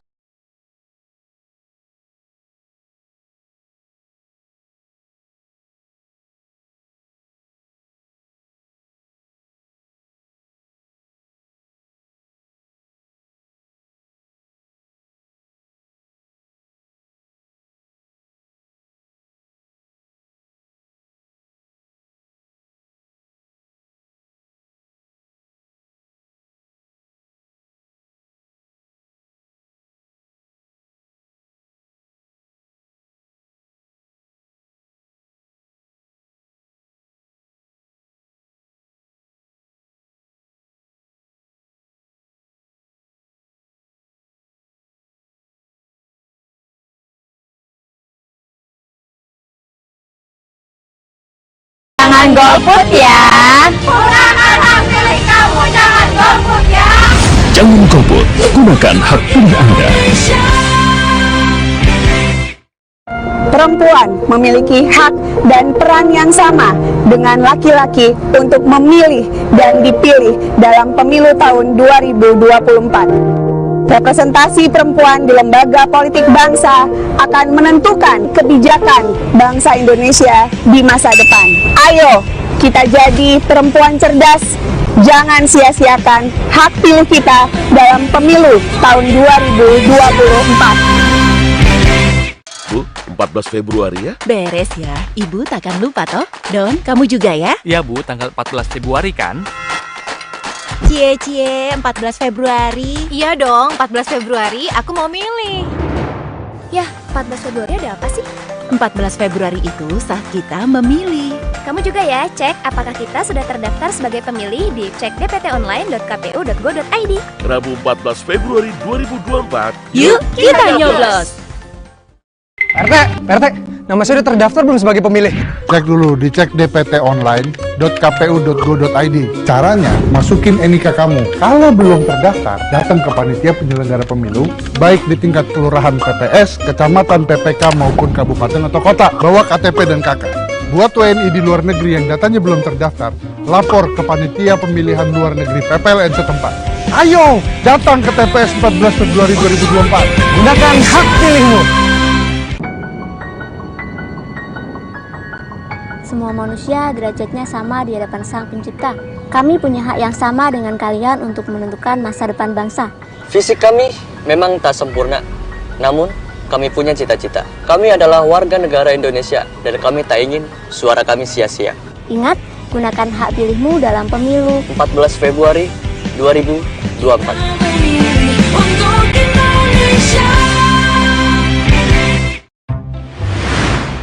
Pemilu 2024 kamu nyoblos siapa, Nat? Nggak tahu deh, aku nyoblos apa enggak ya? Emang suara aku ada pengaruh gitu? Suara pemilih pemula kayak kita ini berpengaruh loh. Nah makanya kamu jangan sampai golput. Kita harus berpartisipasi dalam pemilu 2024. Generasi Z kayak kita ini menentukan masa depan bangsa.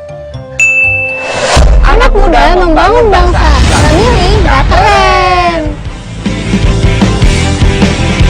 Kita memilih untuk Indonesia. Ya, sekarang kan Bapak udah jadi pensiunan. Sesuai dengan PKPU atau Peraturan Komisi Pemilihan Umum Nomor 7 Tahun 2022, menyatakan bahwa setiap pensiunan anggota polisi dan prajurit TNI atau yang sudah mengundurkan diri sehingga statusnya menjadi sipil bisa ikut serta dalam pemilu nanti. Nah, jangan lupa gunakan hak pilih Bapak nanti ya. Itu pasti, Bu. Kinara, nama kamu udah terdaftar di Cek DPT Online belum? Belum. Itu gimana sih caranya? Pencarian di pojok kanan bawah setelah mengisi NIK atau nomor paspor.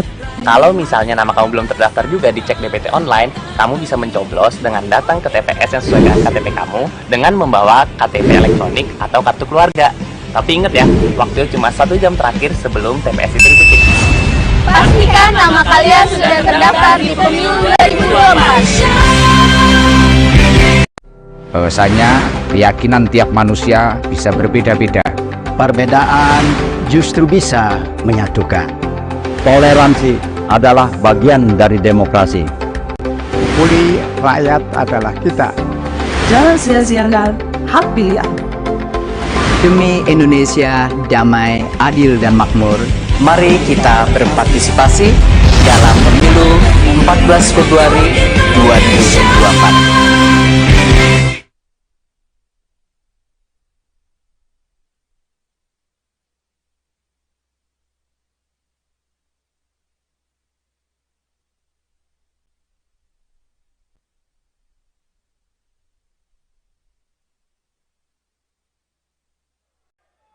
Kita ada di segmen terakhir dalam debat pertama calon presiden 2024.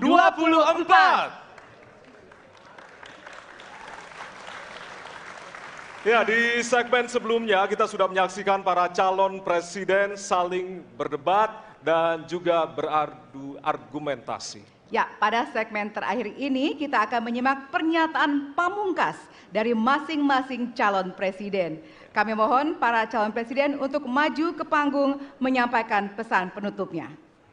Baik, kami persilakan kepada Bapak-Bapak calon presiden untuk kemudian merapat menuju ke panggung utama. Ya, dan untuk itu kami awali dari calon presiden nomor urut 1 kepada Bapak Anies Baswedan. Waktu Anda 2 menit, dimulai dari sekarang. Di sini. Silakan, Bapak. Saya rasa kita sama, rakyat Indonesia, saya, kita semua. Bahwa kita menginginkan sebuah negeri di mana praktek korupsi diberantas hingga tuntas. Pemerintah memberikan pelayanan yang terbaik. Dan kemudian kita menjunjung tinggi etika. Kita sama di situ. Karenanya saya ingin sampaikan kepada semua bahwa saat ini kita di persimpangan jalan antara tetap menjadi negara hukum di mana kekuasaan dikendalikan oleh hukum, atau kita menjadi negara kekuasaan di mana hukum diatur dan dikendalikan oleh penguasa. Oke? Dalam situasi itu saya ingin sampaikan kini adalah sebuah gerakan perubahan. Kita sama-sama. Kita ingin mengembalikan tetap menjadi negara hukum di mana kekuasaan dikendalikan. Dan saya ingin sampaikan bahwa etika dijunjung tinggi. Ketika terjadi pelanggaran etika, jangan bersembunyi di balik keputusan hukum. Justru kita harus mengatakan bahwa tugas dari pimpinan tertinggi memberi contoh. Bila ada pelanggaran etika, maka itu adalah mendasar. Bila tidak, maka ke bawah, ke seluruh rakyat, semua akan kompromi. Dan praktek orang dalam yang tadi saya sampaikan akan merusak sendi-sendi kehidupan bernegara kita. Rusak kita. Karena itulah penting sekali kita menjunjung tinggi etika. Dan itu dilakukan oleh siapa?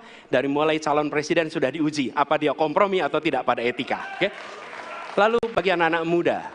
Anak-anak muda, kita semua menyadari pemilu ini tentang masa depan. Anda pemilik masa depan. Saya yakin Anda akan memilih yang serius untuk jadi presiden. Bukan yang main-main untuk jadi presiden. Dan ketika kita berbicara tentang masa depan, maka saya ingin sampaikan kepada semua, kebebasan berpendapat akan dijamin. Kita tidak mengizinkan lagi situasi di mana orang takut. Maka itu saya sampaikan, Wakanda no more, Indonesia forever. Baik, waktu Anda habis, Bapak. Baik, selanjutnya kami persilakan calon presiden nomor urut 2, Bapak Prabowo Subianto untuk menyampaikan pernyataan penutup. Waktu Anda 2 menit dimulai dari sekarang. Terima kasih, saudara-saudara sekalian. Kita harus selalu ingat bahwa kemerdekaan ini didapatkan melalui proses yang sangat panjang, perjuangan yang sangat panjang, berganti-ganti negara-negara lain datang menindas kita, merampas kita, dan ini adalah hukum sejarah manusia. Yang kuat akan menindas yang lemah. Kita bersyukur kita sudah bangun suatu negara yang memiliki demokrasi dengan segala kekurangannya. Kita bersyukur semua pemimpin telah membantu menambahkan kemajuan kita. Kita ingin lebih maju, kita ingin lebih baik, kita ingin lebih adil, kita ingin hilangkan kemiskinan, dan kita ingin hilangkan korupsi. Kita negara yang sangat kaya, kekayaan kita luar biasa. Kami, Prabowo Gibran, Koalisi Indonesia Maju, siap melanjutkan fondasi yang sudah dibangun oleh pendahulu-pendahulu kita. Kita yakin Indonesia akan melompat menjadi negara hebat, negara maju, negara makmur, negara adil. Hanya dengan demikian, tetapi syaratnya kita harus rukun, kita harus bersatu, kita tidak boleh menghasut, memecah belah. Kita tidak boleh untuk kepentingan sesaat, untuk kepentingan jangka pendek, untuk kepentingan diri kita, kelompok kita, kita tidak boleh mengorbankan persatuan, kesatuan, kerukunan bangsa Indonesia. Hanya dengan kerukunan, hanya dengan kearifan, hanya dengan kebersihan jiwa, tidak dengan permainan kata-kata retorika, tapi sungguh cinta tanah air, Indonesia akan maju. Habis, negara Bapak. hebat. Terima kasih. Terima kasih. Baik. Ya, dan yang terakhir kita akan menuju ke calon presiden nomor urut 3, Bapak Ganjar Pranowo. Waktu Anda 2 menit dimulai dari sekarang. Terima kasih. Ini panggilan sejarah buat Ganjar Mahfud. Ganjar seorang anak polisi berpangkat tidak tinggi, bertugas di kecamatan. Pak Mahfud, bapaknya pegawai kecamatan. Kalau kita berada pada momentum yang sama, kami dan Pak Mahfud ini adalah orang kecil yang kalau bapaknya rapat kira-kira anggota Forkompimcam. Kami hanya di level kecamatan. Kami telah terbiasa mencoba mendengarkan keluh kesah rakyat. Panggilan sejarah inilah yang kemudian coba kita klasifikasi dari seluruh persoalan yang muncul. Bagaimana kita memberikan afirmasi kepada kelompok rentan. Ada kelompok perempuan, penyandang disabilitas, anak-anak, termasuk manula. Mereka butuh perhatian yang lebih. Maka inilah cara kita membangun melibatkan mereka tanpa meninggalkan mereka. No one left behind. Yang kedua, bagaimana pemerintah betul-betul bisa melayani dengan memberikan teladan dari pemimpin tertinggi. Yang anti korupsi, yang menunjukkan integritas, yang menunjukkan layanan pemerintahan yang mudah, murah, cepat, sat-sep. Kalau itu bisa kita lakukan, maka betapa bahagianya rakyat ini. Pemerintah ini ada. Yang ketika dikritik tidak baperan, yang ketika media menulis, mereka merasa ini vitamin buat dirinya. Bukan sedang merongrong, apalagi kemudian merasa terancam.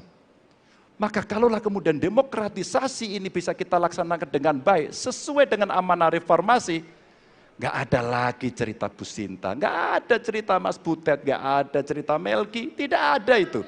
Karena dewasa kita dalam berdemokrasi, maka dalam penghormatan terhadap HAM, mari kita konsisten antara pikiran, perkataan, dan perbuatan. Dan saya berdiri bersama korban untuk keadilan. Terima kasih. Mohon maaf kalau ada kata-kata saya yang kurang. Baik, waktunya habis, pas sekali. Baik, hadirin, kita berikan tepukan yang paling meriah untuk para calon pemimpin Indonesia. Ya, kita sama-sama menjadi saksi dari ketiga calon presiden yang tentunya beradu ide, gagasan, dan juga program-program. Tentunya inilah akhir dari debat pertama Capres 2024. Masih akan ada 4 debat lagi yang akan diselenggarakan oleh Komisi Pemilihan Umum Republik Indonesia. Dan semoga debat pertama ini mampu menjadi referensi Anda untuk memantapkan pilihan Anda pada 14 Februari 2024. Ya, tentunya kami mengimbau jangan sia-siakan hak pilih Anda pada 14 Februari 2024. Suara Anda sangat berharga untuk menentukan masa depan Indonesia. Akhirnya, saya Valerina Daniel. Ya, dan saya Ardianto Wijaya. Selamat malam dan sampai jumpa. Terima kasih banyak. Terima kasih, Pak Terima kasih banyak, Pak Ganjar. Terima kasih, Pak Prabowo. Terima kasih, Pak Anies. Terima kita kasih, selfie Pak dulu, Bapak. Ganjar. Baik, Ya. mohon izin kita selfie dulu, Kita Bapak. foto dulu, Bapak.